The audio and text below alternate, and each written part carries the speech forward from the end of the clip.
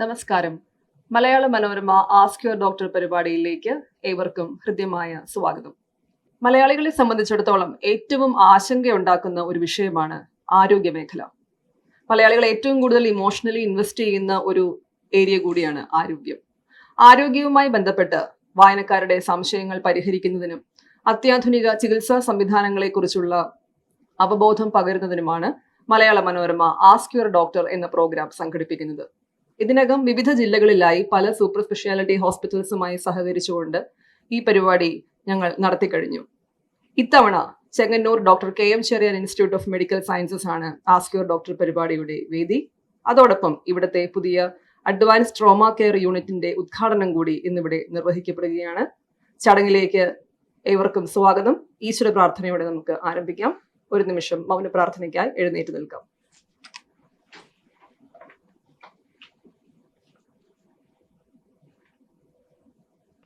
കേരളത്തിൽ ഓരോ വർഷം കഴിയുന്തോറും റോഡ് അപകടങ്ങൾ ഉൾപ്പെടെയുള്ള മരണനിരക്ക് വർദ്ധിച്ചു വരികയാണ്.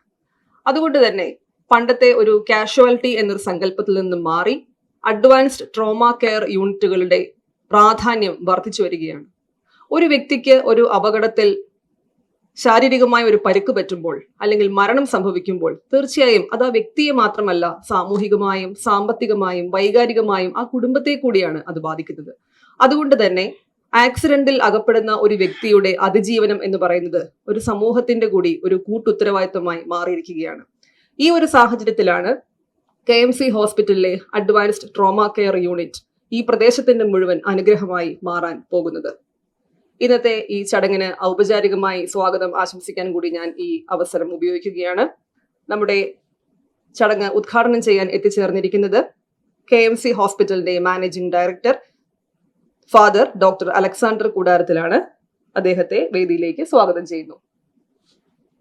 KMC ഹോസ്പിറ്റലിലെ consultant cardio thoracic and vascular സർജനും മെഡിക്കൽ സൂപ്രണ്ടുമായ ഡോക്ടർ ഗീവർഗീസ് K. മാത്യു നമ്മോടൊപ്പമുണ്ട്. അദ്ദേഹത്തെ വേദിയിലേക്ക് സ്വാഗതം ചെയ്യുന്നു. ഹോസ്പിറ്റലിലെ ഓർത്തോപീഡിക് സർജനായ ഡോക്ടർ കൃഷ്ണകുമാർ മഹാദേവൻ നമ്മോടൊപ്പമുണ്ട്. അദ്ദേഹത്തെയും വേദിയിലേക്ക് സ്വാഗതം ചെയ്യുന്നു. അടുത്തതായി ഹോസ്പിറ്റലിലെ consultant minimally invasive and laparoscopic surgeon doctor Farish Shamsuddin ആണ്. അദ്ദേഹത്തെയും വേദിയിലേക്ക് സ്വാഗതം ചെയ്യുന്നു. അടുത്തതായി KMC ഹോസ്പിറ്റലിലെ consultant neuro surgeon doctor Rajeev R ആണ്. അദ്ദേഹത്തെയും വേദിയിലേക്ക് ഔപചാരികമായി സ്വാഗതം ചെയ്യുന്നു.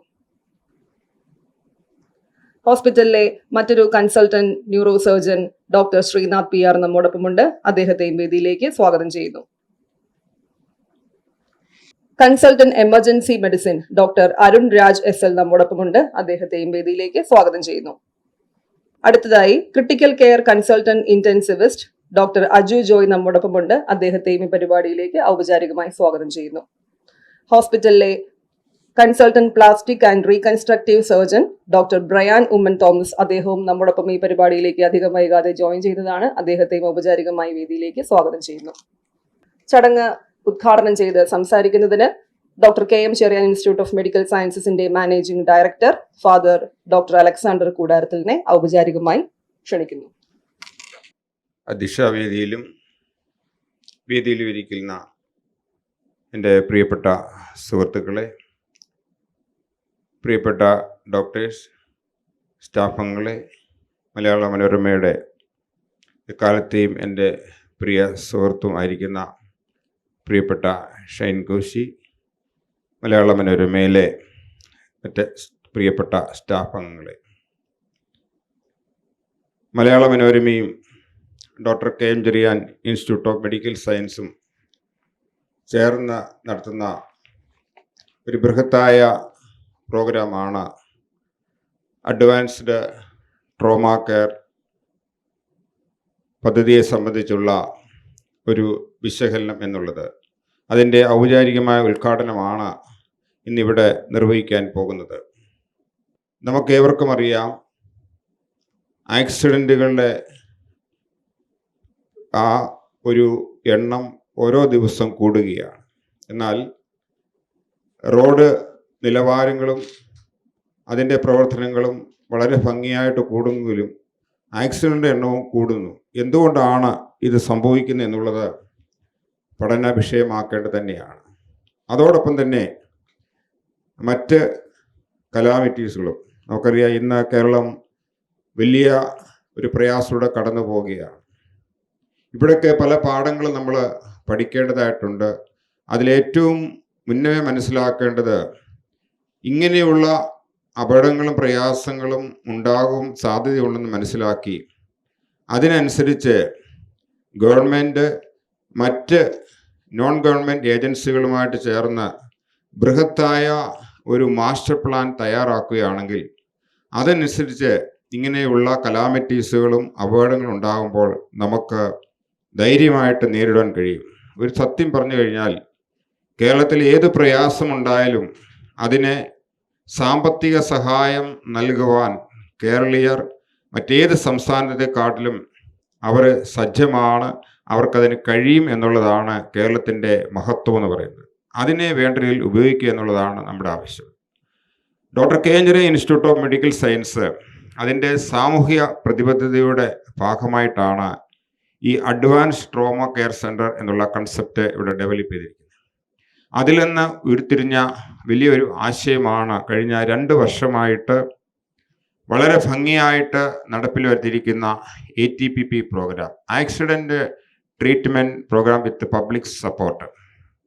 കേരളത്തിലെ ഗവൺമെൻറ്, പോലീസ് ഡിപ്പാർട്ട്മെൻറ്റിൽപ്പെട്ട, എക്സൈസ് ഡിപ്പാർട്ട്മെൻറ്റിൽപ്പെട്ട, അതുപോലെ തന്നെ അങ്ങനെ വിവിധ ഏജൻസികളിലുള്ള 1000-ൽ പരം ഉദ്യോഗസ്ഥർക്ക് വേണ്ട ട്രെയിനിങ് കൊടുത്തു. അതുപോലെ തന്നെ ആരോഗ്യ മേഖലയിലുള്ളവർക്ക് വേണ്ട ട്രെയിനിങ് കൊടുത്തു.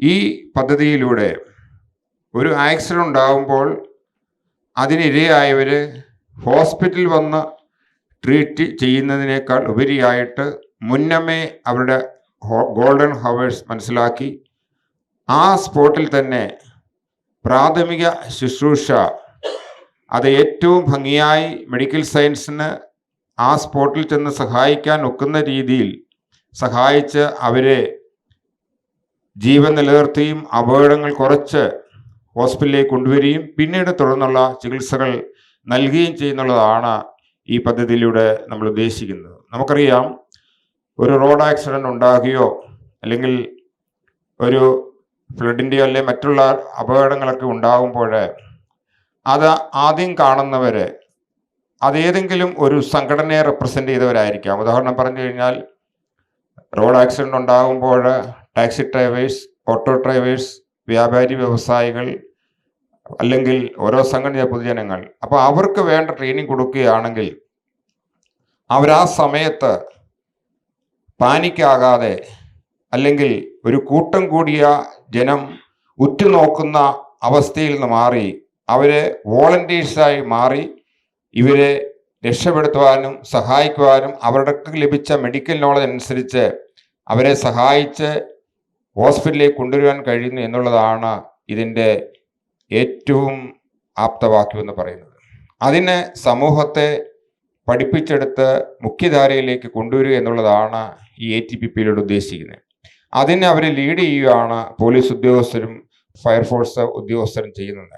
അപ്പോൾ അതിനാണ് നമ്മൾ പോലീസ് ഉദ്യോഗസ്ഥർക്കും മറ്റും ഇങ്ങനെയുള്ള ട്രെയിനിങ്ങുകൾ കൊടുത്തുകൊണ്ടിരിക്കുന്നത്. അതോടൊപ്പം തന്നെ doctor K N Cherian institute ഇങ്ങനെ ഒരു അഡ്വാൻസ്ഡ് ട്രീറ്റ്മെൻറ്റ് സെൻ്ററിലേക്ക് വരുന്നതിൻ്റെ പശ്ചാത്തലം വളരെ ബൃഹത്തായിരുന്നു. കാരണം ഇന്ന് ഈ അധ്യക്ഷവേദി ഇരിക്കുന്ന ഏറ്റവും മിടുക്കന്മാരായ ഡോക്ടേഴ്സാണ്. കാരണം ഒരു ആക്സിഡൻ്റ് ഉണ്ടായാൽ നമുക്കറിയാം, തല മുതൽ കാല് വരെ എന്തും സംഭവിക്കാം. അപ്പോൾ അങ്ങനെ ഒരു ആക്സിഡൻ്റ് ആയിട്ട് ഒരാളെ കൊണ്ടുവരുമ്പോൾ ഒരുപക്ഷെ ഓർത്തോ ഡോക്ടർ പീഡിയാട്രിഷ്യൻ മാത്രമല്ല, അല്ലെങ്കിൽ ന്യൂറോളജിസ്റ്റ് മാത്രമല്ല, ആ പ്രയാസത്തിലുള്ള ആ രോഗിക്ക് ഏത് ട്രീറ്റ്മെൻറ്റ് കൊടുക്കുവാൻ സജ്ജമാകുന്ന നിലത്തിൽ doctor K M Cherian institute of medical സയൻസിലെ പ്രഗത്ഭരായ ഡോക്ടർമാർ ആ ടീമായി കഴിഞ്ഞു. ഒരു മൾട്ടി ഡിസിപ്ലിനറി ഒരു ടീമായിട്ട് മാറിയിരിക്കുന്നു. അതിൻ്റെ ഏറ്റവും ലീഡേഴ്സാണ് ഇവിടെ ഇരിക്കുന്നത്.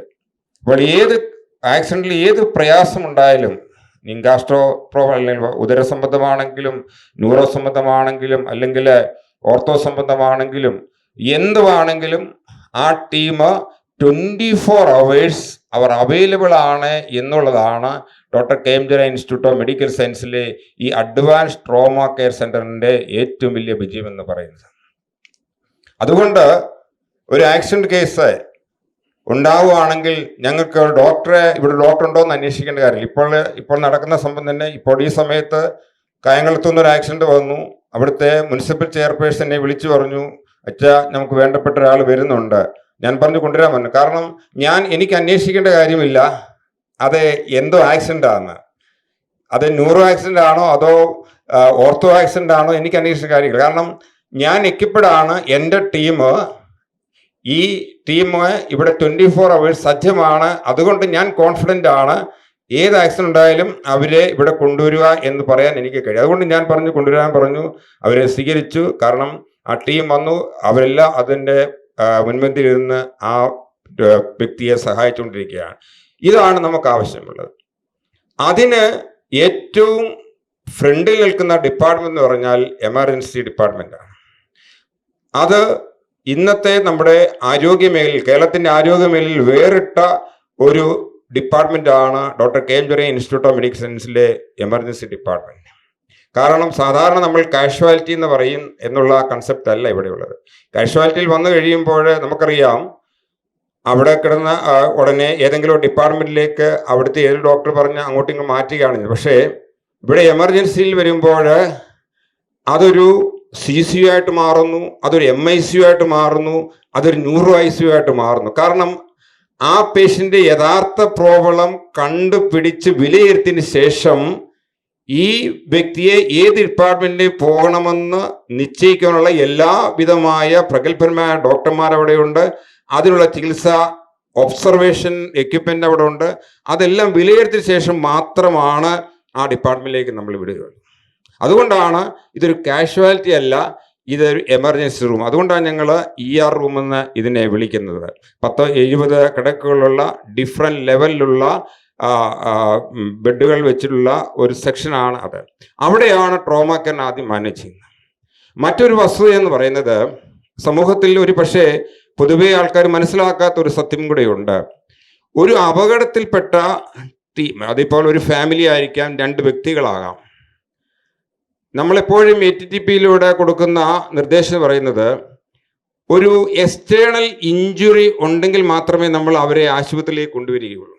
എന്നാൽ ഇവിടെ പറയുന്നത് ആ അപകടത്തിൽ ആര് അകപ്പെട്ടു അവർക്ക് എക്സ്റ്റേണൽ ഇഞ്ചുറി ഇല്ലെങ്കിൽ പോലും അവരെ നിർബന്ധമായിട്ടും ഹോസ്പിറ്റലിലേക്ക് കൊണ്ടുവരണം. 2 ഘടകങ്ങളാണുള്ളത്. ധാരാളം അനുഭവങ്ങളിലൂടെ കടന്നു പോയിട്ടുള്ളതെന്ന് പറയുന്നത്. ഒരു എക്സ്റ്റേണൽ ഇഞ്ചുറി ഇല്ലാത്ത ഒരു അപകടത്തിൽപ്പെട്ട ഒരാളെ കൊണ്ടുവന്നു, അദ്ദേഹം മറ്റൊരാളുടെ കൂടെ നിന്നു. പക്ഷേ 1 മണിക്കൂറിനകം ഈ ശരീരം മുഴുവൻ മുറിഞ്ഞ ആൾക്കൊരു കുഴപ്പമില്ലായിരുന്നു. മറ്റേ ആള് സഡൻ ഡെത്തായിരുന്നു, ഫാറ്റംബോളിസം ആയിരുന്നു. അതോടൊപ്പം തന്നെ മറ്റൊരു കാര്യം ഡെവലപ്പ് ചെയ്യുന്നത് ആ സമയത്തുള്ള അവരുടെ ട്രോമ, മാനസികമായ അല്ലെങ്കിൽ സൈക്കോളജിക്കൽ ട്രോമ, അത് നമ്മൾ തീർച്ചയായിട്ടും പരിചയം കൊടുക്കണം. ആ സമയത്ത് അവർ നേടുന്ന ഒരു മാനസികാവസ്ഥ അപകടത്തിൽപ്പെട്ടവർക്കായിരുന്നു. അതുകൊണ്ടാണ് ആ ഒരു സെക്ഷനോട് ഞങ്ങൾ പ്ലാൻ ചെയ്യുന്നത്. ക്ലിനിക്കൽ സൈക്കോളജി ടീം അവരെ സാവധാനം മറ്റു റൂമിൽ ഇരുത്തി അവരെ വളരെയധികം ആശ്വസിപ്പിച്ച് അവരെ മനസ്സിലാക്കി കൊടുക്കും. അത് വളരെ അത്യാവശ്യമാണ്. അങ്ങനെയുള്ള ഒരു ക്ലിനിക്കൽ സൈക്കോളജി ടീമും കൂടാൻ. കാരണം അപകടത്തിൽപ്പെടുന്നവരുടെ ഒരു മാനസികാവസ്ഥ, അവർക്ക് ചിലപ്പോൾ ഇഞ്ചുറി ഇല്ലെങ്കിലും ആ സമയത്തുള്ള അവസ്ഥ, അവരെ നമ്മൾ ആശ്വസിപ്പിച്ച് അവരെ മനസ്സിലാക്കി അവരെ ഏറ്റവും നോർമലാക്കി മാറ്റുക എന്നുള്ളത് വളരെ അത്യാവശ്യം കാര്യം തന്നെയാണ്. ഇപ്പോൾ കഴിഞ്ഞ ദിവസം നമ്മൾ ഈ ഏരിയയിലൊന്നുമില്ലാത്ത മറ്റൊരു സംവിധാനം കൂടെ ഏറ്റവും പ്രിയപ്പെട്ട ഡോക്ടർ ഗീവരീസിൻ്റെ നേതൃത്വം നടത്തിയുണ്ടായി. അതായത് ഹാർട്ടും ലങ്ങും വീക്കാണെങ്കിൽ എക്മോ എന്ന് പറയുന്ന ട്രീറ്റ്മെൻറ്റ് സംവിധാനത്തിലൂടെ രോഗിയെ അല്ലെങ്കിൽ ആക്സിഡൻറ്റ്പ്പെട്ടവരെ വീണ്ടെടുക്കുക എന്നുള്ള സംവിധാനവും നമ്മളിവിടെ തുടങ്ങിക്കഴിഞ്ഞു എന്നുള്ളത് ഈ സമയത്ത് ഞാൻ ഓർമ്മിപ്പിക്കുകയാണ്. പ്രത്യേകമായിട്ട് അതോടൊപ്പം തന്നെ ഇൻ്റർവെൻഷൻ റേഡിയോളജിയുടെ ഡിപ്പാർട്ട്മെൻറ്റും തുടങ്ങിയതോടുകൂടി മെഡിക്കൽ സയൻസിൽ അമേരിക്കയിൽ ലഭിക്കുന്ന ട്രീറ്റ്മെൻറ്റ്, കേരളത്തിലെ മെട്രോ സിറ്റിയിൽ ലഭിക്കുന്ന ട്രീറ്റ്മെൻറ്റ്, പ്രത്യേകിച്ച് നമുക്കറിയാം, ഞാൻ പറഞ്ഞ പോലെ ഗോൾഡൻ അവർ, ഇനിയും ഒരു ആക്സിഡൻറ്റ് ഉണ്ടാവുകയാണെങ്കിൽ അത് മെട്രോ സിറ്റിയിൽ പോകാതെ തന്നെ കല്ലിശ്ശേരി എന്ന കുഗ്രാമം ലോകത്തിൻ്റെ നെറുകയിൽ ലോകത്തിൻ്റെ ആരോഗ്യരംഗത്ത് ഏറ്റവും വലിയ അഡ്വാൻസ് സെൻ്ററായിട്ട് മാറിയിരിക്കുന്നുള്ളത് നമുക്ക് സന്തോഷപൂർവ്വം അഭിമാനപൂർവ്വം പറയാൻ കഴിയും. അതിന് ധീര പോരാളികളായിട്ടുള്ള ഏറ്റവും പ്രഗത്ഭന്മാരായ ഡോക്ടർമാരും നേഴ്സുമാരും സ്റ്റാഫുകളുമാണ് ഡോക്ടർ കെ എം ചെറിയാൻ ഇൻസ്റ്റിറ്റ്യൂട്ടിലുള്ളത്. അത് പ്രത്യേകിച്ച് മലയാള മനോരമ പോലുള്ള പത്രങ്ങൾ ഈ പ്രസ്ഥാനം തുടങ്ങും മുതൽ തന്നെ മലയാള മനോരമയുടെ സഹായവും സഹകരണവും എപ്പോഴും ഞങ്ങൾക്ക് ലഭിച്ചിട്ടുണ്ട്. ആ സഹായങ്ങൾ, ആ കോർഡിനേഷൻ തുടർന്ന് ലഭിക്കട്ടെ എന്ന് ആശംസിക്കുന്നു. ഈ അഡ്വാൻസ്ഡ് ട്രോമ കെയർ സെൻ്റർ ഔപചാരികമായി ഉദ്ഘാടനം ചെയ്ത് പ്രഖ്യാപിച്ചുകൊണ്ട് എൻ്റെ വാക്കുകളെ ചുരുക്കുന്നു. നന്ദി, നമസ്കാരം.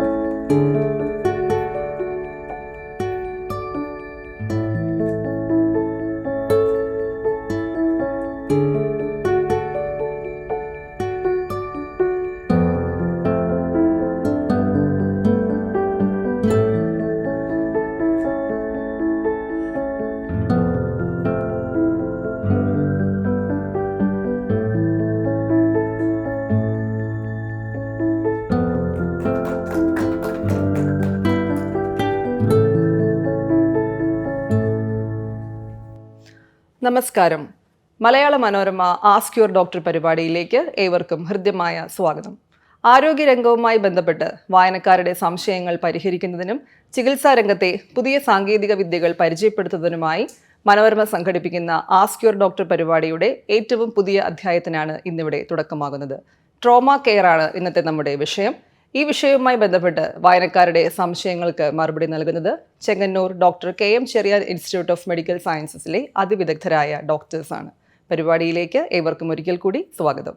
ആസ്ക് യുവർ ഡോക്ടർ പരിപാടിയിൽ ആദ്യം നമ്മോടൊപ്പമുള്ളത് KMC ഹോസ്പിറ്റലിലെ consultant cardio thoracic and vascular surgeon doctor Geevarghese K Mathew ആണ്. നമസ്കാരം ഡോക്ടർ. പൊതുവേ നമ്മൾ മലയാളികൾ കാഷ്വാലിറ്റി എന്ന സങ്കല്പവുമായിട്ടാണ് നമുക്ക് കൂടുതൽ പരിചയം. എന്തെങ്കിലും ഒരു അപകടം പറ്റിക്കഴിയുമ്പോൾ നേരെ കാഷ്വാലിറ്റിയിലേക്ക് കൊണ്ടുപോകുന്ന ഒരു രീതി.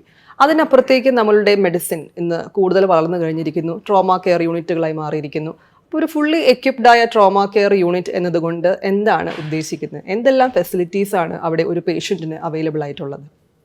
നമ്മൾ നേരത്തെ സംസാരിച്ച പോലെ ട്രോമ അല്ലെങ്കിൽ അപകടങ്ങൾ വളരെ സർവ്വസാധാരണമായിരിക്കുകയാണ്. ഇങ്ങനെ നമ്മുടെ ചുറ്റും ഓരോ നിമിഷവും ചുറ്റും അപകടങ്ങൾ ഉണ്ടാകുന്നുണ്ട്. അപ്പോൾ അതിനെ വളരെ ഇഫക്റ്റീവായിട്ട് ട്രീറ്റ് ചെയ്യുക എന്നതാണ് അതിൻ്റെ ബേസിക് കോൺസെപ്റ്റ് എന്ന് പറയുന്നത്. അതിന് മുമ്പായിട്ട് ആമുഖമായിട്ട് പറയട്ടെ, doctor K M Cherian institute of medical sciences നമ്മുടെ വിഷൻ എന്ന് പറയുന്നത് തന്നെ state of the art high and tertiary care നമുക്ക് വലിയ മേജർ സിറ്റീസിൽ നിന്ന് മാറി നിൽക്കുന്ന സ്ഥലമാണെങ്കിൽ പോലും ഇവിടെയുള്ളവർക്കും നമ്മുടെ ചുറ്റുമുള്ളവർക്കും അവൈലബിൾ ആക്കുക എന്നുള്ളതാണ് ഹോസ്പിറ്റലിൻ്റെ വിഷൻ എന്ന് പറയുന്നത്. അതിൻ്റെ ഭാഗമായിട്ടാണ് വിവിധ മേഖലകൾ, വിവിധ സ്പെഷ്യാലിറ്റിയിൽ അങ്ങനെയുള്ള ട്രീറ്റ്മെൻറ്റ് ഫെസിലിറ്റീസ് നമ്മൾ ഡെവലപ്പ് ചെയ്തുകൊണ്ടിരിക്കുകയാണ്. അത് ഇനി ഒത്തിരിയും കാര്യങ്ങൾ ചെയ്യാനുണ്ട്. ഇത് തുടങ്ങിയിട്ട് അധികം നാളായിട്ടില്ല. അതുകൊണ്ട് ആ ഒരു പ്രവർത്തനം നടന്നുകൊണ്ടേയിരിക്കുന്നു. അഡ്വാൻസ് സ്പെഷ്യാലിറ്റീസ്, അതായത് സൂപ്പർ സ്പെഷ്യാലിറ്റി ട്രീറ്റ്മെൻറ്റ് നമ്മൾ അവൈലബിൾ ആക്കാൻ വേണ്ടിയുള്ള ഫെസിലിറ്റീസ് നമ്മൾ ഓർഗനൈസ് ചെയ്തുകൊണ്ടിരിക്കും. അതിൻ്റെ ഒരു തുടർച്ച എന്നുള്ളതല്ല, അതിൻ്റെ ഭാഗമായിട്ട് തന്നെയാണ് ഈ അഡ്വാൻസ് ട്രോമ കെയർ സെൻറ്റർ എന്ന കോൺസെപ്റ്റ് അതിനകത്തുള്ളത്. താങ്കൾ ചോദിച്ച പോലെ കാഷ്വാലിറ്റി എന്ന ഒരാൾ വന്നു, ഒരു പ്രശ്നമായിട്ട് വന്നു, അത് ഒരു ട്രാൻസിറ്റ് പോയിന്റ് ആയിട്ടാണ് നമ്മൾ കണക്കാക്കുന്നത്. അതായത് മറ്റൊരു സ്പെഷ്യാലിറ്റി റെഫർ ചെയ്യുന്നു, അങ്ങനെയുള്ളൊരു ഇതാണ് കാഷ്വാലിറ്റി എന്ന് പറയുന്നത്. എന്നാൽ ഇന്നത്തെ നമ്മുടെ ഒരു അപകടങ്ങളുടെ ഒരു രീതി അനുസരിച്ച് പലതും പോളിട്രോമയാണ്. പോളിട്രോമ എന്ന് വെച്ചാൽ ഒരേ ആൾക്ക് തന്നെ വിവിധ ഭാഗങ്ങളിൽ മുറിവുകളുണ്ടാകാം, പരിക്കുകളുണ്ടാകാം. അങ്ങനെ പോളിട്രോമയായിട്ട് വരുന്ന പേഷ്യൻറ്റിന് അങ്ങനെ ഒരു കുറച്ചുകൂടെ കോംപ്രിഹെൻസീവായിട്ട് ട്രീറ്റ് ചെയ്യേണ്ടത് ആവശ്യമാണ്.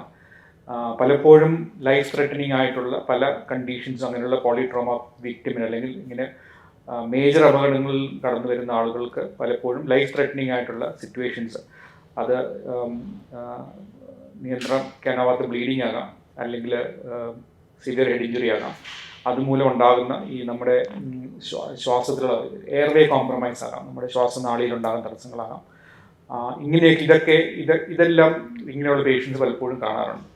അപ്പം ഒരു പ്രത്യേക ഭാഗത്തെ മുറിവ് ട്രീറ്റ് ചെയ്യുന്നതിന് മുമ്പായിട്ട് തന്നെ ഇങ്ങനെയുള്ള അടിസ്ഥാനപരമായിട്ട് പേഷ്യൻറ്റിനെ സ്റ്റെബിലൈസ് ചെയ്യുക എന്നുള്ളതാണ് ഇന്നത്തെ ഒരു പോളിട്രോമ പേഷ്യൻസിന് അത്യാവശ്യമായിട്ട് വേണ്ട കാര്യം. അത് നമ്മൾ സാധാരണ പറയുന്ന പോലെ എയർവേ, നമ്മുടെ ശ്വസന പ്രക്രിയ ശരിയാണോ, ശ്വാസനാളി ക്ലിയർ ആണോ, ഇത് ഉറപ്പാക്കുക. ആവശ്യമുണ്ടെങ്കിൽ വെന്റിലേറ്ററിൽ ആക്കാനുള്ള സംവിധാനം, പ്രത്യേകിച്ചും വളരെ advanced neuro trauma, head injury അല്ലെങ്കിൽ മസ്തിഷ്ക ആഘാതം വന്നിട്ടുള്ളവർക്ക് ഇത് പലപ്പോഴും അവരുടെ ബ്രീത്തിങ് ചിലപ്പം കോംപ്രമൈസ് ആയിരിക്കാം, ഉള്ളിലേക്ക് പോകുന്ന സെക്രീഷൻസ് പുറത്ത് കളയാൻ സാധിക്കാതെ വരാം. അങ്ങനെ ശ്വാസനാളിക്കുണ്ടാകുന്ന കോംപ്രമൈസ് അല്ലെങ്കിൽ എയർവേ കോംപ്രമൈസ് ഐഡൻറ്റിഫൈ ചെയ്യാൻ അത്യാവശ്യമാണ്.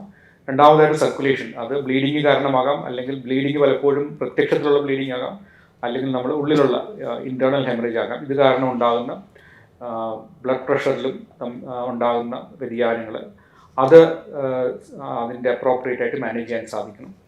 ഇങ്ങനെ സ്റ്റെബിലൈസ് ചെയ്യുക എന്നുള്ളതാണ് ഫസ്റ്റ് സ്റ്റെപ്പ് എന്ന് പറയുന്നത്. അതാണ് ഈ ഒരു കാഷ്വാലിറ്റി എന്നുള്ളതിനപ്പുറമായിട്ടൊരു അഡ്വാൻസ് ട്രോമ കെയറിൻ്റെ ഒരു ബേസിക് കോൺസെപ്റ്റ്. എവിടെ പേഷ്യൻ്റ് പ്രസൻറ്റ് ചെയ്യുന്നു ആ സൈറ്റിൽ നമ്മൾ ഒരു കാഷ്വാലിറ്റി എന്ന് പറയുന്ന അല്ലെങ്കിൽ എമർജൻസി ഡിപ്പാർട്ട്മെൻറ്റ് എന്ന് പറയുന്ന സ്ഥലത്ത് തന്നെ പേഷ്യൻറ്റിനെ സ്റ്റെബിലൈസ് ചെയ്യുക എന്നുള്ളതാണ് ഫസ്റ്റ് സ്റ്റെപ്പ് എന്ന് പറയുന്നത്. പിന്നെ നമ്മൾ പറഞ്ഞതുപോലെ ഇതെല്ലാം പോളിട്രോമയാണ്. നമ്മൾ പ്രത്യേകിച്ച് ഇന്നത്തെ ഒരു റോഡ് ട്രാഫിക് ആക്സിഡൻറ്റ് അല്ലെങ്കിൽ റോഡ് അപകടങ്ങളുടെ ഒരു രീതി അനുസരിച്ച് പലതും ഹൈ സ്പീഡ് ഇഞ്ചുറിയാണ്, വളരെ വേഗത്തിൽ ഉണ്ടാകുന്നു, ഇമ്പാക്റ്റ് വളരെ ശക്തമായ ഇമ്പാക്റ്റ് ഉള്ള ഇഞ്ചുറീസാണ്. അങ്ങനെയുള്ള രോഗികളിൽ ഈ പറയുന്ന പോലെ പല ഭാഗങ്ങൾ, ഒരാൾക്ക് തന്നെ ഹെഡ് ഇഞ്ചുറി, തലയ്ക്ക് ക്ഷതമേറ്റുണ്ടാകാം, അയാൾക്ക് തന്നെ നെഞ്ചിന് വാരിയലുകൾ പൊട്ടുകയും ലങ്സിലും മറ്റ് ഭാഗങ്ങളിലും ചെസ്റ്റിലുള്ള അവയവങ്ങൾക്ക് വലിയ രക്തക്കൊഴലുകൾക്ക് ആഘാതം ഉണ്ടായിരിക്കാം. വയറിനുള്ളിൽ കരളിനും സ്പ്ലീൻ, പ്ലീഹായി ഇതിനൊക്കെയുള്ള ക്ഷതമുണ്ടാകും. ഇങ്ങനെയുള്ള അതുകൂടാതെ മൾട്ടിപ്പിൾ ഫ്രാക്ചേഴ്സ്, അതായത് നമ്മുടെ പെൽവിസും മറ്റേ കാലിനും കൈകൾക്കും ഫ്രാക്ചേഴ്സ്, ഇങ്ങനെയൊക്കെയുള്ള ഒരു കോംപ്ലക്സ് സിറ്റുവേഷനായിട്ടാണ് പലപ്പോഴും പലരും പ്രസൻറ്റ് ചെയ്യുന്നത്. അപ്പോൾ ഇതിന് രണ്ടാമത്തെ ആസ്പെക്റ്റ്, അഡ്വാൻസ് ട്രോമാക്ക് രണ്ടാമത്തെ ആസ്പെക്ട് എന്ന് പറയുന്നത് ഇതെല്ലാം മാനേജ് ചെയ്യാനുള്ള ഡോക്ടർമാരും അതുപോലെ തന്നെ ഫെസിലിറ്റിയും അവൈലബിൾ ആക്കുക എന്നുള്ളതാണ്. ഇപ്പോൾ ഈ പല ഭാഗങ്ങളിലുള്ള ഇഞ്ചുറീസും അവിടെ ഒരു ഹോസ്പിറ്റലിൽ തന്നെ മാനേജ് ചെയ്യാൻ പറ്റുക എന്നുള്ളതാണ്. അതിനുള്ള സാങ്കേതികവിദ്യയും അത് ട്രെയിൻഡ് ആയിട്ടുള്ള ഡോക്ടേഴ്സും അവൈലബിൾ ആക്കുക എന്നുള്ളതാണ്. പിന്നെ മൂന്നാമതായിട്ട് ഇതിനൊക്കെ ഇങ്ങനെ വിവിധ സ്പെഷ്യാലിറ്റീസ് അല്ലെങ്കിൽ വിവിധ മേഖലകൾ തമ്മിൽ, ചികിത്സാ വിഭാഗങ്ങൾ തമ്മിൽ കൊളാബറേറ്റ് ചെയ്തും കോർഡിനേറ്റ് ചെയ്തും മാത്രമേ ഇത് ട്രീറ്റ് ചെയ്യാൻ പറ്റുള്ളൂ. ഒരാളുടെ ഫ്രാക്ചർ മാത്രം ഒരു ഭാഗത്ത് ട്രീറ്റ് ചെയ്യാനായിട്ട് വിടുക, അല്ലെങ്കിൽ ഇത് പലപ്പോഴും നമ്മൾ വളരെയധികം ഇതിനകത്തൊരു മൾട്ടി ഡിസിപ്ലിനറി അപ്രോച്ച് എന്ന് പറയും. ഇത് പല സ്പെഷ്യാലിറ്റിയിലുള്ളവർ അത് ഏറ്റവും പ്രയോറിറ്റി അനുസരിച്ച് ഏത് ഇഞ്ചുറിയാണോ പ്രയോറിറ്റൈസ് ചെയ്യേണ്ടത് അങ്ങനെ പ്രയോറിറ്റി തീരുമാനിക്കുക. അത് ചിലപ്പോൾ സൈമിൾട്ടേനിയസ് ആയിട്ട് പല ഇഞ്ചുറീസ് ട്രീറ്റ് ചെയ്യേണ്ടി വരാം. ഇങ്ങനെയൊക്കെയുള്ള ഒരു കൊളാബറേറ്റീവ് അപ്രോച്ചും ഇതിൻ്റെ പ്രധാനപ്പെട്ട അഡ്വാൻസ് ട്രോമ കെയറിൻ്റെ പ്രധാനപ്പെട്ട ഭാഗമാണ്. ഇതൊക്കെ അതിനുശേഷം പോസ്റ്റ് പ്രൊസീജിയർ കെയർ, പലപ്പോഴും ഇങ്ങനെയുള്ള പേഷ്യൻസ് വളരെയധികം ഈ പറഞ്ഞ പോലെ മൾട്ടിപ്പിൾ ട്രോമ, പിന്നെ ഒരു വളരെ കോംപ്ലിക്കേറ്റഡ് സർജിക്കൽ പ്രൊസീജിയേഴ്സിൽ കടന്നു പോയെന്നിരിക്കുക. അതിനുശേഷം അവർക്ക് തുടർന്നും വളരെ അഡ്വാൻസ്ഡ് ആയിട്ടും വളരെ ശ്രദ്ധയോടുമുള്ള ചികിത്സ ഉണ്ടെങ്കിൽ മാത്രമേ അത് ചിലപ്പോൾ വെന്റിലേഷൻ ആകാം, അല്ലെങ്കിൽ മറ്റ് മോണിറ്ററിങ് ആകാം. ഇങ്ങനെയുള്ള തുടർന്നും ദിവസങ്ങളും ആഴ്ചകളും ചിലപ്പോൾ ഇവർക്ക് അങ്ങനെയുള്ള ചികിത്സകൾ തുടർന്ന് പോകേണ്ടി വരാം. അതിനൊരു ICU, ഒരു ഇൻറ്റൻസീവ് കെയർ അല്ലെങ്കിൽ മോണിറ്റേർഡ് കെയർ ഫെസിലിറ്റി ആവശ്യമാണ്. അപ്പോൾ ഇതെല്ലാം കൂടി ഏകീകരിച്ചുള്ള ഒരു ഏകീകരിച്ച് കൊടുക്കാൻ പറ്റുക എന്നുള്ളതാണ് അഡ്വാൻസ് ട്രോമ കെയർ നമ്മൾ ഉദ്ദേശിക്കുന്നത്. ഇതുകൂടാതെ നമുക്ക് വളരെ അഡ്വാൻസ് ആയിട്ടുള്ള മറ്റ് treatment special, for example interventional radiology, എന്തെങ്കിലും അനിയന്ത്രിതമായ രക്തസ്രാവം ഉണ്ടാകുക, പിന്നെ മറ്റ് ചില പ്രത്യേക ഭാഗങ്ങളിൽ ഇഞ്ചുറീസ് ട്രീറ്റ് ചെയ്യാൻ പറ്റുക, ഇതിനൊക്കെ അത് കുറച്ചുകൂടി അഡ്വാൻസ്ഡ് ആയിട്ടുള്ള നമ്മൾ ഇൻ്റർവെൻഷണൽ റേഡിയോളജി ഫെസിലിറ്റിയൊക്കെ. പിന്നെ ഇതിനെല്ലാം അവസാനമായിട്ട് ഇവരെ റീഹാബിലിറ്റേറ്റ് ചെയ്യുക, ഫിസിയോതെറാപ്പി, പിന്നെ സൈക്കോളജിക്കൽ സപ്പോർട്ട്, ഇതാണ് അതിൻ്റെ ഈ ഒരു റിസ്ക് പീരീഡ് കഴിഞ്ഞാൽ അവർക്ക് വേണ്ട ആവശ്യമായിട്ട് ഇങ്ങനെയുള്ള കാര്യങ്ങളാണ്. അപ്പോൾ ഇതൊക്കെ ചേർത്ത് ഏകീകരിച്ച് കൊളാബറേറ്റീവായിട്ട് ട്രീറ്റ് ചെയ്യാൻ ഇങ്ങനെയുള്ള വളരെ ലൈഫ് ത്രെറ്റനിങ് കണ്ടീഷൻസിൽ വരുന്ന ഇങ്ങനെയുള്ള ട്രോമ പേഷ്യൻസിനെ ട്രീറ്റ് ചെയ്യുക എന്നുള്ളതാണ് അഡ്വാൻസ് ട്രോമ കെയറിൻ്റെ ഒരു കോൺസെപ്റ്റ് എന്ന് പറയുന്നത്. ഈ ട്രോമ യൂണിറ്റിലൊരു കാർഡിയോ തൊറാസിക് ആൻഡ് വാസ്കുലർ സർജന്റെ റോള് എന്താണ്? അതെ, ഇതിപ്പം നമ്മൾ എപ്പോഴും നമ്മൾ ഒരു ട്രോമ അല്ലെങ്കിൽ അപകടം വാഹനാപകടമാകട്ടെ മറ്റ് അപകടങ്ങളാകട്ടെ നമ്മൾ പലപ്പോഴും ഫോക്കസ് ചെയ്യുന്ന ഒന്ന് ന്യൂറോ ട്രോമയാണ്, അതായത് ഹെഡ് ഇഞ്ചുറിയാണ്. ഇത് പലപ്പോഴും ഏറ്റവും വൾണറബിൾ ആയിട്ടുള്ള ഒരു ഭാഗമാണ്. ഹെഡ് ഇഞ്ചുറി കഴിഞ്ഞാൽ അത് എനിക്ക് തോന്നുന്നു ഏറ്റവും നമ്മൾ ഇമ്പോർട്ടൻസ് കൊടുക്കേണ്ട ഒരു രണ്ട് കാര്യങ്ങളാണ്. ഒന്ന് ചെസ്റ്റ് ഇഞ്ചുറീസാണ്, തൊറാസിക് ഇഞ്ചുറീസാണ്. പലപ്പോഴും പേഷ്യൻസിന് നമ്മൾ ആദ്യം പറഞ്ഞതുപോലെ പല പേഷ്യൻസിനും ഈ ഹെഡ് ഇഞ്ചുറിയോടൊപ്പം തന്നെ മേജർ ചെസ്റ്റ് ഇഞ്ചുറി ഉണ്ടായിരിക്കാൻ സാധ്യതയുണ്ട്. അത് വെറും വാരിയലുകളുടെ ഫ്രാക്ചർ ആയിരിക്കാം, അതിനെ തുടർന്നുണ്ടാകുന്ന ലങ്സിലുള്ള ഇഞ്ചുറീസ് ആയിരിക്കാം. ചിലപ്പോൾ പക്ഷേ പ്രത്യേകിച്ച് ഹൈ സ്പീഡ് ഇഞ്ചുറീസും ഹൈ ഇമ്പാക്ട് ഇഞ്ചുറീസിൽ ഉള്ളിലുള്ള അവയവങ്ങൾക്ക്, അത് ലങ്സ് ആയിരിക്കാം, പിന്നെ നമ്മുടെ നടുക്ക് മീഡിയാസ്റ്റൈം എന്ന ഭാഗത്ത് പറയുന്ന ഹാർട്ടിനും മറ്റ് മേജർ രക്തക്കുഴലുകൾക്കും ഒക്കെ ക്ഷതം ഏൽക്കുകയും മുറിവുണ്ടാകുകയും ചെയ്യാം. ഇത് ന്യൂറോ സർജറി പിന്നെ ഹെഡ് ഇഞ്ചുറി പോലെ തന്നെ ഹെഡ് ഇഞ്ചുറിയേക്കാളും കൂടുതലായിട്ട് തന്നെ ഏറ്റവും പെട്ടെന്ന് മരണം ഉണ്ടാക്കാൻ സാധ്യതയുള്ള ഇഞ്ചുറീസാണ്.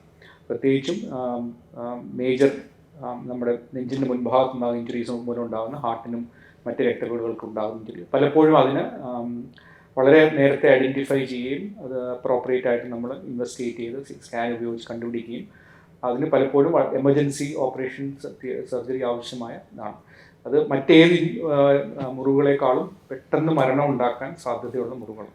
ഇത് കൂടാതെ തന്നെ വാസ്കുലർ, അതാണ് ഒരു തൊറാസിക് സർജൻ്റെ ഒരു പ്രധാനപ്പെട്ട ട്രോമയിലുള്ള റോൾ എന്ന് പറയുന്നത്. തൊറാസിക് ട്രോമ, നെഞ്ചിനുണ്ടാകുന്ന മുറിവുകളെ ട്രീറ്റ് ചെയ്യുക എന്നുള്ളതാണ്. അത് ഒരു ചില ഘട്ടങ്ങളിൽ പറഞ്ഞതുപോലെ തന്നെ വളരെ കോംപ്ലിക്കേറ്റഡ് ആയിട്ടുള്ള ഓപ്പറേഷൻസ് വേണ്ടി വരാം. രണ്ടാമത് ഈ വാസ്കുലർ ഇഞ്ചുറീസ്, നമ്മൾ പ്രത്യേകിച്ചും ഈ കാലുകളുടെ ഫ്രാക്ചർ, അതിനെ തുടർന്നുള്ള ഇഞ്ചുറീസ് ഉണ്ട്. അങ്ങനെയുള്ള ഇഞ്ചുറീസ് പോലും നമ്മുടെ കാലിലെയും കൈയിലെയും രക്തക്കേടുകൾക്ക് മുറിവുണ്ടാകാം. അത് മുറിവുണ്ടായി രക്തസ്രാവം ഉണ്ടാകാൻ സാധ്യതയുണ്ട്. അല്ലാതെ തന്നെ ഫ്രാക്ചറുള്ള പേഷ്യൻസിന് ആ രക്തക്കൊഴുകൾക്ക് തടസ്സം ഉണ്ടാകുകയും രക്തോട്ടം നിലയ്ക്കുകയും കാലിൻ്റെയും കൈയുടെയും ഒക്കെ നമ്മുടെ കാലിൻ്റെ കൈയുടെയും രക്തോട്ടം കുറഞ്ഞ് അതിന് ദോഷം സംഭവിക്കാൻ സാധ്യതയുണ്ട്. ഇതും പലപ്പോഴും ഒരു വാസ്കുലർ സർജൻ്റെ ഇൻ്റർവെൻഷനും വാസ്കുലർ സർജൻ്റെ അസസ്മെൻറ്റും ആവശ്യമാണ്. ഇങ്ങനെയുള്ള ഘട്ടങ്ങളിൽ ഇത് രണ്ട് ഓപ്ഷൻസ് ഉണ്ട്. അതിനാൽ പലപ്പോഴും നമ്മൾ ഇൻ്റർവെൻഷൻ റേഡിയോളജി ഉപയോഗിച്ച് ഇത് പരിഹരിക്കാൻ സാധിച്ചിരിക്കാം. അതല്ലെങ്കിൽ ഓപ്പൺ സർജറി, ഒരു വാസ്കുലർ സർജൻ്റെ ഇൻവോൾവ്മെൻറ്റോടുകൂടി ഓപ്പൺ സർജറിയിലൂടെയാണ് ഇത് പരിഹരിക്കുന്നത്. ഈ രണ്ട് ഇഞ്ചുറീസും, ചെസ്റ്റ് ഇഞ്ചുറീസും അതുപോലെ തന്നെ വാസ്കുലർ ഇഞ്ചുറീസും നമ്മൾ വളരെ അപ്രോപ്രിയേറ്റ് ആയിട്ട് മനസ്സിലാക്കുകയും അതായത് സമയത്ത് മനസ്സിലാക്കുകയും ട്രീറ്റ് ചെയ്തില്ലെങ്കിൽ മരണവും മറ്റ് ലിംബ് ലോസും, നമുക്ക് കൈയോ കാലുകളോ നമുക്ക് മുറിച്ച് മാറ്റേണ്ട അവസ്ഥ വരാൻ സാധ്യതയുണ്ട്. പലപ്പോഴും പല പ്രത്യക്ഷത്തിലുള്ള മുറിവുകൾ ഉള്ളപ്പം ഇങ്ങനെയുള്ള ഇഞ്ചുറീസ് പലപ്പോഴും നമ്മൾ മിസ് ചെയ്യാൻ സാധ്യതയുണ്ട്. അപ്പോൾ അങ്ങനെ ഒരു കാർഡിയോതൊറാസിക് ആൻഡ് വാസ്കുലർ അസസ്മെൻ്റ് ഉണ്ടെങ്കിൽ മാത്രമേ, അതിനെക്കുറിച്ച് വളരെ high index of suspicion maintain ചെയ്തെങ്കിൽ മാത്രമേ ഇങ്ങനെയുള്ള ഇഞ്ചുറീസ്, പ്രത്യേകിച്ചും ഇങ്ങനെയുള്ള high velocity high impact injuries അത് സസ്പെക്ട് ചെയ്യാനും പിന്നെ അതിന് കണ്ടുപിടിക്കാനുള്ള ടെസ്റ്റുകൾ ചെയ്യാനും സാധിക്കുകയുള്ളൂ. അതിനെ തുടർന്ന് മാത്രമേ ഇത് നമുക്ക് ഇഫക്റ്റീവായിട്ട് ട്രീറ്റ് ചെയ്യാൻ സാധിക്കുകയുള്ളൂ. ആദ്യം നമ്മൾ പറഞ്ഞതുപോലെ അപകടങ്ങൾ വളരെ നമ്മുടെ ചുറ്റും സർവ്വസാധാരണമാണ്.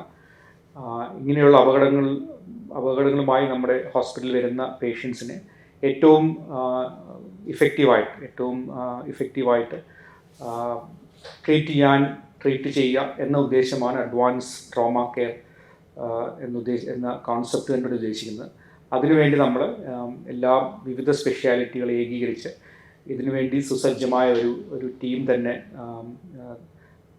തയ്യാറാക്കി വെക്കേണ്ടത് അത്യാവശ്യമാണ്. അതാണ് നമ്മൾ ഇന്ന് doctor K M institute of medical സയൻസിൽ നമ്മൾ ചെയ്തിരിക്കുന്നത്. തുടർന്നും അതിനുവേണ്ടിയുള്ള പ്രവർത്തനങ്ങളാണ്. അത് ഏറ്റവും കൂടുതൽ സജ്ജമാക്കുകയും കൂടുതൽ അതിനുവേണ്ട സാങ്കേതികവിദ്യ ലഭ്യമാക്കുകയും ചെയ്യുന്നതാണ് നമ്മുടെ ഉദ്ദേശം. എന്തായാലും ഇതിനെക്കുറിച്ച് സംസാരിക്കാൻ തന്ന അവസരത്തിന് നന്ദി. Thank you doctor. KMC ഹോസ്പിറ്റലിലെ consultant orthopedic surgeon doctor Krishnakumar Mahadevan നമ്മോടൊപ്പമുണ്ട്. ഡോക്ടർ, ഒരു ട്രോമ കെയർ യൂണിറ്റിൽ വരുന്ന ഒരു പേഷ്യൻസ് പലപ്പോഴും ഇപ്പോൾ ഒരു റോഡ് ആക്സിഡൻറ്റ് പോലത്തെ ഒരു കേസൊക്കെ ആണെങ്കിൽ ഒരുപാട് ഓർത്തോ ഇഷ്യൂസ് ഒക്കെ ആയിട്ടായിരിക്കും വരുന്നത്. അപ്പോൾ ഒരു ഓർത്തോപീഡിക് സർജൻ്റെ റോള് എന്തുമാത്രം ചലഞ്ചിങ് ആണ്? ഇത് നമ്മൾ ഒരു ട്രോമ കെയർ സെറ്റപ്പിൽ നമുക്ക് കൂടുതലായിട്ട് വരുന്ന വാഹന അപകടങ്ങളാണ്. അതിനകത്ത് വരുന്ന മെജോറിറ്റി ഓഫ് പേഷ്യൻസ് കൂടുതൽ ആൾക്കാരും ഒരു ഹൈ വെലോസിറ്റി ട്രോമ എന്ന് പറയുന്നത്, അതായത് നല്ല സ്പീഡിൽ വരുന്ന വാഹനങ്ങളിൽ സംഭവിക്കുന്ന അപകടം സംഭവിച്ചു വരുന്ന ആൾക്കാരായിരിക്കും. അപ്പം ഈ 2 വീലർ യാത്രക്കാരാണെന്നുണ്ടെങ്കിലും ഹൈ വെലോസിറ്റി കാർ ഇഞ്ചുറീസിലും മൾട്ടിപ്പിൾ ഫ്രാക്ചേഴ്സ് പല പേഷ്യൻസിലും കാണാറുണ്ട്. ചിലർക്ക് 1-2 ഒടിവുകൾ, പക്ഷേ 2 വീലർ ആക്സിഡൻസിൽ വരുന്ന പല പേഷ്യൻസിലും പലതരം ഫ്രാക്ചേഴ്സ് കാണാറുണ്ട്. ഇതിൽ ക്ലോസ് ഫ്രാക്ചേഴ്സ് എന്ന് പറഞ്ഞു കഴിഞ്ഞാൽ അസ്ഥികൾ ഉള്ളിൽ ഒടിഞ്ഞിരിക്കുകയാണ്, പക്ഷെ അത് പുറമെ മുറിവുകളൊന്നുമില്ല. ഓപ്പൺ ഫ്രാക്ചേഴ്സ് ഉണ്ടാവാറുണ്ട്. ഓപ്പൺ ഫ്രാക്ചേഴ്സ് എന്ന് പറഞ്ഞു കഴിഞ്ഞാൽ അസ്ഥികൾ ഒടിഞ്ഞ അസ്ഥികൾ പുറത്തോട്ട് വരികയും ഒക്കെ ചെയ്യും. അപ്പൊ ഇത്തരം കണ്ടീഷൻ ഒരു എമർജൻസി സെറ്റപ്പിൽ ഒരു അസ്ഥിരോഗ വിദഗ്ധൻ അഥവാ ഒരു ഓർത്തോപെഡിക് സർജന്റെ റോൾ എന്ന് പറഞ്ഞു കഴിഞ്ഞാൽ ഈ ഫ്രാക്ചേഴ്സിനെ സ്റ്റെബിലൈസ് ചെയ്യുക എന്നുള്ളതാണ്. അപ്പം ഈ ഒരു ഇമ്മീഡിയറ്റ് സർജറിയിലോട്ടല്ല, പേഷ്യന്റിന് ബാക്കിയുള്ള ഇഞ്ചറീസ് കാണും, അബ്ഡോമിനൽ ഇഞ്ചറീസ് കാണും, ഹെഡ് ഇഞ്ചറി കാണും. അത്തരം ഇഞ്ചറീസിനാണ് നമ്മൾ കൂടുതൽ പ്രയോറിറ്റി കൊടുക്കുന്നത്. ബിക്കോസ് ഓർത്തോപെഡിക് ഇഞ്ചറീസ് ഒരിക്കലും എന്ന് പറയുന്നില്ല, മിക്കപ്പോഴും ഒരു മരണകാരണമാവാനുള്ള സാധ്യതയില്ല. പക്ഷെ അബ്ഡോമിനൽ ഇഞ്ചറീസും ചെസ്റ്റ് ഇഞ്ചറീസും ഹെഡ് ഇഞ്ചറീസും ആണ് അവർക്ക്, അതിനാണ് പ്രയോറിറ്റി. പക്ഷെ പെൽവിസ് അസറ്റാബുലം തുടങ്ങിയ മേജർ ഫ്രാക്ചേഴ്സിന് നമ്മൾ ഒരു ചെസ്റ്റ് ഇഞ്ചറി പോലത്തെ ഒരു പ്രയോറിറ്റി കൊടുക്കാറുണ്ടെങ്കിലും എക്സ്ട്രിമിറ്റി ഇഞ്ചറീസ്, അതായത് കയ്യ് കാല് വരുന്ന ഫ്രാക്ചേഴ്സ് ആണെന്നുണ്ടെങ്കിൽ നമ്മൾ അതിനെ സ്റ്റെബിലൈസ് ചെയ്യുകയാണ് ചെയ്യുന്നത്. സ്റ്റെബിലൈസ് പല രീതിയിലുണ്ട്. സ്പ്ലിന്റുകൾ വെച്ച് സ്റ്റെബിലൈസ് ചെയ്യാറുണ്ട്, പ്ലാസ്റ്റർ ഇടാറുണ്ട്. പല രീതിയിൽ നമ്മൾ പേഷ്യന്റിനെ ആ ഫ്രാക്ചർ സ്റ്റെബിലൈസ് ചെയ്ത്, ഈ ഓപ്പൺ ഫ്രാക്ചേഴ്സ് ആണെന്നുണ്ടെങ്കിൽ അതിൽ നിന്ന് അണുബാധ വരാതിരിക്കാനായിട്ട് നല്ലപോലെ വാഷ് ചെയ്യുകയും, റോഡിൽ സംഭവിക്കുന്ന മുറിവുകളിൽ എന്തെങ്കിലുമൊക്കെ കണ്ടാമിനേഷൻ കാണും, മണ്ണ്, കല്ല്, പൊടി, അത്തരം സാധനങ്ങളെല്ലാം വാഷ് ഔട്ട് ചെയ്ത് നല്ലൊരു ഡ്രസ്സിങ് കൊടുത്തതിന് ശേഷം അത് സ്റ്റെബിലൈസ് ചെയ്തിട്ട് പേഷ്യന്റിനെ ബാക്കിയുള്ള ഇഞ്ചറീസിന് എന്തെങ്കിലും സർജറി എമർജൻസി ആയിട്ട് ചെയ്യുന്നുണ്ടെങ്കിൽ അതിൻ്റെ കൂടെ നമുക്ക് ഫിക്സ് ചെയ്യാൻ പറ്റുന്ന ഫ്രാക്ചേഴ്സ് നമ്മൾ ഫിക്സ് ചെയ്യും. ഉള്ളിൽ കൂടെ കംപ്ലീറ്റ് ഫിക്സ് ചെയ്യുന്ന ഒരു മെത്തേഡ് ഉണ്ട്. അല്ല എമർജൻസി സെറ്റപ്പുകളിൽ നമ്മൾ എക്സ്റ്റേണൽ ഫിക്സേറ്റർ എന്ന് പറയുന്നത് പുറമേ ഉപയോഗിക്കുന്ന കമ്പികൾ ഉപയോഗിച്ച് ഫിക്സ് ചെയ്യാണ് ചെയ്യുന്നത്. ഇതാണ് ഒരു എമർജൻസി സെറ്റപ്പിൽ ഒരു ഓർത്തോപെഡിക് സർജന്റെ റോൾ. പിന്നെ ഈ പെൽവിസ് അസറ്റാബുലം തുടങ്ങിയ മേജർ ഫ്രാക്ചേഴ്സ് അത് തന്നെ ഒരു മരണകാരണമാവുന്ന ഒരു ഇഞ്ചറിയാണ്. അത്തരം ഇഞ്ചറികളിൽ ഈ സ്റ്റെബിലൈസ് ചെയ്യുന്നത് കൊണ്ട് പലപ്പോഴും ഈ പേഷ്യന്റ് ഇന്റേണൽ ബ്ലീഡിങ് നമുക്ക് നിർത്താൻ പറ്റത്തില്ല. ആ ഒരു സമയത്ത് നമുക്ക് ഇന്റർവെൻഷണൽ റേഡിയോളജിസ്റ്റിന്റെ ഹെൽപ്പും കൂടെ സഹായത്തോടു കൂടി നമ്മൾ ആ ഇഞ്ചേർഡ് ആയിട്ടുള്ള രക്തക്കുഴലുകളിൽ എംബോളൈസ് ചെയ്ത് ഇന്റേണൽ ബ്ലീഡിങ് നിർത്തുകയും അതിൻ്റെ കൂടെ തന്നെ ഈ ഇഞ്ചറി സ്റ്റെബിലൈസ് ചെയ്യുകയാണ് നമ്മൾ സാധാരണ ചെയ്യുന്നത്. അപ്പോൾ ഒരു എമർജൻസി സെറ്റപ്പിൽ നമ്മൾ ഒരു ഓർത്തോപെഡിക് സർജന്റെ റോൾ എന്ന് പറഞ്ഞു കഴിഞ്ഞാൽ ഓപ്പൺ ഫ്രാക്ചേഴ്സ് ആണെങ്കിൽ ഇൻഫെക്ഷൻ വരാതിരിക്കാൻ വേണ്ട കാര്യങ്ങൾ ചെയ്യുക, ഫ്രാക്ചേഴ്സ് സ്റ്റെബിലൈസ് ചെയ്യുക, ബാക്കിയുള്ള ഇഞ്ചറീസിനെ, അതായത് പേഷ്യന്റിന് ജീവന് ബുദ്ധിമുട്ടുണ്ടാവാൻ സാധ്യതയുള്ള chest injury, abdominal injury, head injury എന്നുള്ളതിന് പ്രയോറിറ്റി കൊടുത്തിട്ട് അതിൻ്റെ ട്രീറ്റ്മെന്റ് ചെയ്ത് പേഷ്യന്റ് സ്റ്റെബിലൈസ് ആയതിനു ശേഷമായിരിക്കും മിക്കപ്പോഴും ഞങ്ങളുടെ ഫ്രാക്ചേഴ്സ് ഫിക്സ് ചെയ്യുക. ഇതാണ് ഓർത്തോപെഡിക് സർജന്റെ ഒരു റോൾ. ഇപ്പോൾ ഒരു ഓർത്തോ എമർജൻസി ഉണ്ടാവുകയാണെങ്കിൽ ഇപ്പോൾ സ്വീകരിക്കുന്നത് ഇപ്പോൾ ഒരുപാട് അഡ്വാൻസ്ഡ് ആണ് ടെക്നോളജീസ്. അപ്പോൾ ഓർത്തോ രംഗത്തുള്ള ഏറ്റവും ലേറ്റസ്റ്റ് ട്രീറ്റ്മെന്റ് ടെക്നോളജീസ് എന്തൊക്കെയാണ്? എമർജൻസി സെറ്റപ്പിൽ നമുക്ക് ഉള്ളത്, ഞാൻ ഈ പെൽവിസ് അസറ്റാബുലർ ഇഞ്ചറീസിൽ വരുന്ന എംബോളൈസേഷൻ തന്നെയാണ് ബേസിക്കലി പറയാനുള്ളത്. പണ്ട് നമുക്ക് അതിന് നമ്മൾ ഉപയോഗിച്ചിരുന്ന ഒരു മെത്തേഡ് പുറമേ ഉള്ള ഫിക്സേറ്റർ അല്ലെങ്കിൽ പെൽവിക് ബൈൻഡർ എന്ന് പറഞ്ഞ് ആ പെൽവിസിനെ മുറുക്കി കെട്ടിയിട്ട് അതിനകത്തുള്ള ബ്ലീഡിങ് നിർത്താനുള്ളൊരു ശ്രമമായിരുന്നു. പലപ്പോഴും അത് ഫലവത്താവാറില്ല. പക്ഷേ നമുക്ക് ഒരു പ്രത്യേക സ്ഥലത്ത് നിന്നുള്ളൊരു ബ്ലീഡിങ് അല്ല, പല സ്ഥലങ്ങളിൽ നിന്ന് പെൽവിസിനകത്തോട്ട് ബ്ലീഡ് ചെയ്തുകൊണ്ടിരിക്കും. അപ്പോൾ ഇപ്പോൾ ഉള്ളൊരു റീസെന്റ് അഡ്വാൻസ് നമ്മൾ ചെയ്യുന്നത്, നമ്മൾ ഓർത്തോപെഡിഷ്യൻ മാത്രമല്ല, ഓർത്തോപെഡിഷ്യൻ ആ ഫ്രാക്ചർ സ്റ്റെബിലൈസ് ചെയ്യുന്നതിന്റെ കൂടെ തന്നെ ഇന്റർവെൻഷണൽ റേഡിയോളജിസ്റ്റ് ആ ബ്ലീഡിങ് പോയിന്റ്സുകളിൽ എംബോളൈസേഷൻ, അതായത് രക്തക്കുഴലിനകത്ത് ആ ബ്ലീഡ് ചെയ്യുന്ന സ്ഥലങ്ങളിൽ നമ്മൾക്ക് വിദൂരമായിട്ട് അത് തുറക്കാതെ തന്നെ പുറമേ നിന്നുകൊണ്ട് തന്നെ ആ രക്തക്കുഴലുകളുടെ ബ്ലീഡിങ് പോയിന്റ് നമുക്ക് ബ്ലോക്ക് ചെയ്യാനും അതുവഴി ആന്തരികമായിട്ടുള്ള രക്തസ്രാവം നിർത്താനും സഹായിക്കും. അതാണ് ഇപ്പോഴത്തെ നമ്മുടെ ഒരു പെൽവിസ് അസറ്റാബുലർ ഇഞ്ചറിയിലെ ഒരു റീസെന്റ് അഡ്വാൻസ്. സാർ ഇപ്പോൾ ഒരു ഓർത്തോ എമർജൻസി സംഭവിക്കുമ്പോൾ ഉള്ള കാര്യമാണ് പറഞ്ഞത്. അതല്ലാതെ അതിൻ്റെ ഒരു സെക്കൻഡറി സ്റ്റേജിൽ ഒരു ഡെഫിനറ്റീവ് സർജറി എന്ന രീതിയിൽ എന്തെല്ലാം അഡ്വാൻസ് ടെക്നോളജീസ് ആണ് യൂസ് ചെയ്യുന്നത്? ഓക്കെ, അപ്പൊ ഞാൻ ആ ഒരു എമർജൻസിയിൽ നമ്മൾ കൈക്കൊള്ളുന്ന കാര്യങ്ങൾ ഞാൻ പറഞ്ഞല്ലോ. ഇമ്മീഡിയറ്റ്ലി നമ്മൾ ഫ്രാക്ചർ സ്റ്റെബിലൈസ് ചെയ്യുന്നു, പല രീതിയിൽ സ്റ്റെബിലൈസേഷൻ ചെയ്യാറുണ്ട്. അത് കഴിഞ്ഞിട്ട് നമുക്ക് ആ ഒരു പേഷ്യന്റിനെ മറ്റുള്ള രീതിയിൽ സ്റ്റെബിലൈസ് ചെയ്തെടുക്കുന്ന ഒരു സമയമുണ്ട് നമുക്ക്. അത് പലതരം ട്രോമകളിൽ അത് വ്യത്യാസപ്പെട്ടിരിക്കും. ആ ഒരു സമയം കഴിഞ്ഞിട്ട് പേഷ്യന്റ് നമ്മുടെ ഒരു ഡെഫിനറ്റീവ് സർജറി, അതായത് ഈ അസ്ഥിരോഗത്തിന്റെ, അതായത് ഓർത്തോപെഡിക്സിന്റെ ആ ഒരു ഫ്രാക്ചറിന് ഫിക്സ് ചെയ്യാനുള്ള സർജറിക്ക് പേഷ്യന്റ് ഓക്കെ ആവുന്ന സമയത്ത് നമ്മൾ ഇപ്പോൾ പുതിയതായിട്ട് ഉള്ള ട്രീറ്റ്മെന്റിനകത്ത് നമ്മളിപ്പോൾ കൂടുതൽ ഉപയോഗിക്കുന്നത് മിനിമലി ഇൻവേസീവ് ഫ്രാക്ചർ ഫിക്സേഷൻ ആണ്. അത് പണ്ടത്തെ ഫ്രാക്ചർ ഫിക്സേഷനും ഇപ്പോഴത്തെ ഫ്രാക്ചർ ഫിക്സേഷനും തമ്മിലുള്ള വ്യത്യാസം എന്ന് പറഞ്ഞു കഴിഞ്ഞാൽ, പണ്ട് നമ്മൾ ഓപ്പൺ സർജറീസ് ആണ് ചെയ്തത്. ഓപ്പൺ സർജറി എന്ന് പറഞ്ഞു കഴിഞ്ഞാൽ നമ്മൾ ആ ഫ്രാക്ചർ കീറി മുറിച്ച് ആ ഫ്രാക്ചർ കണ്ടുപിടിച്ച് ആ ഫ്രാക്ചർ എൻഡുകൾ ചേർത്ത് വെച്ച് പ്ലേറ്റും സ്ക്രൂവും വെച്ച് ഫിക്സ് ചെയ്യുന്ന ഒരു മെത്തേഡായിരുന്നു നമ്മൾ കുറച്ച് കാലങ്ങൾ മുമ്പ് വരെ ഉപയോഗിച്ചത്. ഇപ്പൊ അതിൽ നിന്ന് മാറിയിട്ട് നമ്മളിപ്പോൾ ഒരു മിനിമലി ഇൻവേസീവ് ഫ്രാക്ചർ ഫിക്സേഷൻ ടെക്നിക്കാണ് ഒരുമാതിരിപ്പെട്ട എല്ലാ ഫ്രാക്ചേഴ്സിനും ഉപയോഗിക്കുന്നത്. അതിന്റെ അഡ്വാൻറ്റേജ് എന്ന് പറഞ്ഞു കഴിഞ്ഞാൽ, ഈ പേഷ്യന്റ് ഓൾറെഡി ഒരു മേജർ ട്രോമ കഴിഞ്ഞ് ചിലപ്പോൾ രക്തം നഷ്ടപ്പെട്ടിട്ടുണ്ടാവാം, ഒരുപാട് വേദനകൾ അനുഭവിച്ചിട്ടുണ്ടാവാം. പക്ഷെ അപ്പോൾ ഈ ഡെഫിനറ്റീവ് സർജറിയിൽ വരുമ്പോൾ ഈ മിനിമലി ഇൻവേസീവ് ഫ്രാക്ചർ ഫിക്സേഷൻ നമ്മൾ ചെയ്യുമ്പോൾ പേഷ്യൻ്റെ അഡ്വാൻറ്റേജ് എന്ന് പറഞ്ഞു കഴിഞ്ഞാൽ മുറിവുകൾ ചെറുതായിരിക്കും, അതുകൊണ്ട് പേഷ്യന് ബ്ലഡ് ലോസ് കുറവായിരിക്കും. ആ പോസ്റ്റ് ഓപ്പറേറ്റീവ് പീരീഡിൽ ഉണ്ടാവുന്ന ബുദ്ധിമുട്ടുകൾ ഈ ഒരു ഓപ്പൺ സർജറിയേക്കാളും വളരെ കുറവായിരിക്കും. അതാണ് ഇത് ഈ ഒരു സർജറിയുടെ ഒരു അഡ്വാൻറ്റേജ്. അതുപോലെ തന്നെ മുറിവുകൾ കുറവായതുകൊണ്ട് തന്നെ അല്ലെങ്കിൽ ഈ നമ്മൾ കീറി മുറുക്കി മസിലുകളൊന്നും അധികം വയലേറ്റ് ചെയ്യാതെ ചെയ്യുന്ന ഒരു ഓപ്പറേഷൻ ആയതുകൊണ്ട് ഈ സാധാരണ പണ്ടൊക്കെ കാണുന്നത് പോലെ ഈ ഒടിവുകൾക്ക് ശേഷം ഈ ജോയിന്റുകളുടെ മൂവ്മെന്റ്സിൽ വരുന്ന സ്റ്റിഫ്നെസ് തുടങ്ങിയ പ്രശ്നങ്ങൾ താരതമ്യേന വളരെ കുറവായിരിക്കും. ആ പേഷ്യന്റിന് ബാക്ക് ടു ഒരു നോർമൽ ലൈഫിലോട്ട് പോകാനുള്ളൊരു ഒരു ടൈം ഇത്തരം മിനിമലി ഇൻവേസീവ് സർജറീസിൽ മറ്റേ ഓപ്പൺ സർജറിയേക്കാളും കുറവായിരിക്കും. അതുകൊണ്ട് ഇപ്പം മേജർ ഫ്രാക്ചേഴ്സ് പോലും, ഇവൻ വലിയ വലിയ ഫ്രാക്ചേഴ്സ് പോലും ഇപ്പം നമുക്ക് ഈ മിനിമലി ഇൻവേസീവ് സർജിക്കൽ ടെക്നിക്ക് വെച്ചിട്ട് ഫിക്സ് ചെയ്യാൻ പറ്റും. ഓപ്പൺ സർജറി നമ്മളിപ്പോൾ എന്തെങ്കിലും അത്ര അത്യാവശ്യം വരുന്ന കേസുകളിൽ മാത്രമേ ഓപ്പൺ സർജറി ചെയ്യാറുള്ളൂ. ബാക്കി എല്ലാത്തിലും നമ്മൾ ഈ ഒരു മിനിമലി ഇൻവേസീവ് സ്റ്റെബിലൈസേഷൻ മെത്തേഡാണ് ഉപയോഗിക്കുക. Thank you doctor. KMC ഹോസ്പിറ്റലിലെ consultant minimally invasive and laparoscopic surgeon doctor Farish Shamsuddin നമ്മോടൊപ്പം ഉണ്ട്. ഡോക്ടർ, ഒരു ആക്സിഡന്റ് നടന്നു കഴിഞ്ഞിട്ടുണ്ടെങ്കിൽ ഒരു ഗോൾഡൻ അവർ ഉണ്ട് എന്ന് പറയാറുണ്ടല്ലോ. ഏറ്റവും ഇമ്മീഡിയറ്റ് ആയിട്ട് പേഷ്യൻറ്റിനെ ട്രോമ കെയറിൽ എത്തിക്കേണ്ടതിൻ്റെ ഒരു ആവശ്യകത എന്താണ്? ബേസിക്കലി ആക്സിഡൻ്റ് എന്ന് പറഞ്ഞാൽ പല വിധമുണ്ട്. നമ്മൾ എത്രത്തോളം സിക്കാണെന്നുള്ള എനി ട്രോമാസ് നമ്മൾ ഏറ്റവും ഏർലി ഹോസ്പിറ്റലിൽ എത്തിക്കുക എന്നുള്ളതാണ്. ഒരുപാട് കാര്യങ്ങളുണ്ട്.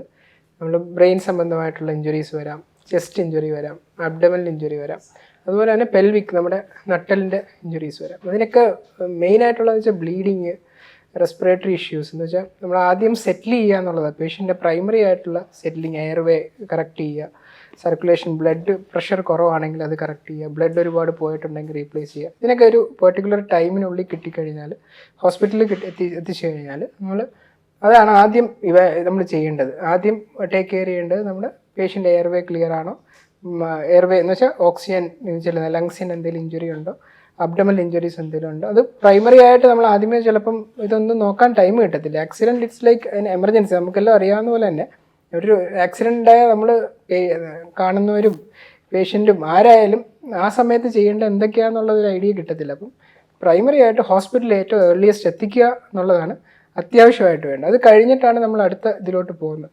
അപ്പോൾ ഏർലി ടൈം കിട്ടിക്കഴിഞ്ഞാൽ നമുക്ക് ഒരുപാട് ബ്ലഡ് ലോസ് ഇല്ലാതെ പേഷ്യൻ്റെ റിക്കവറിയിലോട്ട്, എന്ന് വെച്ചാൽ പിന്നീടുള്ള ഒരു പ്രൊസീജിയർ പലതുണ്ടാവും. ചിലപ്പോൾ നമ്മൾ ഓപ്പറേഷൻ ചെയ്യേണ്ട കാര്യം ഉണ്ടാവും, ചിലപ്പോൾ 2 ട്യൂബ് ഇടാൻ വേണ്ടി മാത്രമേ ഉണ്ടാവുള്ളൂ.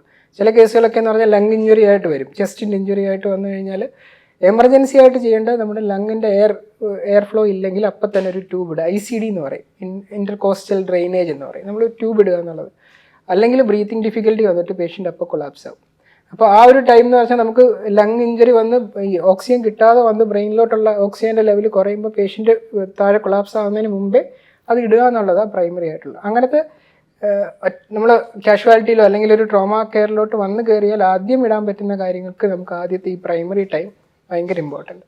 ഏറ്റവും ഏർലിയസ്റ്റ് ആയിട്ട് ഹോസ്പിറ്റലിൽ എത്തിക്കുക. അപ്പം നമ്മൾ പല സിറ്റുവേഷൻസ് ഉണ്ട്. ചിലപ്പോൾ സ്പൈൻ ഇഞ്ചുറി ഒക്കെ ആയിരിക്കും, നട്ടലിന് ഇഞ്ചുറി ഒക്കെ ആണെങ്കിൽ നമ്മൾ അത് എടുത്തുകൊണ്ട് ക്യാരി ചെയ്ത് വരുന്നതൊക്കെ ഭയങ്കര ഇമ്പോർട്ടൻ്റ്. കാരണം ഇടിക്കുന്നതിനെക്കാട്ടിയും കൂടുതൽ ഇഞ്ചുറീസ് നമ്മൾ ഈ എടുത്തുകൊണ്ട് വരുന്നവരുണ്ടാക്കും. പെട്ടെന്ന് ചിലപ്പോൾ ഭാര്യ എടുത്തിട്ട് നമ്മൾ വണ്ടിക്കകത്തിട്ട് കൊണ്ടുവരുമ്പോൾ അതിൻ്റെ ഇഞ്ചുറി ചിലപ്പോൾ അതായിരിക്കും ചിലപ്പോൾ പിന്നീട് പേഷ്യൻ്റിന് ഒരു ഡിഫിക്കൽട്ടി, ലോങ് ടേം മോർബിഡിറ്റി കൊടുക്കുന്നത് അതായിരിക്കും. അപ്പം നമ്മളിപ്പോൾ എന്ത് പറഞ്ഞാലും ഇപ്പോൾ ബ്രെയിൻ ഒരു ബ്രെയിൻ ഇഞ്ചുറി ആയാലും ഏർലി കിട്ടിക്കഴിഞ്ഞാൽ നമുക്ക് ഏറ്റവും ഏർലി ആയിട്ട് എന്ത് ഇൻ്റർവെൻഷനും നമുക്ക് പ്രൊവൈഡ് ചെയ്യാൻ പറ്റുവാണെങ്കിൽ ഏറ്റവും ബെസ്റ്റ് ആയിട്ടുള്ള റിക്കവറി ഏർലി ആയിരിക്കും. അതെന്തായാലും അത്യാവശ്യമായിട്ട് നമ്മൾ പ്രൈമറി ആയിട്ട് ഇഞ്ചുറി ഉണ്ടായാൽ ഏറ്റവും അടുത്തുള്ള ഹോസ്പിറ്റലിൽ എത്തിക്കുക, എയർവേ കറക്റ്റ് ചെയ്യുക, നമ്മൾ ചില സമയത്ത് പറയാറുണ്ട്, ബ്ലീഡിങ് വന്നു കഴിഞ്ഞാൽ നമുക്ക് ബോഡിയിൽ എവിടെയെങ്കിലും ഇൻറ്റേർണൽ ബ്ലീഡിങ് ഉണ്ടായിക്കഴിഞ്ഞാൽ ബ്ലഡിൻ്റെ വോളിയം കുറയും, BP കുറയും. അപ്പം നമ്മുടെ കയ്യിലെ ലൈൻസ് ഒന്നും ഇടാൻ പറ്റത്തില്ല. ഒന്ന് നമ്മൾ ആദ്യം നല്ല തെളിഞ്ഞിരിക്കും, നമ്മൾ ജിമ്മിലൊക്കെ പോയി കാണത്തില്ലേ ലൈൻസ്, അതൊക്കെ തെളിഞ്ഞിരിക്കുന്ന ലൈൻസ് നമ്മൾ ചിലപ്പം ഇഞ്ചുറി വരുന്ന സമയത്ത് ബ്ലഡ് എല്ലാം പോയിട്ട് തെളിയാതെ വരും. അപ്പോൾ എന്ന് വെച്ചാൽ പെട്ടെന്നൊരു ലൈൻ ഇടാനൊക്കെ ഭയങ്കര ഡിഫിക്കൽട്ടായിരിക്കും. ഏർലി അപ്പോൾ ഹോസ്പിറ്റലിൽ എത്തിച്ചാലേ നമുക്ക് അതിനുള്ള ലൈൻസ് ഒക്കെ ഇട്ട് വെക്കാൻ പറ്റുള്ളൂ.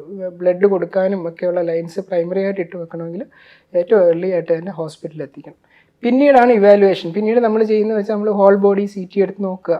ഇപ്പം അവൈലബിൾ ഏത് ഹോസ്പിറ്റലാണെങ്കിലും നമ്മൾ ചെല്ലുന്നിടത്ത് ഇതെല്ലാം ഉണ്ടെങ്കിൽ ഭയങ്കര കംഫർട്ടബിൾ ആയിരിക്കും. കാരണം ചെല്ലുമ്പോൾ തന്നെ നമുക്ക് ഹോൾ ബോഡി CT എന്ന് പറഞ്ഞൊരു പ്രക്രിയയുണ്ട്. എല്ലാം നമ്മൾ ബോഡിയിൽ എവിടെയെങ്കിലും ഇഞ്ചുറി ഉണ്ടെങ്കിൽ നമുക്ക് പെട്ടെന്ന് അറിയാൻ പറ്റുന്ന CT സ്കാൻസ് അവൈലബിൾ ആണ്.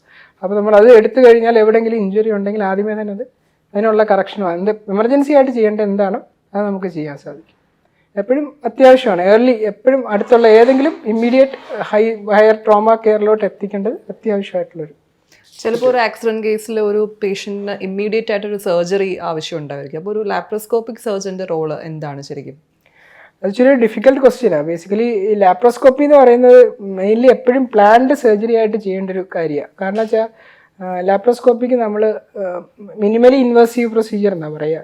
ഇൻസിഷൻസ് ഒഴിവാക്കി, പണ്ടൊക്കെ എന്ന് പറയുന്ന സർജറി എന്ന് പറഞ്ഞാൽ നമ്മൾ ഫുള്ളായിട്ട് തുറന്നിട്ട് ചെയ്യുമായിരുന്നു. അത് ഒഴിവാക്കിയിട്ട് കീഹോളായിട്ട് ലാപ്രോസ്കോപ്പി ആയിട്ട് ചെയ്ത് മിനിമലി ഇൻവേസീവായിട്ട് ചെയ്യുന്നതിനാണ് ലാപ്രോസ്കോപ്പി എന്ന് പറയുന്നത്. അത് എപ്പോഴും ഇലക്റ്റീവായിട്ട് ചെയ്യുന്ന ഏറ്റവും ഇലക്റ്റീവ് എന്ന് പറഞ്ഞാൽ നമ്മൾ പ്രിപ്പയർ ചെയ്ത് നമ്മുടെ ഹാർട്ടിൻ്റെതും ലങ്സിൻ്റെതും സ്റ്റാറ്റസ് ഒക്കെ നല്ലതായിട്ട് നോക്കി അനസ്തേഷ്യ കൊടുത്ത്. എപ്പോഴും ഒരു ഡൗട്ടുണ്ട് എല്ലാവർക്കും, ഈ കീഹോൾ സർജറി എന്ന് പറഞ്ഞാൽ ചെറിയ ഹോളല്ലേ, അപ്പോൾ അനസ്തേഷ്യ വേണ്ടല്ലോ എന്നൊക്കെ ചോദിക്കാറുണ്ട്. പക്ഷെ അങ്ങനല്ല. നമ്മൾ കീഹോൾ സർജറി ഓപ്പൺ ചെയ്ത് ചെയ്യുന്നതിനെക്കാട്ടിയും ചിലപ്പോൾ കൂടുതൽ അനസ്തേഷ്യ നമുക്ക് ലാപ്രോസ്കോപ്പിയിൽ ചില സമയത്ത് വരാറുണ്ട്. എന്ന് വെച്ചാൽ ജനറൽ അനസ്തേഷ്യ കംപ്ലീറ്റ് മയക്കിയിട്ടായിരിക്കും ചെയ്യേണ്ടത്. അപ്പോൾ ഈ ട്രോമയിൽ ചില സമയത്ത് ഇത് പോസിബിൾ ആയിരിക്കത്തില്ല. എപ്പോഴും നമുക്ക് ട്രോമ വരുമ്പോൾ പേഷ്യൻ്റ് ചിലപ്പോൾ BP കുറവായിരിക്കും, പെട്ടെന്നൊരു സർജറി അനസ്തേഷ്യ കൊടുത്തിട്ട് ലാപ്രോസ്കോപ്പി ഇടാനുള്ള ടൈം കിട്ടത്തില്ല. അതൊക്കെയുണ്ട്. അതെല്ലാം മാറിക്കടന്ന് നമുക്ക് BP ഒക്കെ ഉണ്ട്, അത്യാവശ്യം ഒരു അനസ്തേഷ്യ കൊടുത്ത് ലാപ്രോസ്കോപ്പി ഇടാൻ പറ്റുമെങ്കിൽ ഏറ്റവും ബെസ്റ്റായിട്ട് നമുക്കത് ട്രീറ്റ് ചെയ്യാനും പറ്റും. കാരണം വെച്ചാൽ നമ്മൾ എവിടെയാണ് ഇഞ്ചുറി എന്നുള്ളത് നമ്മൾ ലാപ്രോസ്കോപ്പി ഇട്ടാൽ കാണാൻ കഴിയും. ഒന്ന് പ്രൈമറി ആയിട്ട് നമ്മൾ അകത്തോട്ട് കീ ഹോൾ ഇടുമ്പോൾ ഇപ്പോൾ ഇൻഡസ്റ്റൈനിന് എന്തെങ്കിലും ബ്ലീഡിങ് ഉണ്ടോ, അല്ലെങ്കിൽ പ്ലീഹ ഗ്രന്ഥിയുണ്ട്, സ്പ്ലീൻ എന്ന് പറയും, അതിനെന്തെങ്കിലും ബ്ലീഡിങ് ഉണ്ടോ, ലിവറിന് എവിടെയാണ് ബ്ലീഡിങ് എന്നുള്ളത് നമുക്ക് ഒന്ന് ലൊക്കേറ്റ് ചെയ്യാൻ പറ്റും. ചില സമയത്ത് നമുക്ക് ആ സമയത്ത് തന്നെ നമുക്ക് ആ ലാപ്രോസ്കോപ്പിയുടെ തന്നെ അത് ക്ലിപ്പ് ചെയ്തിട്ട് ക്ലോസ് ചെയ്യാൻ പറ്റും, ആ ബ്ലീഡിങ് നിർത്താൻ സാധിക്കും. പിന്നെ ഒരു ഓപ്ഷൻ എന്ന് പറഞ്ഞാൽ ഇപ്പോൾ കണ്ടിന്യൂ ചെയ്യാൻ പറ്റുന്നില്ല, സിവിയർ ബ്ലീഡിങ് ആണ്, ബ്ലഡ് പൊക്കോണ്ടിരിക്കുകയാണെങ്കിൽ നമുക്ക് എവിടെയാണോ സ്പെസിഫിക് ആയിട്ട് കാണുന്നത് അവിടെ മാത്രം ഓപ്പൺ ചെയ്താൽ മതി. അപ്പം ഫുള്ളായിട്ട് നമ്മൾ പറയത്തില്ല, എവിടെയാണെന്ന് അറിയാതെ നമ്മൾ തുറക്കുന്നതിനെക്കാട്ടിയും എവിടെ ഇഞ്ചുറി എന്ന് അറിഞ്ഞിട്ട് ആ ഏരിയ മാത്രം ഓപ്പൺ ചെയ്ത് നമുക്ക് ഇങ്ങനെയുള്ള ട്രോമ പേഷ്യൻറ്റിന് നമുക്ക് സർജറി ചെയ്യാൻ സാധിക്കും. അതാണ് ഏറ്റവും ഒരു ലാപ്രോസ്കോപ്പിയുടെ ഈ ട്രോമയിലുമായിട്ടുള്ള ഏറ്റവും ഗുണം അതാണ്. ചിലതൊക്കെ നമുക്ക് ലാപ്രോസ്കോപ്പി മാത്രം കൊണ്ട് ചെയ്തിട്ട് ഇറങ്ങാനും പറ്റും. അപ്പോൾ അത്രയും വൂണ്ട് കാണത്തില്ല, എല്ലാം കൂടെ അല്ല ഒരു 1/2 സെൻറ്റിമീറ്റർ മുതൽ 1 സെൻറ്റിമീറ്റർ വരെയുള്ള മുറിവിൽ നമുക്ക് വലിയൊരു മെയിൻ സർജറീസ് തന്നെ നമുക്ക് ചിലപ്പം ഈ ട്രോമയിൽ ചെയ്യാൻ സാധിക്കും. അല്ലെങ്കിൽ നമുക്ക് വൂണ്ടിൻ്റെ സൈസ് കുറയ്ക്കാൻ സാധിക്കും ലാപ്രോസ്കോപ്പി കൊണ്ട്. അത് ഭയങ്കര യൂസ്ഫുൾ ആണ്. നമ്മൾ റിസ്ക് എടുക്കുക എന്നുള്ള ആ സമയത്ത് നമ്മൾ ലാപ്രോസ്കോപ്പി ഇട്ട് നോക്കാനുള്ളൊരു പേഷ്യൻ്റെ കണ്ടീഷൻ സ്റ്റേബിൾ ആണെങ്കിൽ അതായിരിക്കും ഏറ്റവും ബെസ്റ്റ്.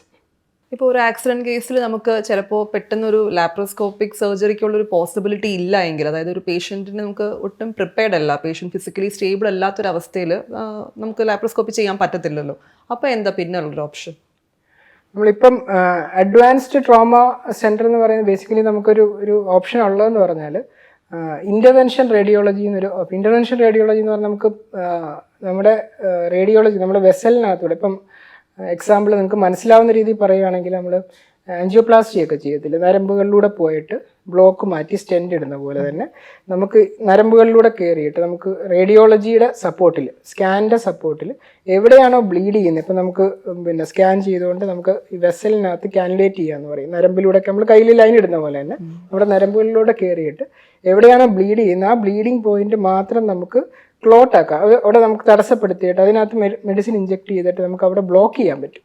ബ്ലീഡ് ചെയ്തുകൊണ്ടിരിക്കുന്ന വെസൽസിനെ നമുക്ക് ബ്ലോക്ക് ചെയ്യാൻ പറ്റും. അതാണ് ഇപ്പോൾ പുതുതായിട്ട് ആധുനികമായിട്ട് ഇപ്പം നമ്മൾ ചെയ്തു വരുന്ന കുറേ എമർജൻസി സർജറീസ് നമ്മൾ ഒഴിവാക്കുന്ന അങ്ങനെയാണ്. അത് വെച്ചിട്ട് ഇൻ്റർവെൻഷൻ റേഡിയോളജി എന്ന് പറഞ്ഞൊരു ഡിപ്പാർട്ട്മെൻ്റ് ഉണ്ട് നമുക്ക്.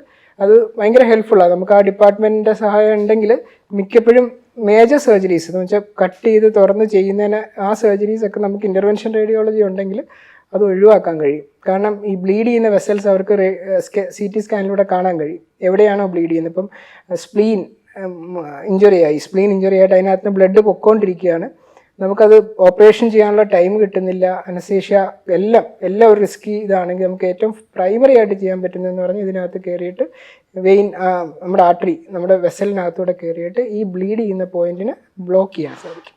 അപ്പോൾ തന്നെ കുറച്ചുകൂടെ BP ഒക്കെ കിട്ടും. പിന്നീട് എന്തെങ്കിലും നമുക്ക് പിന്നീട് സർജറി ആവശ്യമുണ്ടെങ്കിൽ വേണമെങ്കിൽ ചെയ്യാം, ചിലപ്പോൾ സർജറി ആവശ്യം വരത്തില്ല. അത് ബ്ലോക്ക് ചെയ്ത് കഴിഞ്ഞാൽ പിന്നെ അതോടെ ആ ബ്ലീഡിങ് നിൽക്കും, പേഷ്യൻറ്റിനെ സ്റ്റേബിൾ ആക്കാൻ സാധിക്കും. അത് ബേസിക്കലി എല്ലാ ഇതിലും അവൈലബിൾ അല്ല. മെയിൻ സെൻറ്റേഴ്സിലൊക്കെ ഇപ്പം നമ്മൾ പോയാൽ ഇപ്പം നമുക്ക് ഇവിടെ കല്ലിശ്ശേരി KM ചെറിയാനിൽ അവൈലബിൾ ആണ്. അതുകൊണ്ട് നമുക്ക് ട്രോമ എടുക്കാനായിട്ട് കുറച്ചുകൂടെ എളുപ്പം.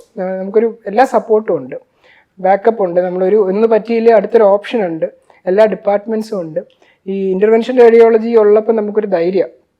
അത് പേഷ്യൻ്റ് ഇപ്പം വിളിച്ചു ചോദിക്കുന്നു ഭയങ്കര സിക്കാണ്, വിഷമിച്ച് ബ്ലീഡ് ചെയ്തുകൊണ്ടിരിക്കുകയാണെന്ന് പറഞ്ഞാലും വന്നു കഴിഞ്ഞാൽ ഇവരുണ്ടെങ്കിൽ നമുക്ക് എവിടുന്നാണ് ബ്ലീഡ് ചെയ്യുന്നത് അറ്റ്ലീസ്റ്റ് നമുക്ക് ബ്ലീഡ് ചെയ്യുന്ന പോയിന്റ് കാണാം. അവർക്കത് പറ്റുവാണെങ്കിൽ അത് അപ്പം തന്നെ ക്ലോട്ട് ആക്കാനും പറ്റും. അല്ലെങ്കിൽ നമുക്ക് ഒരു ഇത് കിട്ടും, നമുക്ക് എവിടെയാണ് ഒരു ഐഡിയ കിട്ടും, എവിടെ ബ്ലീഡ് ചെയ്യുന്നത്, എപ്പോൾ പോയി നിർത്തണം, എങ്ങനെ പോകണം എന്നൊരു ഐഡിയയും കിട്ടും. അതൊരു യൂസ്ഫുൾ ഒരു സംഗതിയാണ് നമുക്ക് ഇൻ്റർവെൻഷൻ റേഡിയോളജി എന്ന് പറയുന്നത്.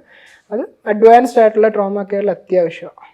അപ്പോൾ ലാപ്രോസ്കോപ്പിക് സർജൻ എന്ന രീതിയിൽ ഇപ്പോൾ ഒരു ആക്സിഡൻറ്റ് സംഭവിച്ച് ഫിസിക്കലി ഒരുപാട് വൂണ്ടഡായി വരുന്ന ഒരാൾക്ക് കൂടുതൽ മുറിവ് ഉണ്ടാക്കാതെ വളരെ മിനിമലി ഇൻവേസീവ് ആയിട്ട് ആ സർജറി ചെയ്യാൻ പറ്റും എന്നുള്ളതാണ് ഇപ്പോൾ ഡോക്ടർ പറഞ്ഞ പോയിന്റ്. എല്ലാ സിറ്റുവേഷനിലും നമുക്ക് ഞാനിപ്പോൾ ഇങ്ങനെ പറയുമ്പം എന്താ പറയുക എല്ലാം നമുക്ക് ഇതൊരു പബ്ലിക് ഫോറം ആണല്ലോ, ബേസിക്കലി നമ്മൾ പബ്ലിക് എല്ലാവരും കാണുന്നത്. അപ്പം നമുക്ക് ഒരു ഇഞ്ചുറി വന്നാൽ ഇത് ഇപ്പം എല്ലാത്തിനും ലാപ്രോസ്കോപ്പി ചോദിക്കുന്ന ഒരു കാലം. ഇപ്പം ഈവൻ ഒരു ചെറിയ തടിപ്പം എനിക്ക് തോന്നുന്നു ഡെലിവറിക്ക് മാത്രമേ ഉള്ളൂ ഇപ്പോൾ ലാപ്രോസ്കോപ്പി ചോദിക്കാത്ത, ബാക്കി എല്ലാത്തിനും വന്നിട്ട് കീ ഹോൾ സർജറി ചെയ്യുമോ എന്ന് ചോദിക്കുന്ന കാലം. അപ്പോൾ നമുക്കിങ്ങനെ ഉള്ള എമർജൻസി സിറ്റുവേഷനിൽ പേഷ്യൻ്റെ സ്റ്റാറ്റസ് നോക്കി പേഷ്യൻ്റ് എങ്ങനെയാണോ വരുന്നത് നമുക്കത് ലാപ്രോസ്കോപ്പിയിൽ ചെയ്ത് നിർത്താൻ പറ്റുന്ന ഒരു സിറ്റുവേഷൻ ആണെങ്കിൽ മാത്രമേ നമുക്ക് ലാപ്രോസ്കോപ്പി ഓഫർ ചെയ്യാൻ പറ്റുള്ളൂ.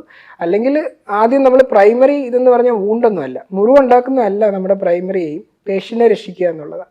അപ്പോൾ ഏറ്റവും ബെസ്റ്റായിട്ട് ഏർലി പേഷ്യൻ്റെ റിക്കവറിയിലോട്ട് വരുന്നൊരു ഏതാണെന്ന് നോക്കിയിട്ട് ലാപ്രോസ്കോപ്പിയിൽ പേഷ്യൻ്റ് വിത്ത്സ്റ്റാൻഡ് ചെയ്യുമെങ്കിൽ ലാപ്രോസ്കോപ്പി കൊണ്ട് ചെയ്താൽ മുറിവുകൾ കുറയ്ക്കാം, അല്ലെങ്കിൽ നമ്മൾ ഓപ്പൺ ചെയ്ത് ചെയ്യുന്നത് ഏറ്റവും ബെസ്റ്റ്. അങ്ങനെ നമ്മൾ ഇത് എല്ലാവരും കാണുന്നതായിരിക്കുമല്ലോ. ബേസിക്കലി നമ്മൾ പബ്ലിക് ഫോറം കാണുമ്പോൾ എല്ലാം ചിന്തിക്കുന്നത് വെച്ചാൽ ആക്സിഡൻറ്റ് വന്നാൽ ഓടി ഇങ്ങോട്ട് കൊണ്ടുവന്നാൽ നമുക്ക് കീ ഹോളിൽ തന്നെ ചെയ്യാൻ പറ്റുമെന്നുള്ള സിറ്റുവേഷൻ അല്ല. അത് നമ്മൾ നമ്മൾ സെലക്ട് ചെയ്യും, ഏത് പേഷ്യൻ്റ് എന്നെ വേണം എന്ന് സെലക്ട് ചെയ്തിട്ട് അതനുസരിച്ചിട്ടായിരിക്കും ചെയ്യുന്നത്. Thank you doctor. KMC ഹോസ്പിറ്റലിലെ consultant neuro surgeon doctor R. Rajeev നമ്മോടൊപ്പമുണ്ട്. നമസ്കാരം ഡോക്ടർ.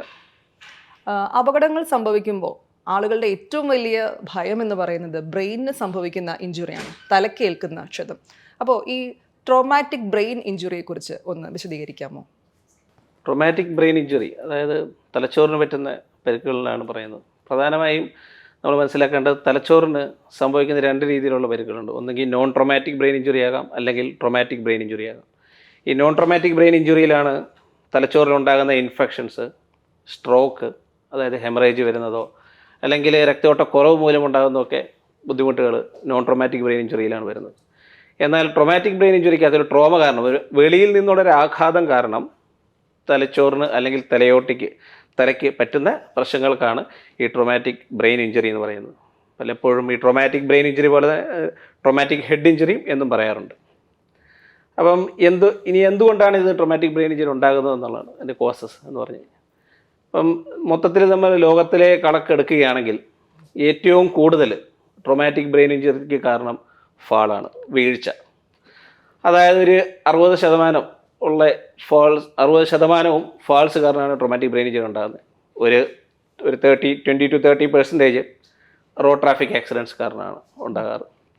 പിന്നെ മറ്റ് പ്രശ്നങ്ങളായ അതായത് വയലൻസ്, ഡൊമസ്റ്റിക് വയലൻസ്, അതേപോലെ തന്നെ sports injuries, gun shot injuries, അതേപോലെ തന്നെ ബ്ലാസ്റ്റ്, പൊട്ടിത്തെറികൾ, അങ്ങനെയുള്ള പല കാര്യങ്ങൾ, പോളിയോ ട്രോമ, പല കാര്യങ്ങൾ കൊണ്ടും ഈ ട്രോമാറ്റിക് ബ്രെയിൻ ഇഞ്ചുറി ഉണ്ടാകാം.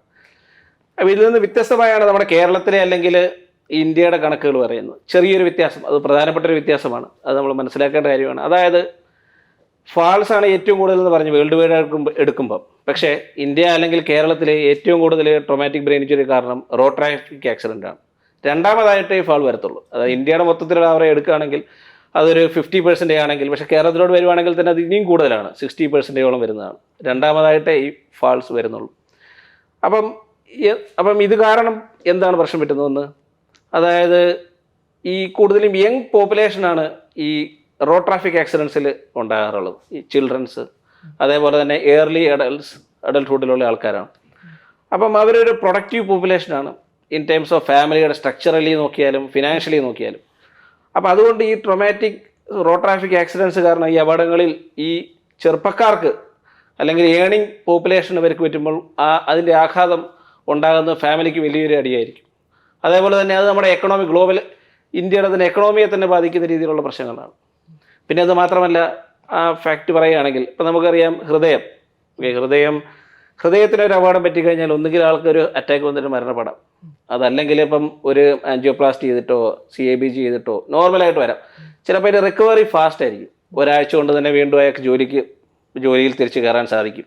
അതുകൊണ്ട് ആ ഒരു സമയത്തെ ഒരു ഫിനാൻഷ്യൽ പ്രശ്നങ്ങൾ മാത്രമേ ഉള്ളൂ, പിന്നീട് ജോലിക്ക് പോകുന്നതിന് പ്രശ്നങ്ങൾ ഉണ്ടാകത്തില്ല. പക്ഷേ ഒരു റോഡ് ട്രാഫിക് ആക്സിഡൻറ്റ് കാരണമോ അല്ലെങ്കിൽ ഈ ഫാൾ കാരണം ഒരു ഹെഡ് ഇഞ്ചുറി സംഭവിക്കുന്ന ആൾക്കാർക്ക് എന്താണ് സംഭവിക്കുന്നത് പറഞ്ഞു കഴിഞ്ഞാൽ, ഈ അപകടത്തെ തുടർന്നുണ്ടാകുന്ന വൈകല്യങ്ങൾ, ശാരീരിക പ്രശ്നങ്ങൾ അതുണ്ടാകുമ്പം ആ ഡിസബിലിറ്റി കൊണ്ട് അവർക്ക് അവരുടെ ജോലി കണ്ടിന്യൂ ചെയ്യാൻ പറ്റാതിരിക്കുകയും അതിനുള്ള ഫർദർ റീഹാബിലിറ്റേഷന് വേണ്ടി ഒത്തിരി ചിലവുകൾ നമുക്ക് ഉണ്ടാകേണ്ടി വരും.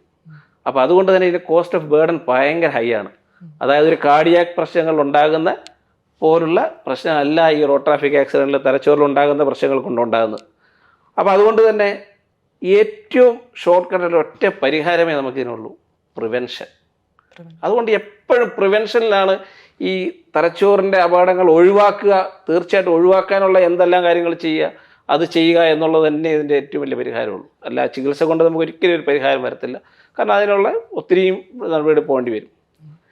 ഇനിയിപ്പം ഇത് എന്താണ് സംഭവിക്കുന്നുള്ളൊരു മെക്കാനിസം, എന്തുകൊണ്ടാണ് ഒരു അപകടത്തിൽ ഒരാൾ വീഴാൻ നേരത്തോ അല്ലെങ്കിൽ ഒരു അപകടം സംഭവിക്കുമ്പോഴോ എന്തുകൊണ്ടാണ് ഈ തലച്ചോറിൽ ഇത്ര പ്രശ്നങ്ങൾ വരുന്നത് എന്നുള്ളതാണ് നോക്കേണ്ടത്.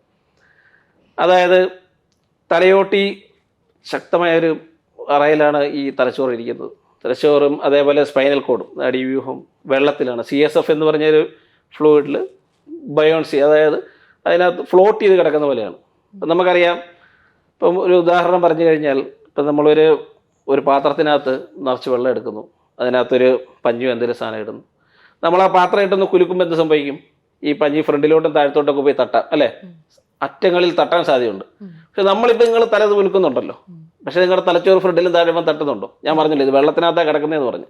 വെള്ളത്തിനകത്ത് കിടന്നിട്ട് നമ്മളിങ്ങനെ ആക്കിയാലും ഈ തലച്ചോറ് ഒന്ന് ഫ്രണ്ടിലും ബാക്കിലും തട്ടത്തില്ല. അപ്പം അത്രയും പ്രൊട്ടക്ഷനിലാണ് ഈ തലച്ചോറുള്ളിരിക്കുന്നത്. വെള്ളത്തിനകത്താണ് കിടക്കുന്നതെങ്കിൽ പറഞ്ഞിൽ തന്നെ അതിൻ്റെ കവറിങ് അത്രയും ശക്തമാണ്. അരക്കനോയിഡ് കവറിങ് കാരണമാണ് ആ ബ്രെയിൻ നമ്മൾ എത്രയായാലും മൂവ്മെൻറ്റ് വന്നാലും ആ ഒരു ഇമ്പാക്റ്റ് ഉണ്ടാകുന്നില്ല. പക്ഷേ ഈ ഒരു ഫാളിൽ, അതായത് പ്രതീക്ഷിക്കാത്ത രീതിയിൽ ഉണ്ടാകുന്ന ഫാള്, അതേപോലെ തന്നെ റോഡ് ട്രാഫിക് ആക്സിഡൻറ്റിൽ വരുമ്പം ഒരു ആക്സലറേഷൻ ഡീസലറേഷൻ, സഡൻ പെട്ടെന്ന് നമ്മളൊരു മൂവ്മെൻറ്റ് വരുമ്പം ഈ പറഞ്ഞ ഈ പ്രതിരോധം അതിന് ഓവർകം ചെയ്യുകയും ഈ ഡയറക്റ്റ് ഇമ്പാക്റ്റ് ഉണ്ടാവുകയാണ് ചെയ്യുന്നത്. അപ്പോൾ ഇങ്ങനെ ഇമ്പാക്റ്റ് ഉണ്ടാകുന്നത് കാരണമാണ് ഈ പ്രശ്നങ്ങളെല്ലാം സംഭവിക്കുന്നത്. അപ്പോൾ ബേസിക്കലി അപകടങ്ങൾ സംഭവിക്കുമ്പോഴേക്കും പല രീതിയിൽ നമുക്കിത് ഡിവൈഡ് ചെയ്യാം.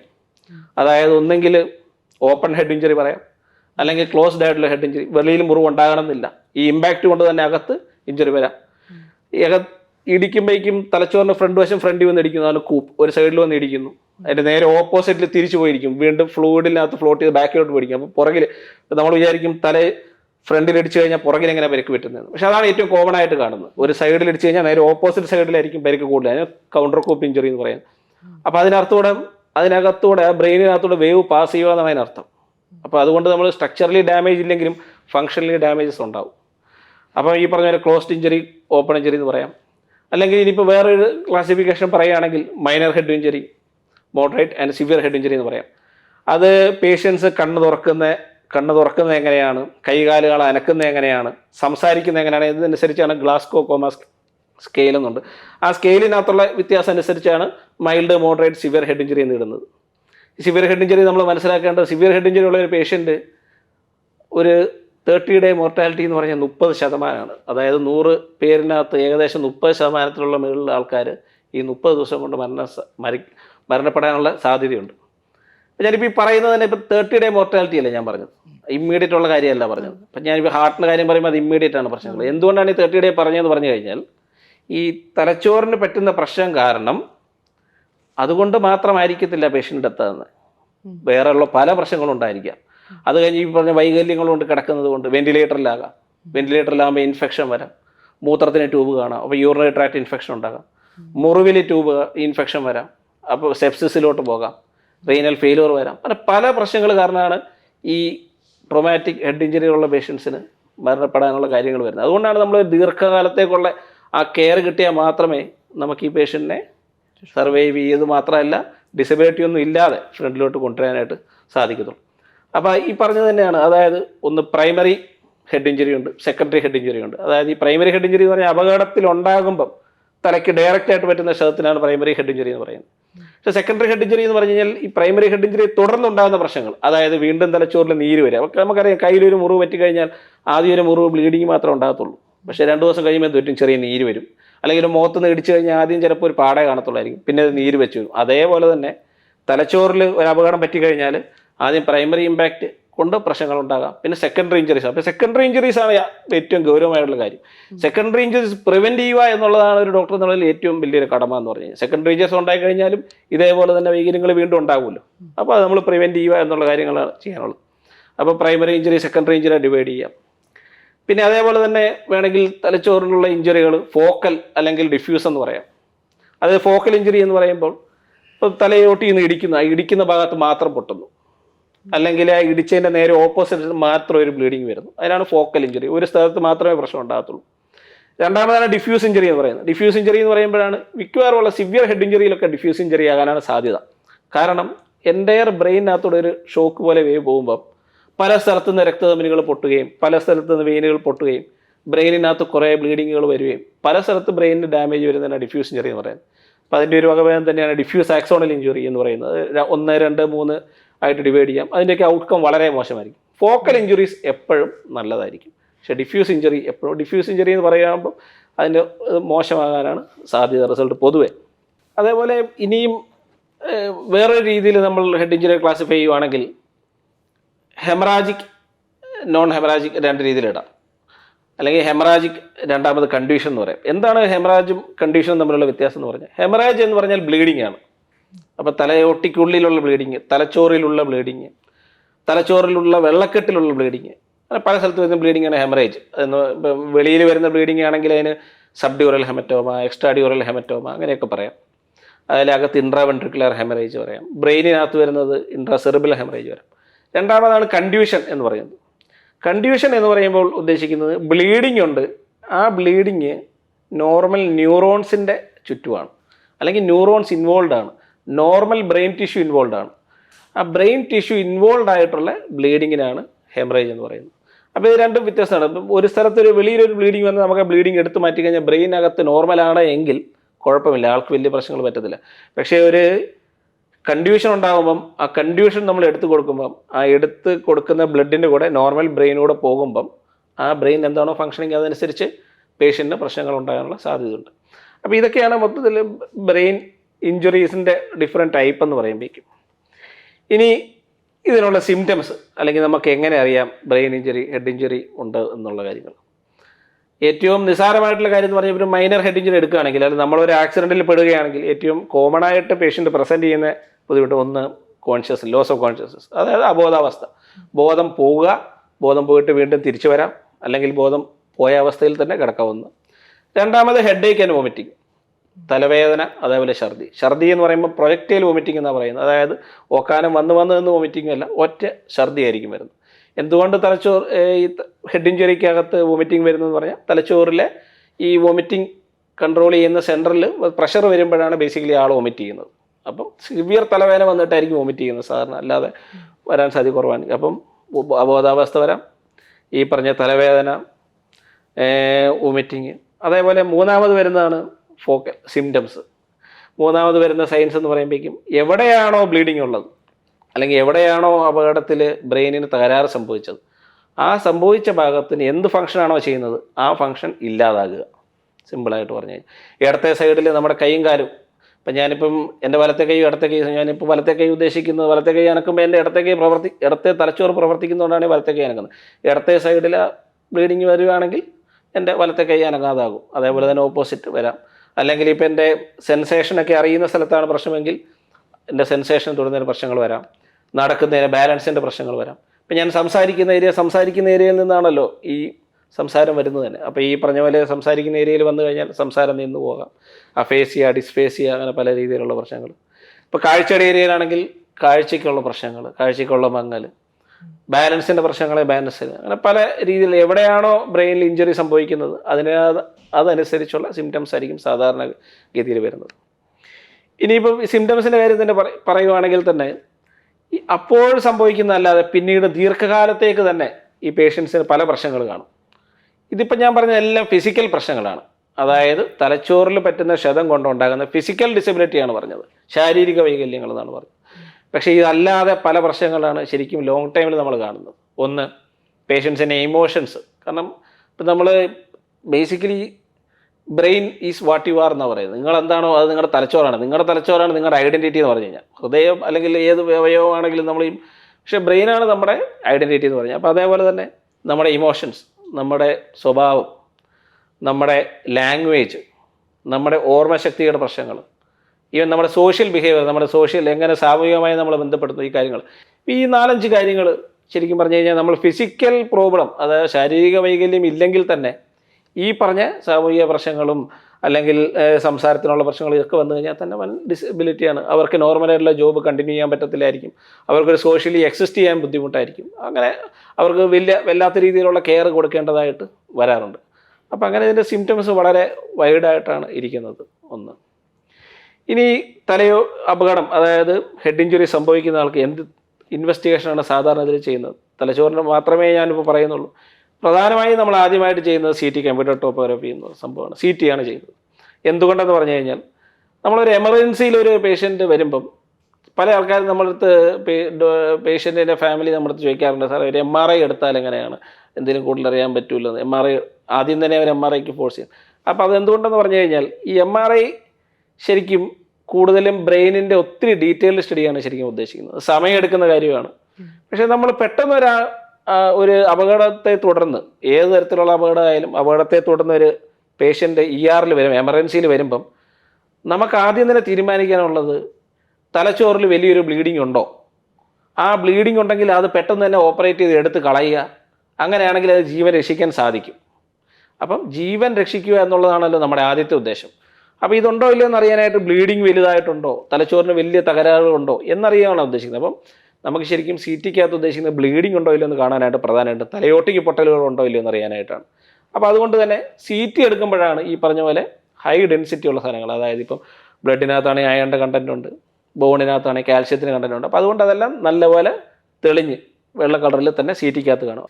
എപ്പോഴാണ് MRI എടുക്കുന്നതെന്ന് വെച്ച് കഴിഞ്ഞാൽ, ഞാൻ ഈ നേരത്തെ പറഞ്ഞല്ലോ ഡിഫ്യൂസ് ഇഞ്ചുറിയുടെ കാര്യം പറഞ്ഞു. അതായത് തലച്ചോറിൽ പല സ്ഥലത്ത് പരിക്കുകളുണ്ട്, അല്ലെങ്കിൽ ഒത്തിരിയേറെ ചെറിയ ബ്ലീഡിങ് പല സ്ഥലത്ത് വന്നിട്ടുണ്ട്. അപ്പം അങ്ങനെ വരുന്നത് കൊണ്ട് പക്ഷേ നമുക്കൊരു സർജറി ചെയ്യാനുള്ളതല്ല. വലിയൊരു ബ്ലീഡിങ് ഒരു സ്ഥലത്തിരിക്കുകയാണെങ്കിൽ നമ്മളത് ബ്ലഡ് എടുത്തു കൊടുക്കാം, അല്ലെങ്കിൽ എവിടെയെങ്കിലും ഒരു ബ്ലീഡിങ് ഉണ്ടെങ്കിൽ നമുക്കത് എടുത്തു കൊടുക്കാം. പക്ഷെ പല സ്ഥലത്ത് തലച്ചോറിൽ പരിക്ക് വരുവാണെങ്കിൽ നമുക്കത് ഓപ്പറേഷൻ ചെയ്യേണ്ട ആവശ്യമില്ല. പക്ഷേ പേഷ്യൻ്റ് ക്ലിനിക്കലി ഇമ്പ്രൂവ് ചെയ്യാതിരിക്കുന്ന ഒരു അവസ്ഥ വരും ഈ ഡിഫ്യൂസ് ഇഞ്ചറികളിൽ. അങ്ങനെ വരുമ്പം അവരുടെ ലോങ് ടൈം പ്രോഗ്നോസിസ്, അത് ദീർഘകാലത്തേക്ക് ഇവരെങ്ങനെ ഇമ്പ്രൂവ് ചെയ്യുമോ ഇല്ലയോ എന്ന് നമുക്കറിയാൻ വേണ്ടിയാണ് MRI സാധാരണഗതിയിൽ നമ്മൾ എടുക്കുന്നത്. അപ്പോൾ ലോങ് ടൈം പ്രോഗ്നോസിസിന് വേണ്ടി മാത്രമാണ് നമ്മൾ MRI സാധാരണഗതിയിൽ ഉപയോഗിക്കുന്നത്. പിന്നെ അതല്ലാതെയും നേരത്തെ എടുത്തുകൊണ്ടിരുന്നത് സ്കൾ എക്സ്റേസ് ഉണ്ട്. അതിപ്പോൾ നമ്മൾ അധികവും എടുക്കാറില്ല, എന്ന് ചില ഇൻഡിക്കേഷൻസ് മാത്രമേ ഉള്ളൂ. പിന്നെ ഇനി ഇതിനകത്ത് പ്രിവെൻഷൻ്റെ കാര്യമാണ് ഒന്ന് പറയാനുള്ളൂ. അതായത് ഇപ്പം ഇത് വരുന്നത് ഞാൻ പറഞ്ഞല്ലോ, അതായത് തലച്ചോറിലുണ്ടാകുന്ന പരിക്കുകൾ ചികിത്സിക്കാം. അതിൻ്റെ ചികിത്സാ രംഗത്ത് നല്ല രീതിയിൽ നമുക്ക് ഇമ്പ്രൂവ്മെൻറ്റ് വന്നിട്ടുണ്ട്. എങ്കിൽ തന്നെ ഇത് പ്രിവെൻഷൻ തന്നെയാണ് ഏറ്റവും ഇമ്പോർട്ടൻറ്റ് കാര്യങ്ങൾ. അതായത് ഒന്ന് റോഡ് ട്രാഫിക് ആക്സിഡൻറ്റ്സ്. ഈ റോഡ് ട്രാഫിക് ആക്സിഡൻറ്റ് ഡെഫിനറ്റ്ലി അത് ഇന്ത്യയിൽ കൂടി വരുന്നതിൻ്റെ കാര്യം, അല്ലെങ്കിൽ കേരളത്തിൽ കൂടി നമ്മുടെ ഈ സാഹചര്യങ്ങൾ, നമ്മുടെ ഈ റോഡിൻ്റെ അവസ്ഥകൾ, ആൾക്കാരുടെ കെയർലെസ്നെസ്, മദ്യപിച്ച് വണ്ടി ഓടിക്കുക, ഫോണിൽ വണ്ടി ഓടിക്കുക, അതേപോലെ തന്നെ സീറ്റ് ബെൽറ്റ് ഉണ്ടെങ്കിൽ സീറ്റ് ബെൽറ്റ് ഇടത്തില്ല. ഈവൻ പുറകിലുള്ള ആൾക്കാർ സീറ്റ് ബെൽറ്റ് ഇടാത്ത തന്നെ ഇപ്പോൾ ഈ കഴിഞ്ഞ ഒരു 6 മാസത്തിനിടയിൽ തന്നെ നമുക്ക് ഏകദേശം 2-3 ആൾക്കാർ തന്നെ വന്നിട്ടുണ്ട്. അതായത് പുറകിലത്തെ സീറ്റ് ബെൽറ്റ് ഇടാത്തത് കൊണ്ട് ആൾ തെറിച്ച് വന്ന് ഫ്രണ്ടിൽ പോയി സീറ്റിൻ്റെ പുറകിലുള്ള കമ്പിയിൽ ഇടിക്കുക, അതുകൊണ്ട് തലച്ചോറിന് ബ്ലീഡിങ് ഉണ്ടാകുന്ന സിറ്റുവേഷൻ ഉണ്ടാകുന്നുണ്ട്.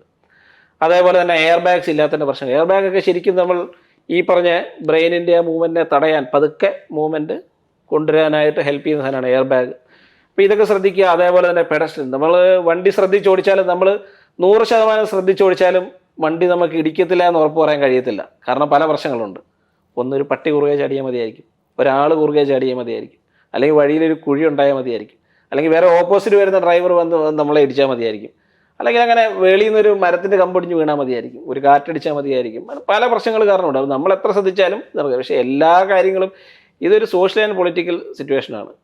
നമ്മുടെ മൊത്തത്തിലുള്ള സോഷ്യൽ ആൻഡ് പൊളിറ്റിക്കൽ എൻവയോൺമെൻറ്റ് ശരിയാകാതെ കംപ്ലീറ്റ് ഹെഡ് ഇഞ്ചുറിയെ നമുക്ക് പ്രിവെൻറ്റ് ചെയ്യാനായിട്ട് കഴിയത്തില്ല. എങ്കിലും നമ്മളാ കഴിയുന്ന കാര്യങ്ങൾ നമ്മൾ ചെയ്യുക എന്നുള്ളതാണ് ചെയ്യുന്നത്.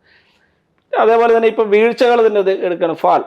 അപ്പോൾ നമ്മളെപ്പോഴും പ്രായമാകുന്ന ആൾക്കാരുടെ അടുത്തോ അല്ലെങ്കിൽ അല്ലാതെയുള്ള, ഈവൻ നമ്മളായാലും പോലും, നമ്മൾ ചെറുപ്പക്കാരായാലും എല്ലാവരും എപ്പോഴും സ്റ്റെപ്പ് ഇറങ്ങാൻ നേരത്ത് റെയിലിങ്സിൽ പിടിച്ച് തന്നെ ഇറങ്ങുക, ഒന്നാമത്തെ കാര്യം. കാരണം ഇത് തെന്നി വീഴുന്ന എപ്പോഴാണെന്ന് പറയാൻ കഴിയത്തില്ല. ഇപ്പം എല്ലാവരും മൊബൈലും കൊണ്ടായിരിക്കുമല്ലോ സ്റ്റെപ്പ് ഇറങ്ങണം. സ്റ്റെപ്പ് ഇറങ്ങുമ്പോൾ ഏത് സമയത്ത് വേണമെങ്കിലും പലപ്പോഴും ഞാൻ തന്നെ പലപ്പോഴും തെറിയാതെ വീഴാറുണ്ട്. അപ്പോൾ എപ്പോഴും നമ്മൾ റെയിലിങ്ങിൽ പിടിച്ച് നിൽക്കുക. എന്ത് ഇറക്കമോ കയറ്റമോ ഒക്കെ ചെയ്യുമ്പോൾ എപ്പോഴും കൈ പിടിച്ചിട്ട് ഒരു ഹെൽപ്പോട് കൂടി ചെയ്യുക. അല്ലെങ്കിൽ ഒരു റെയിലിങ്ങിൽ പിടിച്ചു പോകുമ്പോൾ നമുക്ക് എന്തായാലും വീഴാൻ നേരത്ത് നമുക്കറിയാം, വീഴാതിരിക്കാനുള്ള കാര്യങ്ങൾ നോക്കുക. അതേപോലെ തന്നെ നമ്മൾ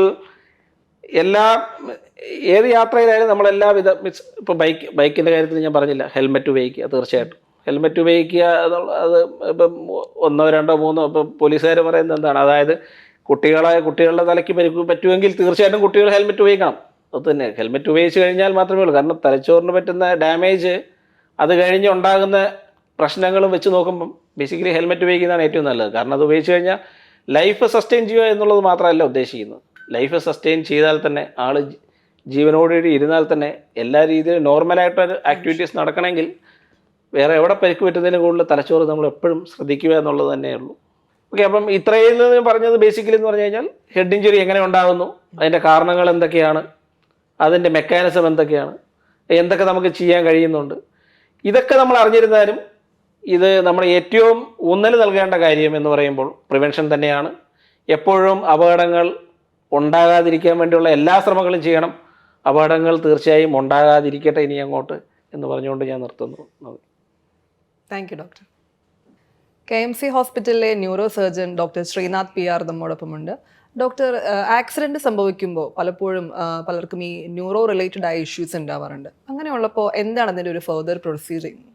ഇതിപ്പോൾ ഡോക്ടർ രാജീവ് പറഞ്ഞതുപോലെ തന്നെ ഓൾറെഡി നമ്മൾ ഐഡൻറ്റിഫൈ ചെയ്യുക എന്നുള്ളതാണ് മെയിൻ ആയിട്ടുള്ളൊരു ആസ്പെക്ട് ഇതിൽ. അതായത് എന്ത് ടൈപ്പ് പ്രോബ്ലം ആയിട്ടാണ് പേഷ്യൻ്റ് വന്നേക്കുന്നത്, അതിനുള്ള ടെസ്റ്റുകളും ഐഡൻറ്റിഫൈ ചെയ്തിട്ട് പേഷ്യൻറ്റിൻ്റെ കറക്റ്റ് കണ്ടീഷൻ എന്താണെന്ന് ഐഡൻറ്റിഫൈ ചെയ്യുക എന്നുള്ളതാണ് ഫസ്റ്റ് സ്റ്റെപ്പ്.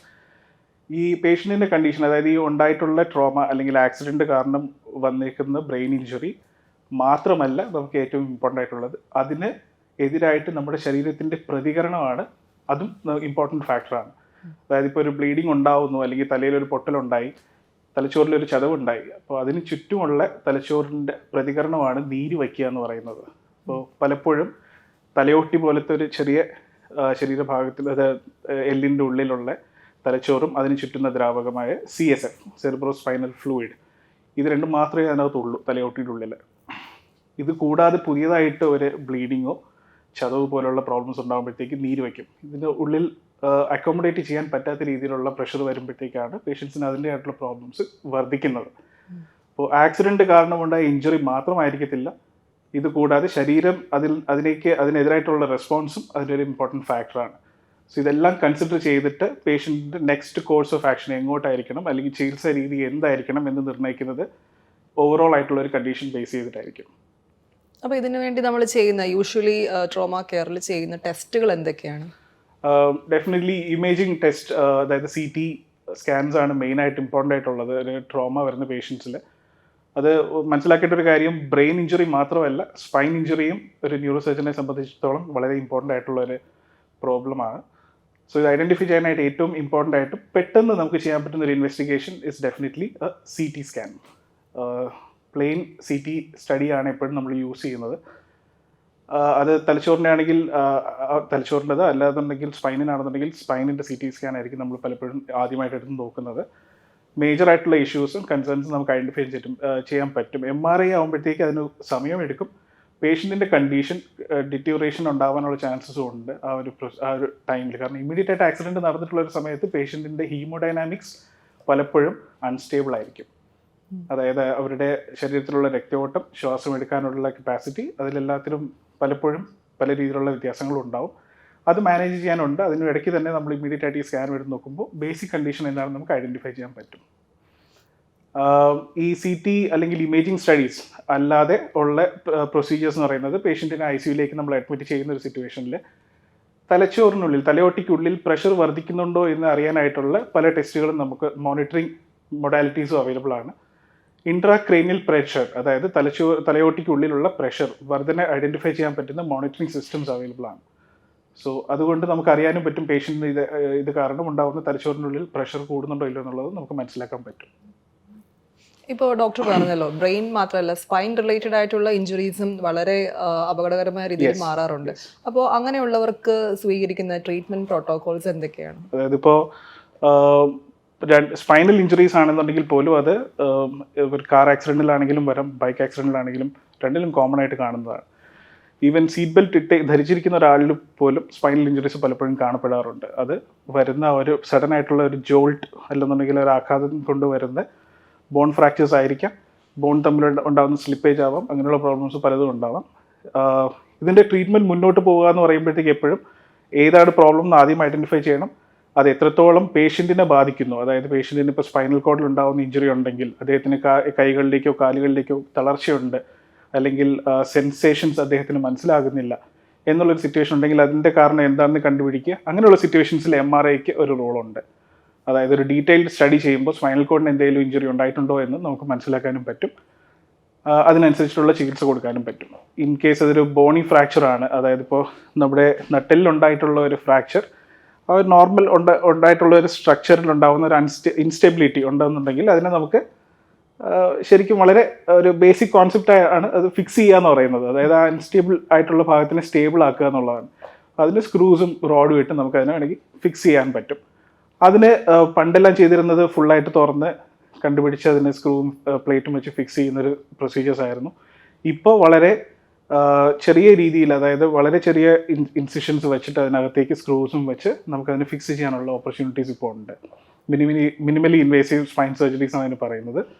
ആ പ്രൊസീജിയേഴ്സ് എല്ലാം നമുക്കിപ്പോൾ പോസിബിൾ ആയിട്ട് വരുന്നതാണ്. ഇതെല്ലാം ലേറ്റസ്റ്റ് ഒരു അഡ്വാൻസസ് എന്ന് വേണമെങ്കിൽ നമുക്ക് പറയാൻ പറ്റുന്നതാണ്. ഡോക്ടർ, ഈ ബ്രെയിനിനുണ്ടാകുന്ന ഇഞ്ചുറീസിന് യൂഷ്വലി എന്തൊക്കെ ട്രീറ്റ്മെന്റ് ആണ് ചെയ്യുന്നത്?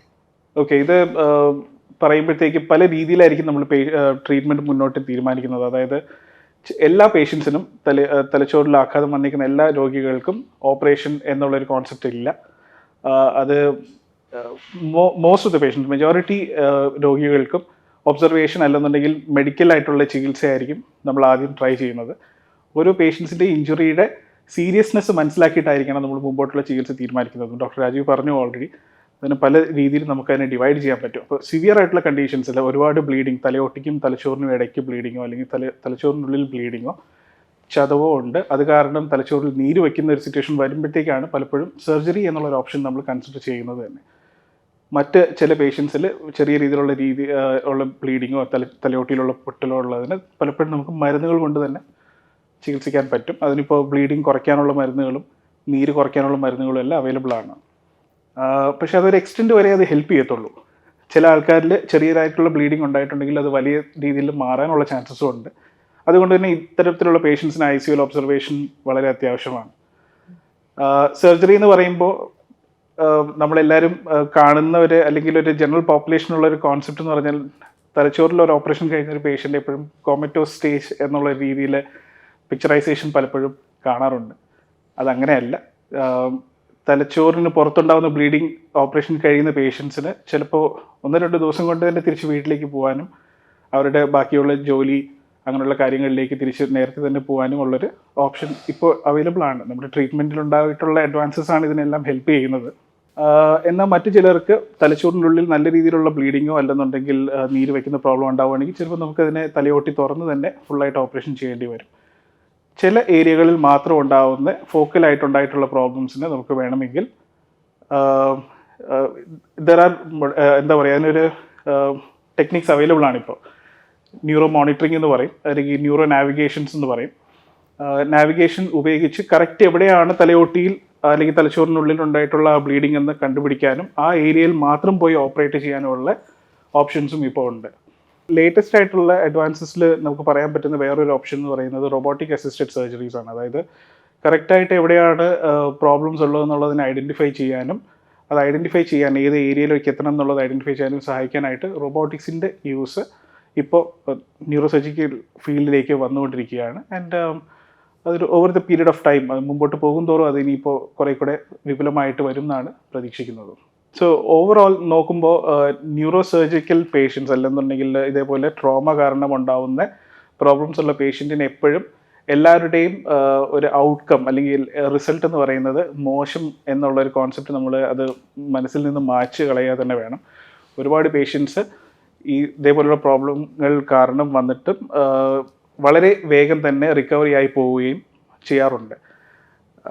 ഇതിൽ ഇപ്പോൾ പേഷ്യൻസിൻ്റെ അല്ലെങ്കിൽ രോഗിയുടെ ഒരു പ്രോബ്ലം രോഗിയുടെ ന്യൂറോളജിക്കൽ കണ്ടീഷൻ മാത്രം ചികിത്സിക്കുന്ന ഒരു ടീം ആയിട്ട് നമ്മൾ ഒരിക്കലും വർക്ക് ചെയ്യാനും പാടില്ല. കാരണം രോഗിയുടെ പ്രോബ്ലംസ് കൂടാതെ രോഗിയുടെ കൂടെയുള്ള ബൈസ്റ്റാൻഡേഴ്സിൻ്റെ അവരുടെ ഇമോഷണൽ സ്റ്റേറ്റസ് നമ്മൾ മനസ്സിലാക്കി അവരെ സപ്പോർട്ട് ചെയ്യാനുള്ള ഒരു വി നീഡ് ഒരു സിസ്റ്റം ഫോർ ദാറ്റ്. ഒരു ഡോക്ടറിനെ കൊണ്ടോ ഒരു നേഴ്സിനെ കൊണ്ടോ മാത്രം ചെയ്യാൻ പറ്റുന്ന ഒരു കാര്യമായിരിക്കത്തില്ല. അതൊരു കമ്പൈൻഡ് എഫേർട്ടാണ്. ഡെഫിനറ്റ്ലി. ആൻഡ് ആ ഒരു രീതിയിലേക്ക് നമ്മൾ മുമ്പോട്ട് സോഷ്യലി റെസ്പോൺസിബിൾ ആയിട്ട് സിറ്റിസൺസ് ആയിട്ട് നമ്മൾ എല്ലാവരും മുമ്പോട്ട് ചിന്തിക്കുകയും വേണം. റീഹാബിലിറ്റേഷൻ എന്ന് പറയുന്നത് ഒരു ലെങ്തി ആൻഡ് ഡിഫിക്കൽട്ട് പ്രോസസ്സാണ്. പക്ഷേ അതിൻ്റെ അവസാനം നമ്മളിപ്പോൾ കാണുന്ന റിക്കവറി അല്ലെങ്കിൽ പേഷ്യൻസിനുണ്ടാവുന്ന ഒരു ഇമ്പ്രൂവ്മെൻ്റ് എന്ന് പറയുന്നത് is worth the effort. Thank you doctor. KMC ഹോസ്പിറ്റലിലെ emergency medicine consultant doctor Arunraj SL നമ്മോടൊപ്പം ഉണ്ട്. ഡോക്ടർ, എന്താണ് ഈ ട്രോമ എമർജൻസി എന്നതുകൊണ്ട് ഉദ്ദേശിക്കുന്നത്? ട്രോമ എമർജൻസി എന്ന് പറഞ്ഞു കഴിഞ്ഞാൽ നമ്മൾ അപകടത്തെ തുടർന്നുണ്ടാകുന്ന ലൈഫ് ത്രെട്ടണിങ് ആയിട്ടുള്ള, അതായത് ജീവനെ അപഹരിക്കാൻ മാത്രം പോകുന്ന എല്ലാ ഊണ്ടിനെയും നമ്മൾ പറയുന്നത് ട്രോമ എമർജൻസി എന്ന് തന്നെയാണ്. സോ അത് പല വിധത്തിലുണ്ട്. അപ്പോൾ ഏറ്റവും കൂടുതലായിട്ട് നമുക്ക് കേരളത്തിൽ കണ്ടുവരുന്നത് റോഡ് ട്രാഫിക് ആക്സിഡൻസ് ആണ്. അതുപോലെ തന്നെ വയലൻസ്, ഡൊമസ്റ്റിക് വയലൻസ് ആവാം, അല്ലാത്ത അസോൾട്ട്സ് ആവാം. അതുപോലെ തന്നെ ഡ്രൗണിങ്, മുങ്ങിമരണത്തെ തുടർന്നുണ്ടാകുന്നതായിരിക്കാം. അല്ലെങ്കിൽ സ്പോർട്സ് മെഡിസിൻസ് അല്ലെങ്കിൽ സ്പോർട്സ് ഇഞ്ചുറീസ്, അതായത് കായികപരമായിട്ടുള്ള ഇഞ്ചുറീസ് ആയിരിക്കാം. അതും അല്ലെങ്കിൽ പെട്ടെന്ന് ഉയരങ്ങളിൽ നിന്ന് വീഴുന്ന ഫോൾ ഫ്രം ഹൈറ്റ് ആയിരിക്കാം. സോ ഇതൊക്കെയാണ് ഏറ്റവും കൂടുതലായിട്ട് നമുക്ക് കണ്ടുവരുന്ന ട്രോമ എമർജൻസീസ് എന്ന് പറയുന്നത്. സോ ഇതേ തുടർന്ന് നമുക്കുണ്ടാകുന്ന ഇഞ്ചുറീസും വളരെ വളരെ റാപ്പിഡായിട്ട് നമ്മൾ അസസ് ചെയ്യേണ്ടതാണ്. വളരെ പെട്ടെന്ന് തന്നെ അത് ഗൗനിക്കേണ്ടതുമാണ്. സോ അതിനകത്ത് നമുക്ക് ഏറ്റവും കൂടുതലായിട്ട് വരുന്നത് ഇഞ്ചുറീസ് എന്ന് പറയുന്നത് ഫ്രാക്ചേഴ്സ് ആയിരിക്കാം, പൊട്ടലുകളായിരിക്കാം, എല്ലിന് പൊട്ടലുകൾ ഉണ്ടാവാം. അല്ലെങ്കിൽ ഹെഡ് ഇഞ്ചുറീസ് ആയിരിക്കാം, തലയ്ക്കുള്ളിലെ ക്ഷതങ്ങളായിരിക്കാം. അല്ലെങ്കിൽ ഇൻറ്റേർണൽ ഓർഗൻ ബ്ലീഡിങ് ആയിരിക്കാം, ഇൻറ്റേർണൽ ഇഞ്ചുറീസ് ആയിരിക്കാം. അല്ലെങ്കിൽ രക്തസ്രാവമായിരിക്കാം. അതുമല്ലെങ്കിൽ പിന്നെ നമുക്ക് വരാൻ പറ്റുന്നത് ബുള്ളറ്റ് വൂൺസ് ആയിരിക്കാം. ചിലപ്പം ആരെങ്കിലും വെടിയുതിർക്കുകയാണെങ്കിൽ അത് കാരണം ഉണ്ടാകുന്ന ഇഞ്ചുറീസ് ആയിരിക്കാം. അല്ലെങ്കിൽ സ്പൈനൽ കോഡ് ഡാമേജ്, അല്ലെങ്കിൽ നമ്മുടെ നട്ടലിനുള്ളിലുള്ള നാഡിക്കുണ്ടാകുന്ന ക്ഷതത്തെ തുടർന്നുണ്ടാകുന്ന ഇഞ്ചുറീസ്. ഇതൊക്കെയാണ് ഏറ്റവും കൂടുതലായിട്ടും വളരെ ഡേഞ്ചറസ് ആയിട്ട് നമ്മൾ കണ്ടുവരുന്ന ട്രോമ എമർജൻസീസ്.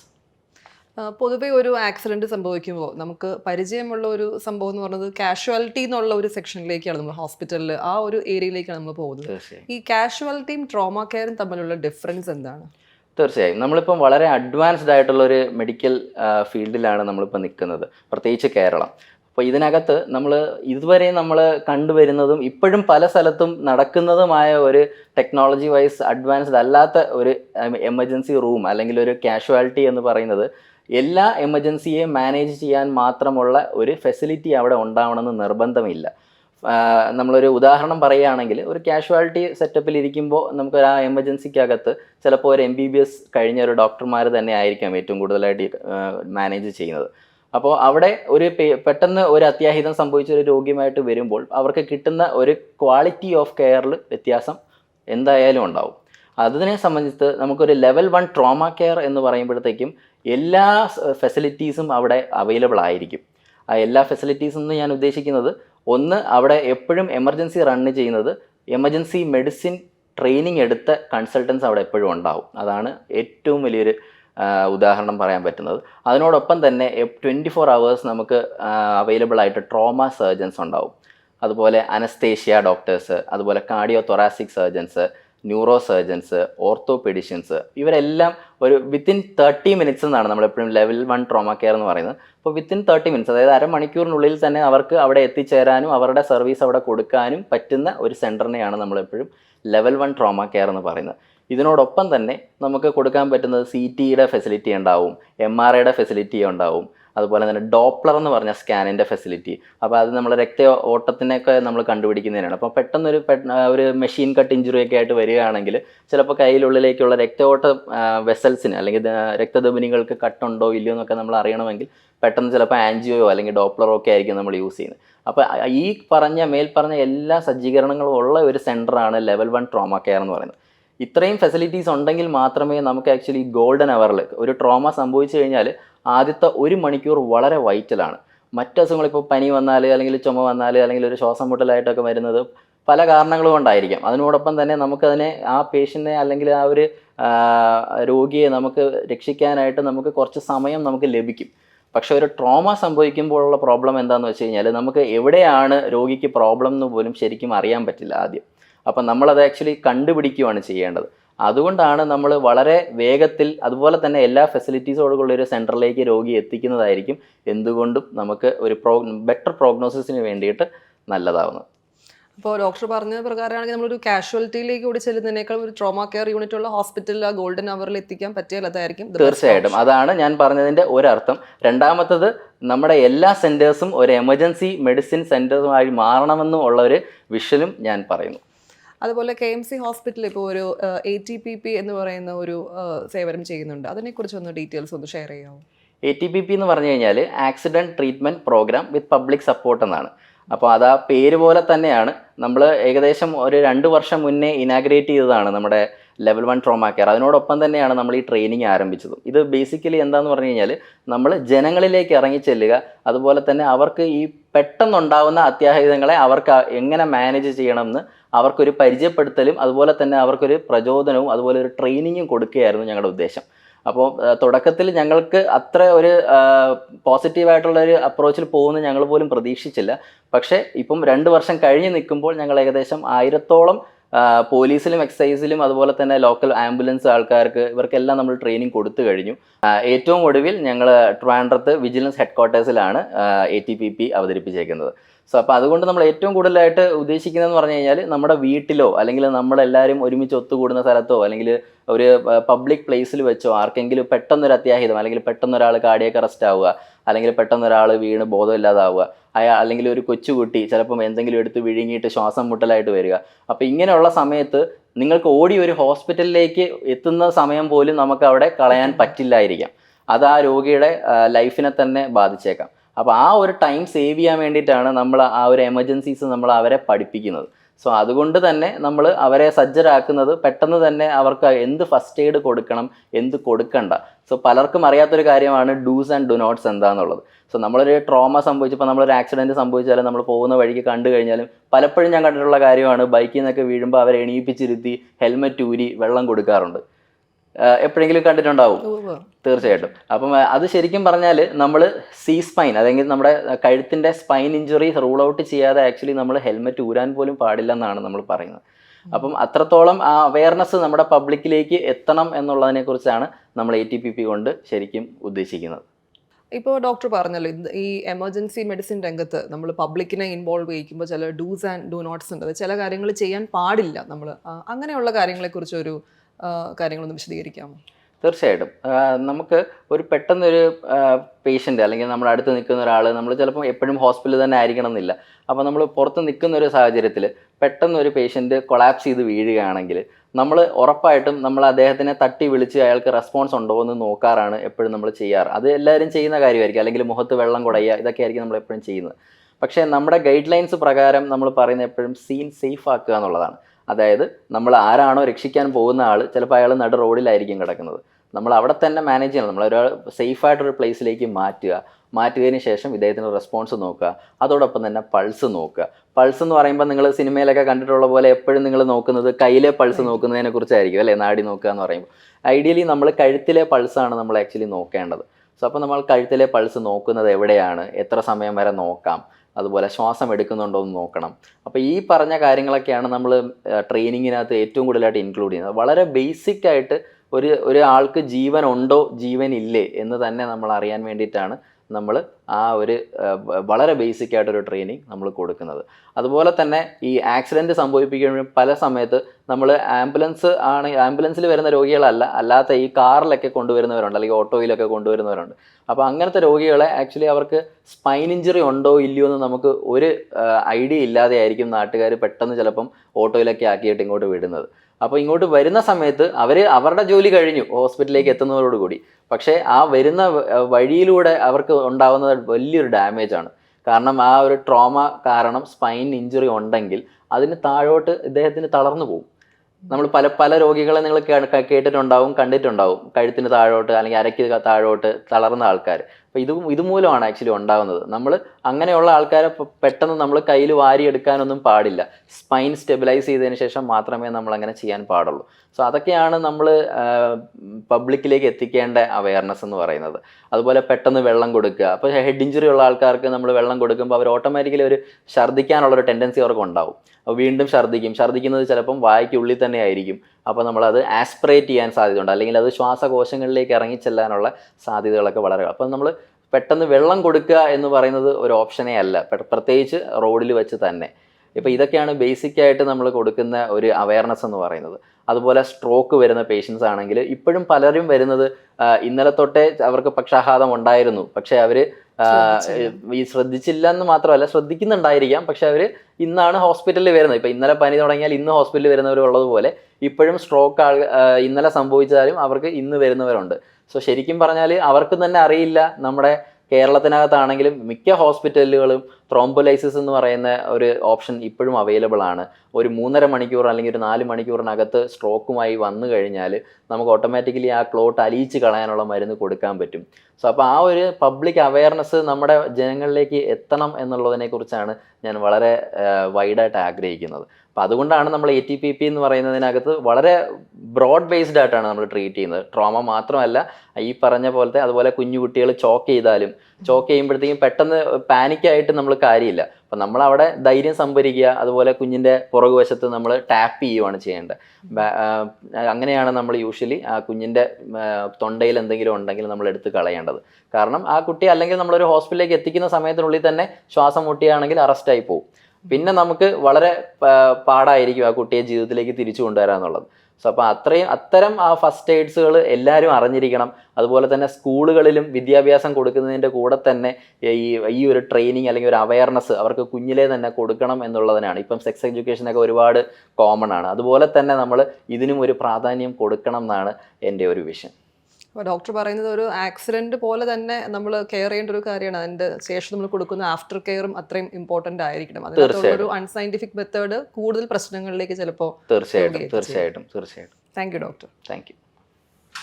KMC ഹോസ്പിറ്റലിലെ plastic and reconstructive surgeon doctor Brian Oommen Thomas നമ്മോടൊപ്പമുണ്ട്. ഡോക്ടർ, ഈ പ്ലാസ്റ്റിക് സർജറി എന്ന് പറയുമ്പോൾ പൊതുവേ ഇപ്പോൾ നമ്മുടെ മലയാളികളുടെ ഇടയിൽ പ്രത്യേകിച്ച് ഈ സെലിബ്രിറ്റീസിൻ്റെയൊക്കെ ബന്ധപ്പെടുത്തി ഒരുപാട് കേൾക്കുന്നത് കൊണ്ടാണ് plastic surgery is always something related to cosmetics and aesthetics എന്നൊരു ചിന്താഗതിയുണ്ട്. അപ്പോൾ എന്താണ് ഒരു പ്ലാസ്റ്റിക് സർജന് ഈ ട്രോമ കെയർ യൂണിറ്റിൽ ഉള്ള കാര്യം? ആദ്യം ഇപ്പോൾ ചോദിച്ച ചോദ്യത്തിൽ തന്നെ പ്ലാസ്റ്റിക് സർജറി കോസ്മെറ്റിക് സർജറി ആണെന്നുള്ളൊരു മിഥ്യാധാരണ എല്ലാവർക്കും ഉള്ളത്. ബേസിക്കലി പ്ലാസ്റ്റിക് സർജറിയുടെ ഒരു ചെറിയൊരു പാർട്ടാണ് കോസ്മെറ്റിക് സർജറി. ബാക്കി അത് ഒരു വൈഡ് ബ്രാഞ്ചാണ്. അത് ആർക്കും നമ്മുടെ നാട്ടിൽ അറിയുകയില്ല. പ്ലാസ്റ്റിക് സർജറി ട്രോമ കെയറും അതിനുൾപ്പെടുന്ന ഒരു ബ്രാഞ്ചിൽ ഉൾപ്പെടുന്ന ഒരു ചെറിയ പാർട്ടുകളാണത്. അപ്പോൾ കോസ്മെറ്റിക് സർജറിയും റീകൺസ്ട്രക്റ്റീവ് സർജറി ആയിട്ടാണ് പ്ലാസ്റ്റിക് സർജറിയെ സാധാരണ ഡിവൈഡ് ചെയ്യുന്നത്. ഈ റീകൺസ്ട്രക്റ്റീവ് സർജറി തന്നെ നമുക്ക് വൈഡായിട്ട് ഡിവൈഡ് ചെയ്യാം. ഇപ്പോൾ പറഞ്ഞ പോലെ ട്രോമ കെയർ അതിൻ്റെ കൂട്ടത്തിൽ വരുന്നതാണ്.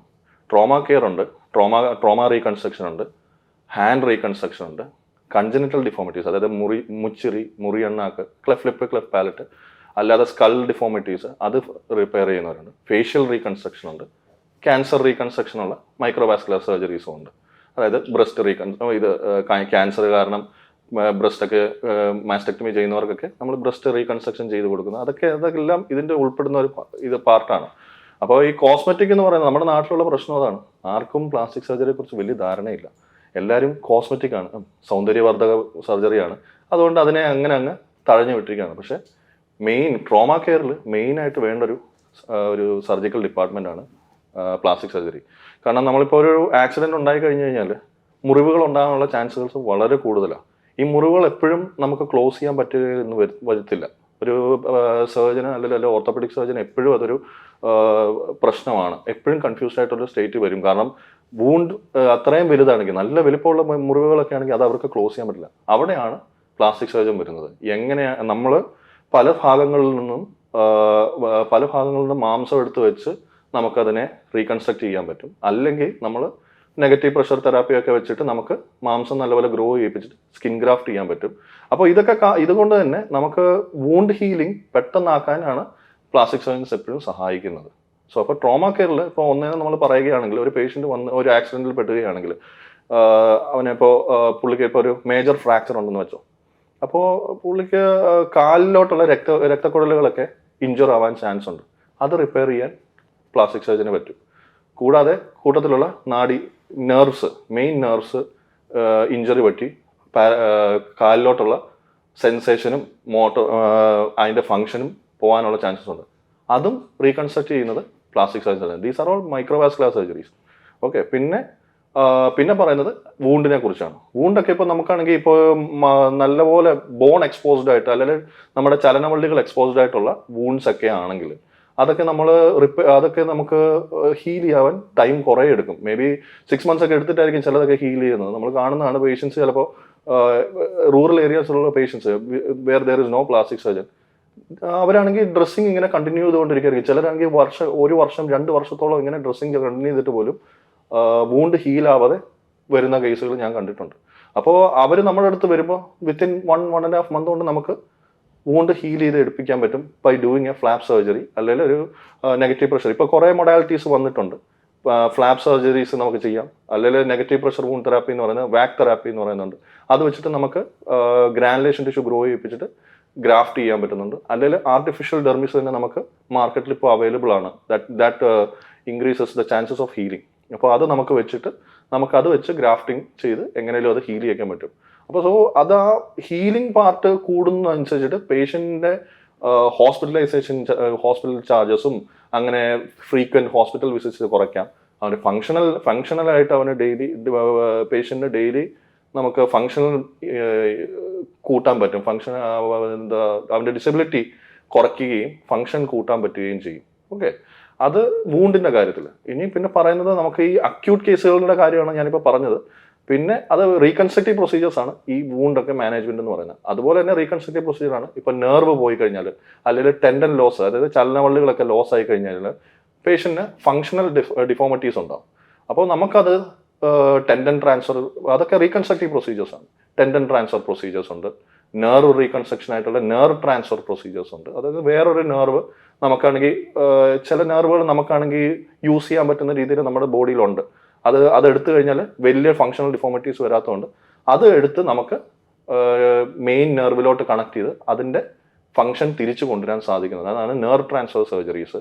പിന്നെ ടെൻഡൻ ട്രാൻസ്ഫർ പ്രൊസീജിയർ, അതായത് ഇപ്പോൾ ചില സമയങ്ങളിൽ ഇപ്പോൾ ഒരു മോർ ദാൻ 2 years ഒക്കെ കഴിഞ്ഞ് കഴിഞ്ഞാൽ ഇപ്പോൾ നെർവ് ഒന്നും വർക്ക് ചെയ്തില്ല, നമുക്ക് നെർവ് ട്രാൻസ്ഫർ സർജറീസോ അങ്ങനെയുള്ള കാര്യങ്ങളൊന്നും ചെയ്യാൻ പറ്റുകയില്ല. അപ്പോൾ അവിടെ നമ്മൾ ചെയ്യുന്നതെന്ന് വെച്ച് കഴിഞ്ഞാൽ നമുക്ക് മസിൽ ട്രാൻസ്ഫറോ അല്ലെങ്കിൽ ടെൻഡൻ ട്രാൻസ്ഫർ സർജറീസ് നമുക്ക് ചെയ്യാൻ പറ്റും. അതുവഴി വേറൊരു യൂട്ടിലൈസ് ചെയ്ത് അത് നമുക്ക് വലിയ ഡിഫോമിറ്റി ഇല്ലാത്ത രീതിയിൽ വേറൊരു മസിൽ എടുത്ത് നമുക്ക് എന്ത് ഫംഗ്ഷനാണോ വേണ്ടത് അതിന് വേണ്ടിയിട്ട് നമുക്ക് ആ മസിലിനെ ട്രെയിൻ ചെയ്യിപ്പിച്ചിട്ട് നമുക്ക് ആ പേഷ്യന്റിന് പ്രോപ്പർ ഫംഗ്ഷനിങ് നമുക്ക് തിരിച്ചു കൊടുക്കാൻ പറ്റും. So when we start talking about plastic surgery, it's never cosmetic surgery. ഇതേ ഒരു വൈഡ് വെറൈറ്റി ഉണ്ട്. ഇപ്പോൾ ഞാൻ പറഞ്ഞത് ട്രോമ കെയറിലൊക്കെ നമ്മൾ ചെയ്യുന്ന കുറച്ച് റീകൺസ്ട്രക്റ്റീവ് പ്രൊസീജിയേഴ്സും ഇതുമൊക്കെ വൂണ്ട് ഹീലിംഗ് പ്രൊസീജിയേഴ്സുമാണ് നമ്മൾ ഈ പറയുന്നത്. അതുപോലെ ഇപ്പോൾ ഒരു അപകടം സംഭവിച്ച ഒരാളുടെ കൈപ്പത്തി അറ്റുപോയിട്ടുണ്ടെങ്കിൽ അയാളുടെ തന്നെ കൈപ്പത്തി തിരിച്ചു വെക്കാൻ പറ്റും. അല്ലെങ്കിൽ വേറൊരാളുടെ കൈപ്പത്തി ഒരാളുടെ ദേഹത്ത്, അതൊക്കെ ട്രാൻസ്പ്ലാന്റ് ആയിട്ടാണ് വരുന്നത്. അതൊക്കെ ഫോർ ആം ട്രാൻസ്പ്ലാന്റ് അങ്ങനെ അതൊക്കെ നമ്മൾ ചെയ്തു തുടങ്ങിയിട്ടുണ്ട്. ഇപ്പോൾ നമ്മൾക്ക് ന്യൂസിലൊക്കെ കാണാൻ പറ്റുന്നുണ്ട്. നമ്മളത് ട്രാൻസ്പ്ലാന്റ്സ് ആണത്. അത് വേറൊരു എൻറ്റിറ്റിയാണ്. അതും നമുക്ക് ചെയ്യാം. അതും ഈ കൂട്ടത്തിൽ വിടുന്നതാണ്. അതൊക്കെ ഈ പൊള്ളലേറ്റ ആളുകളുടെ സ്കിൻ, പൊള്ളലേറ്റ ആളുകൾക്ക് എന്ന് വെച്ച് കഴിഞ്ഞാൽ ഇപ്പം ആക്സിഡൻസിൽ തന്നെ പൊള്ളലേക്കാം, അല്ലാതെ ഹൗസ് ഹോൾഡ് ആയിട്ട് പൊള്ളലേക്കാം, ഇൻഡസ്ട്രിയൽ ആയിട്ട് പൊള്ളലേക്കാം. അതൊക്കെ പൊള്ളലേക്കുമ്പോൾ നമുക്കിപ്പോൾ അവൈലബിൾ ആയിട്ട് ഇഷ്ടംപോലെ ബയോളജിക്കൽ ഡ്രസ്സിങ്സ് ഉണ്ട്. പണ്ടൊക്കെ എന്ന് വെച്ച് കഴിഞ്ഞാൽ നമ്മൾ മഞ്ഞളും മഷിയും അങ്ങനെയൊക്കെ ഉള്ളത് തേച്ച് ഇൻഫെക്റ്റഡ് ആവാനുള്ള ചാൻസസ് വളരെ കൂടുതലാണ്. മോർട്ടാലിറ്റി, അതായത് മരണനിരക്ക് കൂടുതലായിരുന്നു ബേൺസിലൊക്കെ. ഇപ്പോൾ അങ്ങനെയെന്ന് വെച്ച് കഴിഞ്ഞാൽ നമുക്കിപ്പോൾ സ്റ്റെറൈലായിട്ടുള്ള കുറേ ബയോളജിക്കൽ ഡ്രസ്സിങ്സ് ഉണ്ട്. ഈവൻ നമുക്ക് ഡെയിലി ഡ്രസ്സിങ് ചെയ്യേണ്ട അവസ്ഥ വരുന്നില്ല. നമുക്കത് വെച്ച് ആ ബയോളജിക്കൽ ഡ്രസ്സിങ് ഒന്ന് ബോഡി ടേക്ക് ചെയ്ത് കഴിഞ്ഞ് കഴിഞ്ഞാൽ പിന്നെ ഡ്രസ്സിങ് വേണ്ടി വരില്ല, അത് ഡ്രൈ ആയിട്ടിരുന്നോളും. വൺസ് ദാറ്റ് ഹീലിംഗ് ഹാപ്പൻസ് ആ ബയോളജിക്കൽ ഡ്രസ്സിങ് തന്നെ ലൂസായി പോയിക്കോളും. എക്സാമ്പിൾ ഇത് നമ്മുടെ കൊളാജൻ ഡ്രസ്സിങ്, ഞങ്ങൾക്ക് ഇവിടെ കൊളാജൻ ഡ്രസ്സിങ്സ് ആണ് നമ്മൾ യൂസ് ചെയ്യുന്നത്. സോ ആ കൊളാജൻ ഡ്രസ്സിങ് നമുക്ക് വെച്ച് കഴിഞ്ഞാൽ അത് 3 weeks കഴിയുമ്പോൾ വൂണ്ട് ഹീലാവുന്ന വെച്ചിട്ട് that will fall off. Daily dress ചെയ്യേണ്ട കാര്യമില്ല. അപ്പോൾ പീഡിയാട്രിക് ബേൺസിനൊക്കെ വരുമ്പോൾ നമുക്ക് ഭയങ്കര ബുദ്ധിമുട്ടാണ്. ഈ കുട്ടികളെയൊക്കെ നമ്മളാണെങ്കിൽ ഡ്രസ്സിങ് ചെയ്യുമ്പോൾ ഭയങ്കര കരച്ചിലും ബഹളമൊക്കെ ആയിരിക്കും. ഇപ്പോൾ അങ്ങനെയല്ല, ഫസ്റ്റ് ഡേ അതൊന്ന് നമ്മൾ കൊളാജൻ ഡ്രസ്സിങ് വെച്ച് കഴിഞ്ഞ് അത് ഡ്രൈ ആയി കഴിഞ്ഞ് കഴിഞ്ഞാൽ for 3 weeks no problem, child will be happy, child will be doing everything what he wants. അപ്പോൾ അതുകൊണ്ട് even the parents are also happy. അവർക്ക് ഇത് കണ്ടുകൊണ്ടിരിക്കുന്ന ആ ഒരു ബുദ്ധിമുട്ടല്ലേ, അപ്പോൾ അവർക്കത് ചൈൽഡ് നോർമലായിട്ട് നടക്കുന്നു. അപ്പം വൂണ്ട് ഹീലിംഗ് നടക്കുന്നതനുസരിച്ചിട്ട് they will be happy. പിന്നെ ബേൺസിൽ നമുക്ക് ഞാൻ പറഞ്ഞില്ലേ എന്താ, ഈവൻ ഇപ്പോൾ പുതിയ ഇത് അനുസരിച്ചിട്ട് പ്ലസന്റൽ മെംബ്രെയിൻ, അമ്നിയോട്ടിക് മെംബ്രെയിൻ, നമുക്ക് പ്ലസന്റൽ അല്ല അമ്നിയോട്ടിക് മെംബ്രെയിൻ നമുക്ക് യൂസ് ചെയ്യുന്നവരുണ്ട്. അതൊക്കെ സ്റ്റെറൈലായിട്ട് നമുക്ക് എടുക്കാൻ പറ്റും. ഓക്കെ, അപ്പോൾ അന്ന് ചിലവും കുറവാണ് അതിനൊക്കെ. പിന്നെ ബ്രസീലിലൊക്കെ ആണെങ്കിൽ ഇപ്പോൾ ഇറ്റ്സ് കമ്മിങ് ന്യൂ ആർട്ടിക്കിൾസിൽ വരുന്ന തിലാപ്പിയ ഫിഷ് ഉണ്ട്, അതിന്റെ സ്കിന്ന്, അത് even we are all trying new things മനുഷ്യനെ യൂസ് ചെയ്യാൻ വേണ്ടിയിട്ട് ഫിഷിന്റെ സ്കിന്ന് യൂസ് ചെയ്ത് ഹീലിംഗിന് വേണ്ടിയിട്ട് യൂസ് ചെയ്യുന്നവരുണ്ട്. അപ്പോൾ ഞാനിവിടെ യൂസ് ചെയ്യുന്നത് കൊളാജൻ ഡ്രസ്സിങ്സ് ആണ്. അപ്പോൾ that gives A good results. അപ്പോൾ അതുകൊണ്ട് ഡ്രസ്സിങ്ങിന്റെ പറയുന്നത് പേഷ്യൻ്റ് ഉണ്ടാകുന്ന പെയിനും കുറയ്ക്കാൻ സാധിക്കുന്നുണ്ട്. ഓക്കെ, പിന്നെ ബേൺസിൽ നമുക്ക് പിന്നെയുള്ള പ്രശ്നം എന്ന് വെച്ച് കഴിഞ്ഞാൽ ഇഫ് ഇറ്റ്സ് ഡീപ്പ് ബേൺസ്, നല്ല ഡീപ്പ് ബേൺ ആണെങ്കിൽ സ്കിന്ന് കംപ്ലീറ്റ് പോകും. ചിലപ്പോൾ ഇലക്ട്രിക് ബേൺസ് അങ്ങനെയൊക്കെ ഉള്ളതൊക്കെ ആണെങ്കിൽ ബോൺ ഡീപ്പ് ഒക്കെ ആയിരിക്കും ഇത് വരുന്നത്. അപ്പോൾ പ്രോബ്ലം എന്ന് വെച്ച് കഴിഞ്ഞാൽ we won't be able to heal it with collagen. അപ്പോൾ അതിനൊക്കെയാണ് നമ്മൾ reconstructive surgeons, plastic and reconstructive surgeons എന്നാണ് ഞങ്ങളെ വിളിക്കുന്നത്. So that reconstructive part, even plastic എന്ന് പറയുന്ന വേർഡിന് പോലും ടു മോൾഡ് എന്ന അല്ലെങ്കിൽ ടു റിഫോം എന്ന അർത്ഥം. It's A Greek word. അപ്പോൾ അതിന് ടു റിഫോം എന്നാണ് അതിനർത്ഥം. അപ്പോൾ അത് ഞങ്ങൾ നമ്മൾ സെയിം ഒരിക്കലും നോർമൽ 100% നോർമൽ ആക്കാൻ ഒരു പ്ലാസ്റ്റിക് സർജന് പറ്റില്ല, ബട്ട് നിയർ നോർമൽ. അപ്പോൾ പേഷ്യന്റ് ഫങ്ഷണാലിറ്റി കൂട്ടുകയും he will be happy with his life. Back to normal ലൈഫിലേക്ക് നമുക്ക് തിരിച്ച് കൈപിടിച്ച് നടത്താൻ പറ്റുന്ന ആൾക്കാരാണ് പ്ലാസ്റ്റിക് സർജൻസ്. സോ അപ്പോൾ അങ്ങനെ ബേൺസിൽ റീകൺസ്ട്രക്റ്റീവ് പ്രൊസീജിയേഴ്സ് ഉണ്ട്. കൺട്രാക്ചർ റിലീസ്, അതായത് ഈ ബേൺസിലൊക്കെ കുറേ നാൾ ഡ്രസ്സിങ് ചെയ്ത് അവർ കൈയൊക്കെ അങ്ങ് ഒട്ടിപ്പിടിക്കും, അല്ലെങ്കിൽ കഴുത്തൊക്കെ ഭയങ്കരമായിട്ട് അങ്ങ് ബേൺസ് ഒക്കെ ഒട്ടിപ്പിടിക്കുന്നവർക്ക് അവർക്ക് ഭയങ്കര ബുദ്ധിമുട്ടായിരിക്കും. ഇങ്ങനെ കഴുത്തൊക്കെ പൊക്കാൻ പോലും പറ്റാത്ത അവസ്ഥയിൽ, കഴുത്ത് നിവർന്ന് നോക്കാൻ പോലും പറ്റാത്ത അവസ്ഥയിൽ താടിയിലും ചെസ്റ്റും കൂടെ അങ്ങ് ഒട്ടിപ്പിടിക്കും. അതൊക്കെ നമ്മൾ റിലീസ് ചെയ്ത് കൊടുത്ത് നമുക്ക് ഫ്ലാപ്പുകൾ അല്ലെങ്കിൽ ഗ്രാഫ്റ്റ് സർജറീസ് ചെയ്ത് കഴിഞ്ഞാൽ അവർക്ക് നോർമലായിട്ടുള്ള ലൈഫ് ലീഡ് ചെയ്യാനും ഭയങ്കര നല്ലതായിരിക്കും. അവർക്ക് അത് മുന്നോട്ടുള്ള life they can lead well. Okay, നോർമലായിട്ട് ലീഡ് ചെയ്യാൻ പറ്റും. അപ്പോൾ അതാണ് റീകൺസ്ട്രക്റ്റീവ് സർജൻ്റെ മെയിൻ ഇത്. പിന്നെ ട്രീറ്റ്മെൻറ്റിൽ ഞാൻ പറഞ്ഞല്ലോ, ഈ ബയോളജിക്കൽ ഡ്രസ്സിങ്സ് ആണ് നമ്മൾ അക്യൂട്ടായിട്ട് നമ്മൾ യൂസ് ചെയ്യുന്നത് എല്ലാ കേസിലും. ഹീലാവാനുള്ളതൊക്കെ അങ്ങ് പെട്ടെന്ന് ഹീലായി. ബേസിക്കലി ഒരു പ്ലാസ്റ്റിക് സർജൻ ട്രോമയിലായാലും എന്തിലായാലും ശരി, whatever it is, cosmetic മാറ്റി നിർത്തി കഴിഞ്ഞാൽ എവറിത്തിങ് എല്ലാ റീകൺസ്ട്രക്ഷനും when a plastic surgeon interferes wound healing വളരെ പെട്ടെന്നായിരിക്കും. അതാണ് പ്ലാസ്റ്റിക് സർജറിയുടെ. അതുകൊണ്ടാണ് ഞാൻ ആദ്യം പറഞ്ഞത് പ്ലാസ്റ്റിക് സർജറി എന്ന് പറയുന്ന ഒരു ഇനവിറ്റബിൾ പാർട്ടാണ് in trauma care or any kind of റീകൺസ്ട്രക്ഷൻസ്. പേഷ്യന്റിനെ ആ ബാക്ക് ടു നോർമൽ ഫിസിക്കൽ സെൽഫിലേക്കുള്ള ഒരു റീഹാബിലിറ്റേഷൻ നമുക്ക് അത് ഈവൻ നമുക്കിപ്പോൾ സ്റ്റാർട്ടിങ് ഒരു വൂണ്ട് വെച്ചിട്ട് നമുക്ക് പേഷ്യന്റിനെ വെച്ച് നമുക്ക് ഫിസിയോതെറാപ്പിയോ കാര്യങ്ങളൊന്നും ചെയ്യാൻ പറ്റില്ല. Once the wound is healed when he start, അപ്പോൾ അവന് ഇതൊക്കെ എന്താ ബോഡി അതിന് തന്നെ വൂണ്ട് ഹീലായി കഴിഞ്ഞ് കഴിഞ്ഞാൽ we can start early with physiotherapies and everything. അപ്പോൾ പുള്ളിക്കാരന് കുറച്ചും കൂടെ, അതാണ് ഞാൻ പറഞ്ഞത്, the healing will be faster when a plastic surgeon interferes. Even ഇപ്പോൾ ട്രോമയിൽ ബോൺ ലോസ് വരുന്ന കേസുകളുണ്ട്. അപ്പോൾ വൺസ് നമുക്ക് പണ്ടൊക്കെ എന്ന് പറഞ്ഞു കഴിഞ്ഞാൽ ഒരു 10 centimeter ബോണൊക്കെ ലോസ് ആയി കഴിഞ്ഞാൽ we will amputate the leg. എന്ന് പറഞ്ഞാൽ നമുക്കൊരു സ്വന്തം ലെഗ് പോകുന്നത് ഭയങ്കര വിഷമമായിരിക്കും, അവന് പിന്നെ ഭയങ്കര ബുദ്ധിമുട്ടായിരിക്കും. He won't cope with that. ചിലർ അത് കോപ്പ് ചെയ്യാതെ അവർ ചിലപ്പോൾ ഡിപ്രഷനിൽ പോയി ആത്മഹത്യ ചെയ്യുന്നവരൊക്കെ വരെ ഉണ്ട്. അപ്പോൾ ബേസിക്കലി ഒരു plastic surgeon now what we do is will take fibula എന്ന് പറയുന്ന ബോൺ ഉണ്ട് നമുക്ക്. ഫിബുല നമുക്കാണെങ്കിൽ ബ്ലഡ് വെസൽ, അതിൻ്റെ ബ്ലഡ് വെസലുമായിട്ട് ചേർത്തെടുത്ത് വി ക്യാൻ ട്രാൻസ്ഫർ ഇട്ട്. അതിന് ഏതാണ്ട് ഒരു 25 centimeter ബോൺ നമുക്ക് കിട്ടും. അത് നമുക്ക് ചെയ്യാം. പിന്നെ താടിയിൽ ഇപ്പോൾ ക്യാൻസർ ഒക്കെ വന്നവർക്ക് താടിയിൽ റിമൂവ് ചെയ്ത് കളയുന്നവരുണ്ട്. അപ്പോൾ അവർക്കാണെങ്കിൽ താടിയലില്ലാതെ ഭയങ്കര വൃത്തിയുടെ ഭയങ്കര ഡിഫോമിറ്റി ആയിരിക്കും. ഭയങ്കര ഡിഫോമിറ്റി എന്ന് പറഞ്ഞാൽ അവർക്ക് വെളിയിലിറങ്ങി നടക്കാൻ പോലും പറ്റാത്ത അവസ്ഥയിൽ, അല്ലെങ്കിൽ ഭക്ഷണം കഴിക്കാൻ പറ്റത്തില്ല, ആ ഒരു അവസ്ഥയിലേക്ക് പോകാം. ഇപ്പം നമുക്കാണെങ്കിൽ ഫിബുല ബോൺ വെച്ചിട്ട് ബോൺ നമുക്കാണെങ്കിൽ വാസ്കുലറൈസ്ഡ് ഫിബുല ഫ്ലാപ്പ് എടുത്തിട്ട് നമുക്കത് കണക്ട് ചെയ്ത് ശരിക്കും ഒരു താടിയൽ പോലെ ഉണ്ടാക്കി കൊടുക്കാം. That happens in trauma also. കാരണം ട്രോമയിലെ ഫ്രാക്ചർ വന്ന് ബോൺ ഇൻഫെക്റ്റഡ് ആയി ബോൺ പോയി കഴിഞ്ഞാൽ ദാറ്റ് ക്യാൻ ഹാപ്പൻ. അപ്പോൾ so bone we reconstruct everything. We can reconstruct everything. Tendons വേണോ, നെർവ് വേണോ, മസിൽ വേണോ, എന്താന്നുള്ളത് അതിനനുസരിച്ചിട്ട് നമുക്ക് we can take. There are lot of things that we can take from our own body itself. നമ്മൾ വേറൊരാളുടെ ബോഡിയിൽ നിന്ന് എടുക്കുന്നതിന് നമ്മൾ മെഡിസിൻസ് കുറേ കഴിക്കേണ്ടി വരും. കാരണം ഇമ്മ്യൂണോളജിക്കൽ പ്രോബ്ലംസ് ഉണ്ട്. നമ്മുടെ ബോഡിയിൽ നിന്നുള്ള സെയിം സാധനങ്ങൾ വെച്ചിട്ട് നമുക്ക് കുറേയൊക്കെ റീകൺസ്ട്രക്റ്റീവ് പ്രൊസീജിയേഴ്സ് ചെയ്യാൻ പറ്റും. പിന്നെ ഈ പറഞ്ഞ ഫോർ ആൻഡ് ട്രാൻസ്പ്ലാന്റ് എന്നൊക്കെ പറഞ്ഞാൽ എക്സ്ട്രീം ലെവൽ ഓഫ് പ്ലാസ്റ്റിക് സർജറിയാണ്. എന്ന് വെച്ച് കഴിഞ്ഞാൽ that takes a lot of this thing. എന്താണ് അതൊക്കെ എന്ന് പറഞ്ഞു കഴിഞ്ഞാൽ ഭയങ്കര, ഇപ്പോൾ ഡബിൾ ആംബ്യൂട്ടീസ്, അതായത് 2 ഫോറാമൊക്കെ ആംബ്യൂട്ടേറ്റഡ് ആയിട്ട് പോകുന്നവർക്ക് that also we change life. Okay, that also plastic surgery only does that. അതിനൊരു വലിയ ടീം വേണം, അതിൻ്റെതായുള്ള ബാക്കപ്പും കാര്യങ്ങളും വേണം, പിന്നെ ഫോളോ അപ്പും കാര്യങ്ങളും ഒക്കെ വേണം. അതല്ലാതെ അതൊക്കെ എന്ന് പറഞ്ഞു കഴിഞ്ഞാൽ that is how we change life. അപ്പോൾ ഇതൊന്നും നമ്മുടെ നാട്ടിലുള്ള ആൾക്കാർക്ക് വളരെ ഇപ്പോൾ എല്ലാവരും പഠിച്ചു വരുന്നുണ്ട്. Okay, they come asking for us. Okay, there is a plastic surgery near, they come asking for us. Sir, nerve surgery സാറല്ലേ ചെയ്യുന്നത്, അങ്ങനെയുള്ള സർജറീസ് സാറല്ലേ സോഫ്റ്റ് ടിഷ്യൂ റീകൺസ്ട്രക്ഷൻ ചെയ്യുന്നതെന്ന് പറഞ്ഞാൽ നമ്മളെ അന്വേഷിച്ച് വരുന്നവരുണ്ട്. അപ്പോൾ അതൊക്കെ ഇപ്പം ജനങ്ങളിലേക്ക് എത്തിത്തുടങ്ങി.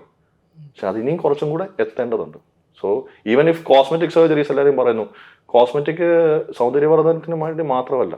ഇപ്പം നമ്മൾ പല കേസുകളിൽ ഇപ്പം അബ്ഡോമിനോപ്ലാസ്റ്റീസ് എന്ന് പറഞ്ഞു കഴിഞ്ഞാൽ ഭയങ്കര ഡൈവേരിക്കേഷൻ ഓഫ് റെക്ടൈൻ എന്ന് പറഞ്ഞ് നമുക്ക് ഇൻറ്റസ്റ്റൈൻ ഹെർണിയ പോലെ വരും.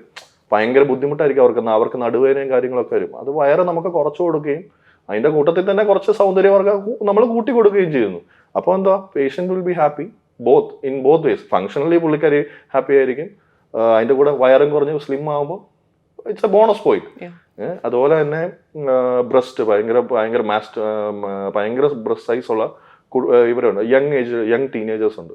അവർക്കൊക്കെ എന്ന് പറഞ്ഞു കഴിഞ്ഞാൽ ബാക്ക് പെയിനും നെക്ക് പെയിനും ഒക്കെ ഭയങ്കര ഇതായിരിക്കും.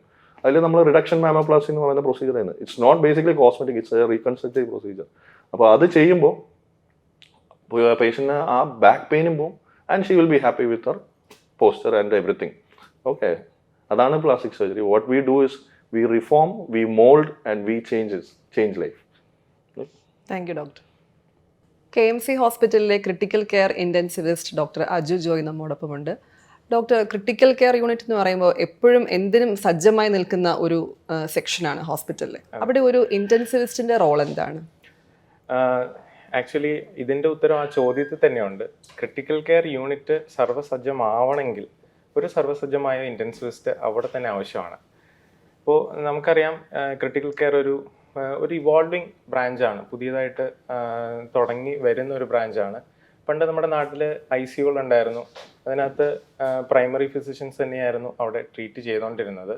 പക്ഷേ നമ്മുടെ രോഗത്തിൻ്റെ രീതികളും അതിൻ്റെ കാഠിന്യം കൂടി വന്നതിനനുസരിച്ച് നമ്മൾ അവിടെ മാത്രമായി നോക്കുന്ന ഒരു ഡോക്ടറെ വേണമെന്നുള്ള രീതിയിലാണ് ഇങ്ങനത്തെ ഒരു ബ്രാഞ്ച് ഇവോൾവായി വരുന്നത്. അപ്പോൾ നമുക്കറിയാം ICUയിൽ അഡ്മിറ്റ് ആവുന്ന അല്ലെങ്കിൽ ഇൻറ്റൻസീവ് കെയർ യൂണിറ്റിൽ അഡ്മിറ്റ് ആവുന്ന രോഗികൾ വളരെ സീരിയസ് ആയിരിക്കും, വളരെ സിക്കായിരിക്കും. അപ്പോൾ അവരെ നമുക്ക് എപ്പോഴും മോണിറ്റർ ചെയ്യേണ്ട ആവശ്യമുണ്ട്. അവരുടെ ഹാർട്ട് റേറ്റും BPയും ഒക്കെ എപ്പോഴും മാറിക്കൊണ്ടിരിക്കാനുള്ള സാധ്യതയുണ്ട്. അപ്പോൾ നമ്മളത് മോണിറ്റർ ചെയ്യുകയും പല അപകടകരമായ അവസ്ഥകളിലൂടെ ആ പേഷ്യൻ്റ് വരാനുള്ള സാധ്യതയുണ്ട്. അപ്പോൾ അതൊക്കെ കണ്ട് അതിനെ ട്രീറ്റ് ചെയ്യുകയും ചെയ്യണം, അപ്പോൾ തന്നെ ട്രീറ്റ് ചെയ്യുകയും ചെയ്യണം. അപ്പോൾ അതിനായിട്ടാണ് ഒരു ഡെഡിക്കേറ്റഡ് ഡോക്ടർ അവിടെ ആവശ്യമുള്ളത്, അതായത് ഇൻറ്റൻസിവിസ്റ്റ് അവിടെ ആവശ്യമുള്ളത്. അപ്പോൾ ഇങ്ങനെ ഉള്ള രോഗികൾ വരുമ്പോൾ അതിൻ്റെ അപ്രോച്ച് വളരെ ഡിഫറെൻ്റ് ആയിരിക്കും. പെട്ടെന്ന് വരുന്ന രോഗങ്ങൾ അതെന്തുകൊണ്ടാണ് വന്നതെന്നും അതിൻ്റെ ട്രീറ്റ്മെൻറ്റും അതുപോലെ തന്നെ ആ ഒരു പ്രശ്നം വരുന്നതിന് മുമ്പ് തന്നെ ആ പ്രശ്നം വരാൻ സാധ്യതയുണ്ട് എന്ന് അറിഞ്ഞുകൊണ്ട് വേണം ഇൻറ്റൻസിവിസ്റ്റ് ട്രീറ്റ് ചെയ്യുന്നത്. അപ്പോൾ ഇൻറ്റൻസിവിസ്റ്റ് എന്ന് പറഞ്ഞു കഴിഞ്ഞാൽ ഇതെല്ലാത്തിലും ട്രെയിൻഡ് ആയിട്ടുള്ളൊരു ഡോക്ടറായിരിക്കും. അതായത് പല പ്രൊസീജിയേഴ്സ്, ലൈക്ക് പെട്ടെന്ന് തന്നെ ഒരു പേഷ്യൻ്റ് ശ്വാസം മുട്ട് കൂടി വെന്റിലേറ്ററിൻ്റെ ആവശ്യം വരുന്നു, അപ്പോൾ തന്നെ വെന്റിലേറ്ററിൽ പേഷ്യൻ്റ് ഇടാനും വെന്റിലേറ്റർ സെറ്റിങ്സുകളൊക്കെ അഡ്ജസ്റ്റ് ചെയ്യാനും ആ പേഷ്യൻ്റെ ഓക്സിജൻ്റെ ലെവൽ മെയിൻറ്റെയിൻ ചെയ്യാനും അതുപോലെ തന്നെ ഇപ്പോൾ പെട്ടെന്ന് പേഷ്യൻ്റിനൊരു പൊട്ടാസ്യത്തിൻ്റെ ലെവൽ കൂടി ശ്വാസം മുട്ട് വന്നു, അപ്പോൾ പെട്ടെന്ന് നമുക്ക് ഡയാലിസിസ് ചെയ്യണം. ഇപ്പോൾ ഡയാലിസിസിൻ്റെ ലൈൻ ഇടാനും ഡയാലിസിസ് ഇനിഷ്യേറ്റ് ചെയ്യാനും അങ്ങനെ ജീവന് ഭീഷണിയാവുന്ന പെട്ടെന്ന് തന്നെ ജീവന് ഭീഷണിയാവുന്ന കാര്യങ്ങൾ അപ്പോൾ തന്നെ ചെയ്യാൻ പറ്റുന്ന ഒരാൾ അവിടെ ഉണ്ടാവണം. അപ്പോൾ അതാണ് ശരിക്കും ഇൻറ്റൻസിവിസ്റ്റ്. വളരെ ചുരുക്കത്തിൽ പറഞ്ഞു കഴിഞ്ഞാൽ ഒന്നിൽ കൂടുതൽ അവയവങ്ങൾ ഒരു പേഷ്യൻ്റ് രോഗബാധിത ആയിക്കഴിഞ്ഞാൽ അതിനെ ട്രീറ്റ് ചെയ്യുന്ന അപ്രോച്ച് വേറെയാണ്. അതിൽ ട്രെയിൻഡ് ആയിരിക്കുന്ന ഒരു ഡോക്ടറാണ് ഇൻറ്റൻസിവിസ്റ്റ്. അപ്പോൾ ഒരു സജ്ജമായ ഒരു ICUവിൽ ഒരു ഇൻറ്റൻസിവിസ്റ്റ്, ഒരു ട്രെയിൻഡ് ആയിട്ടുള്ള ഇൻറ്റൻസിവിസ്റ്റിൻ്റെ ആവശ്യം ഉണ്ട്. അത് അങ്ങനെയാണെങ്കിലാണ് അത് കംപ്ലീറ്റ് ആവുള്ളൂ. ഇപ്പോൾ ഡോക്ടർ പറഞ്ഞു ഒരു ICUവിലേക്ക് എത്തുന്ന ഒരു പേഷ്യൻ്റ്, ഒരു ട്രോമ കെയറിൽ എത്തുന്ന ഒരു പേഷ്യൻറ്റിന് ഒരു ഹോളിസ്റ്റിക് അപ്രോച്ചാണ് ശരിക്കും വേണ്ടത്. കാരണം ചിലപ്പോൾ മൾട്ടി ഓർഗൻ ഫെയിലിയർ ഉണ്ടാവും, ഒരേ സമയം ഡയാലിസിസ് വേണം, ഹാർട്ട് റിലേറ്റഡ് ഇഷ്യൂസ് ഉണ്ടാവും, പലതരത്തിലുള്ള കാര്യങ്ങൾ. അപ്പോൾ ഈ ഒരു മൾട്ടി ഡിസിപ്ലിനറി ഒരു കോർഡിനേഷൻ എങ്ങനെയാണ് ICUവിൽ സാധ്യമാവുന്നത്? നമ്മൾ ആക്ച്വലി ക്രിട്ടിക്കൽ കെയർ അല്ലെങ്കിൽ ഇൻറ്റൻസീവ് കെയർ എന്ന് പറഞ്ഞാൽ ഒരു ടീം വർക്കാണ്.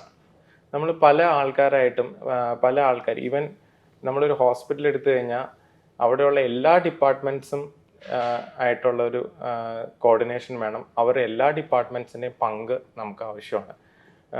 ഞാൻ പറയുന്നത് ഡോക്ടേഴ്സിൻ്റെ ലെവലിൽ മാത്രമല്ല, even starting from the security, sweeping, blood bank, ഈ ബ്ലഡ് ബാങ്കിലേക്ക് പോകുന്ന ആൾ, ബ്ലഡ് എടുത്തുകൊണ്ട് വരുന്ന ആൾ, OT സ്റ്റാഫ്, അനസ്തീഷ്യ, സർജൻ, പിന്നെ ഈവൻ മെഡിസിൻ, കാർഡിയോളജി, അങ്ങനെ എല്ലാ വിഭാഗങ്ങളുമായിട്ട് നമുക്ക് ഒരു കോർഡിനേഷൻ വേണം.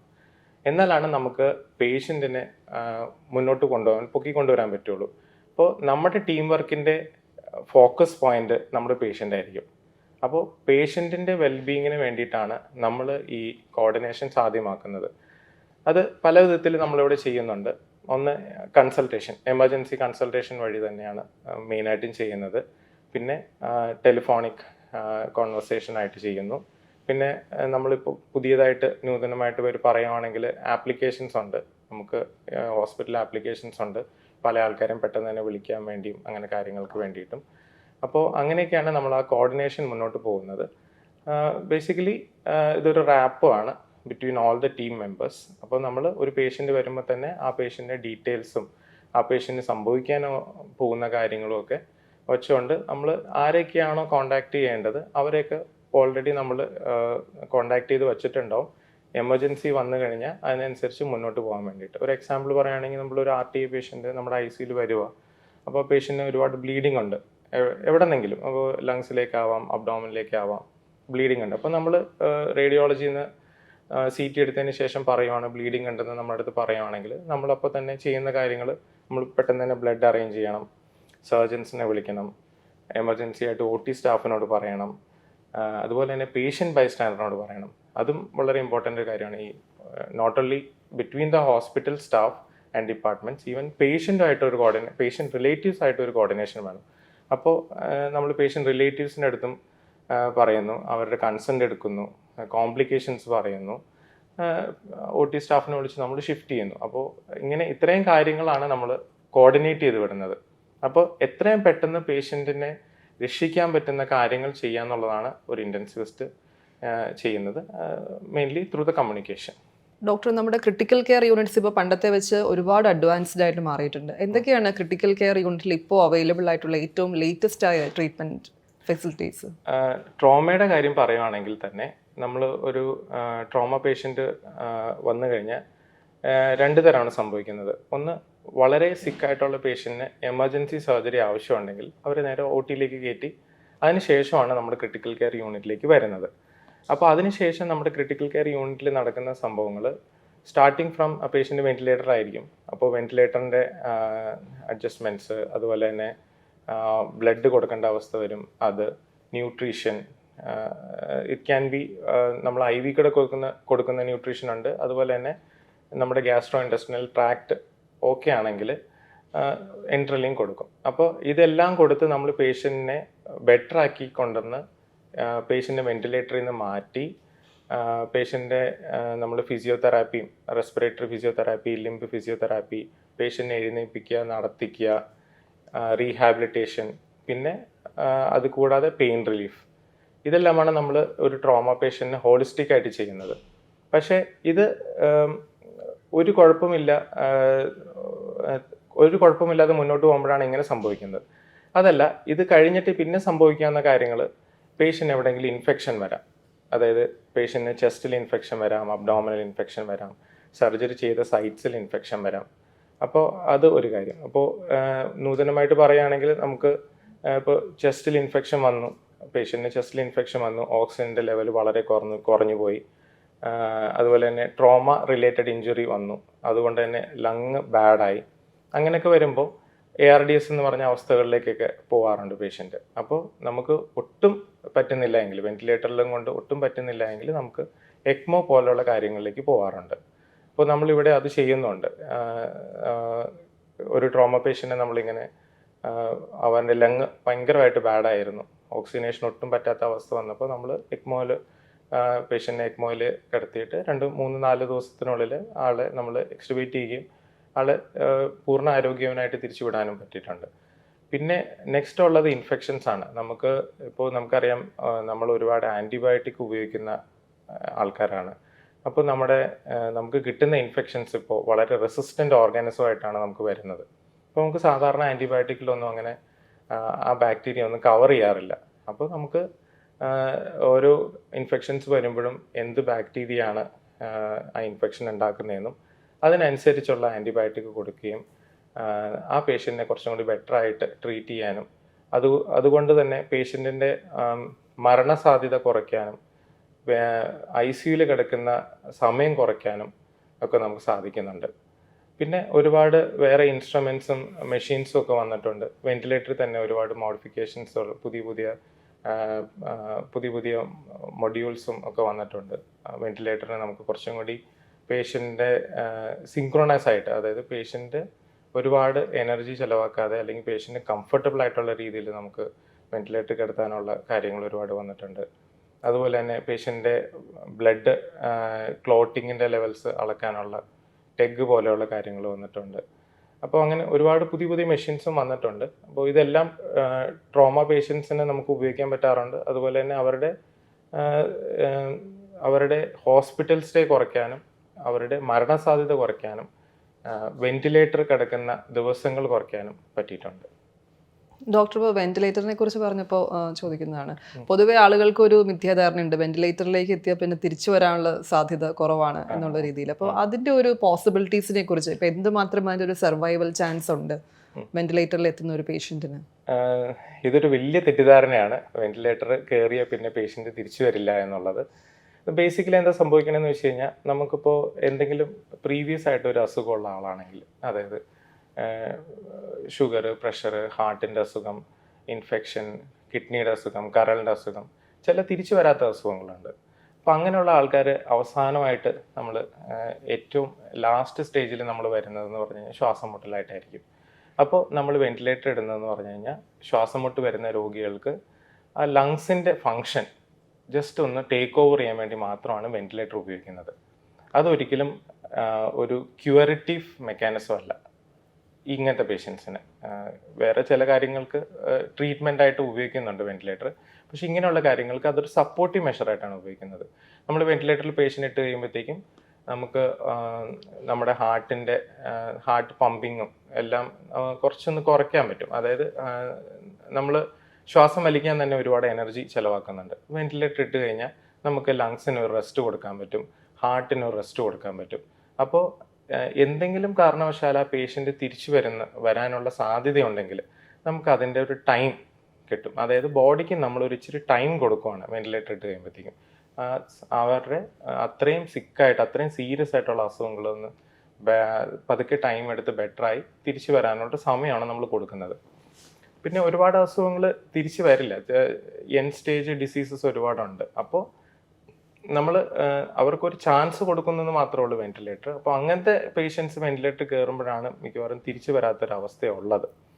അതല്ലാതെ ഇപ്പോൾ ട്രോമ പേഷ്യൻസ് ആണെങ്കിൽ ആദ്യമേ തന്നെ ഭയങ്കര സീരിയസ് ആയിട്ടുള്ള ആക്സിഡൻറ്റ് വന്നു കഴിഞ്ഞാൽ നമ്മുടെ ബോധം പോകും, നമുക്ക് ബ്ലീഡിങ് ഉണ്ടാവും, വായിൽ ബ്ലീഡിങ് ഉണ്ടാവും, അതുപോലെ തന്നെ ആ ബ്ലഡും നമ്മൾ കഴിച്ച ഭക്ഷണമൊക്കെ ശ്വാസകോശത്തിൽ പോകാനും അവിടെ അത് ഇൻഫെക്ഷൻ ഉണ്ടാക്കാനുള്ള സാധ്യതയുണ്ട്. അങ്ങനെ വരുമ്പോൾ നമുക്ക് പേഷ്യൻറ്റിൻ്റെ ഒന്ന് എയർവേ പ്രൊട്ടക്ഷന് വേണ്ടിയിട്ടാണ് നമ്മൾ വെന്റിലേറ്റർ ഉപയോഗിക്കുന്നത്. അപ്പോൾ അങ്ങനെ ചെയ്ത് കഴിയുമ്പോൾ നമ്മൾ ഒന്ന് ലങ്സിനെ രക്ഷപ്പെടുത്തുക ചെയ്യുന്നത്. ഈ ഫുഡും ഈ രക്തവും ലങ്സിലേക്ക് പോവാതെ നമ്മൾ ആ പേഷ്യൻ്റെ ലങ്സിനെ ഒന്ന് പ്രൊട്ടക്റ്റ് ചെയ്യുക ചെയ്യുന്നത്. പേഷ്യൻ്റ് സ്വന്തം ട്രോമ പേഷ്യൻസിൻ്റെ ഒരു ഗുണം എന്താണെന്ന് വെച്ച് കഴിഞ്ഞാൽ സാധാരണ പോലെ ഭയങ്കര സിക്കായിട്ട് എൻ സ്റ്റേജ് ഡിസീസ് പോലെയല്ല, ട്രോമ പേഷ്യൻസ് ഓരോ ദിവസം ബെറ്ററായാണ് വരുന്നത്.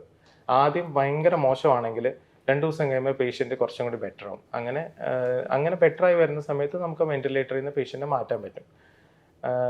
പിന്നെ ഉള്ള കുറച്ച് അസുഖങ്ങളാണ് ഇപ്പോൾ ഭയങ്കര ഹാർട്ട് ഫെയിലിയർ ആയിട്ട് വരുന്ന പേഷ്യൻസിന്, അല്ലെങ്കിൽ സിവിയർ COPD എന്നൊക്കെ പറയാം. അപ്പോൾ അങ്ങനത്തെ പേഷ്യൻസിന് ഒരുപാട് കാർബൺ ഡൈ ഓക്സൈഡ് റിട്ടൻഷൻ വന്ന് ബ്ലഡിൽ ആസിഡിൻ്റെ ലെവൽ കൂടി ബോധം പോകുന്ന അവസ്ഥയിൽ നമ്മൾ വെന്റിലേറ്റർ ആക്കി ഒരു ദിവസത്തിന് 2 ദിവസം 1-2 ദിവസത്തിനുള്ളിൽ തന്നെ നമുക്ക് വെന്റിലേറ്ററിൽ നിന്ന് പുറത്ത് കൊണ്ടുവരാൻ പറ്റും. അതുപോലെ തന്നെ ഹാർട്ട് പേഷ്യൻസ് ആണെങ്കിൽ നമ്മൾ വെന്റിലേറ്റർ ഇട്ട് കഴിഞ്ഞാൽ ചെറിയ റെസ്റ്റ്, ഹാർട്ടിന് റെസ്റ്റും ലങ്സിന് റെസ്റ്റും കൊടുത്തു കഴിഞ്ഞാൽ പതുക്കെ ആ പേഷ്യൻ്റെ ഹെൽത്ത് റിക്കവർ ആയി കഴിഞ്ഞാൽ നമുക്ക് വെന്റിലേറ്ററിന് പുറത്തേക്ക് കൊണ്ടുവരാൻ പറ്റും. അപ്പോൾ വെന്റിലേറ്റർ കുറേ അധികം രോഗങ്ങൾക്ക് യൂസ്ഫുൾ ആണ്. പക്ഷെ ബാക്കി കുറച്ച് രോഗങ്ങൾക്ക് യൂസ് ഇല്ല. പക്ഷേ നമുക്ക് എന്നാലും ആ പേഷ്യൻ്റ് ഒരു ചാൻസ് കൊടുക്കാൻ പറ്റും. ആ പേഷ്യൻ്റ് ഹെൽത്തി ആയിട്ട് തിരിച്ചു വരുവാണെങ്കിൽ നമുക്ക് വെന്റിലേറ്ററിൽ നിന്ന് ഊരാൻ പറ്റും. ഇപ്പോൾ തീർച്ചയായും വെന്റിലേറ്റർ ഒരു എന്താ പറയുക, ഒരു ലാസ്റ്റ് ഹോപ്പ് എന്നുള്ള രീതിയിൽ തീർച്ചയായിട്ടും അതിനിപ്പോൾ ഈ പറയുന്ന ഒരു തെറ്റിദ്ധാരണയ്ക്ക് അപ്പുറത്തേക്ക് അതിൻ്റെ ഒരു പോസിബിലിറ്റി ഉണ്ടെന്ന് തന്നെയാണ് ഡോക്ടർ പറയുന്നത്. അതെ. Okay, thank you doctor. Thank U. അച്ഛൻ പ്രസംഗത്തിൽ സൂചിപ്പിച്ച പോലെ തന്നെ ഏത് തരത്തിലുള്ള അപകടവും ആകട്ടെ, തിരിച്ചുവരവിന്റെ ഏറ്റവും ചെറിയ സാധ്യതകൾ വരെ പ്രയോജനപ്പെടുത്തി ഏറ്റവും അത്യാധുനികമായ ചികിത്സാ സംവിധാനങ്ങളോടെ ആ വ്യക്തിക്ക് വീണ്ടും പുതിയൊരു ജീവിതത്തിലേക്കുള്ള വാതിൽ തുറന്നുകൊണ്ട് ഇവിടെ doctor KM Cherian institute of medical സയൻസസിലെ ട്രോമ കെയർ വിഭാഗം സജീവമായിട്ടുണ്ടാകുമെന്നൊരു ഉറപ്പ് കൂടിയാണ് അദ്ദേഹം തന്നത്. തീർച്ചയായും ഈ ചടങ്ങിൽ പങ്കെടുത്ത എല്ലാവർക്കും, പ്രത്യേകിച്ച് ട്രോമ കെയർ യൂണിറ്റിലെ എല്ലാ ഡോക്ടേഴ്സിനും ഒരിക്കൽ കൂടി ഒറ്റവാക്കിൽ നന്ദി പറയുന്നു. അച്ഛനും പ്രത്യേകം നന്ദി പറയുന്നു. എല്ലാവർക്കും ഒരിക്കൽ കൂടി നന്ദി, നമസ്കാരം.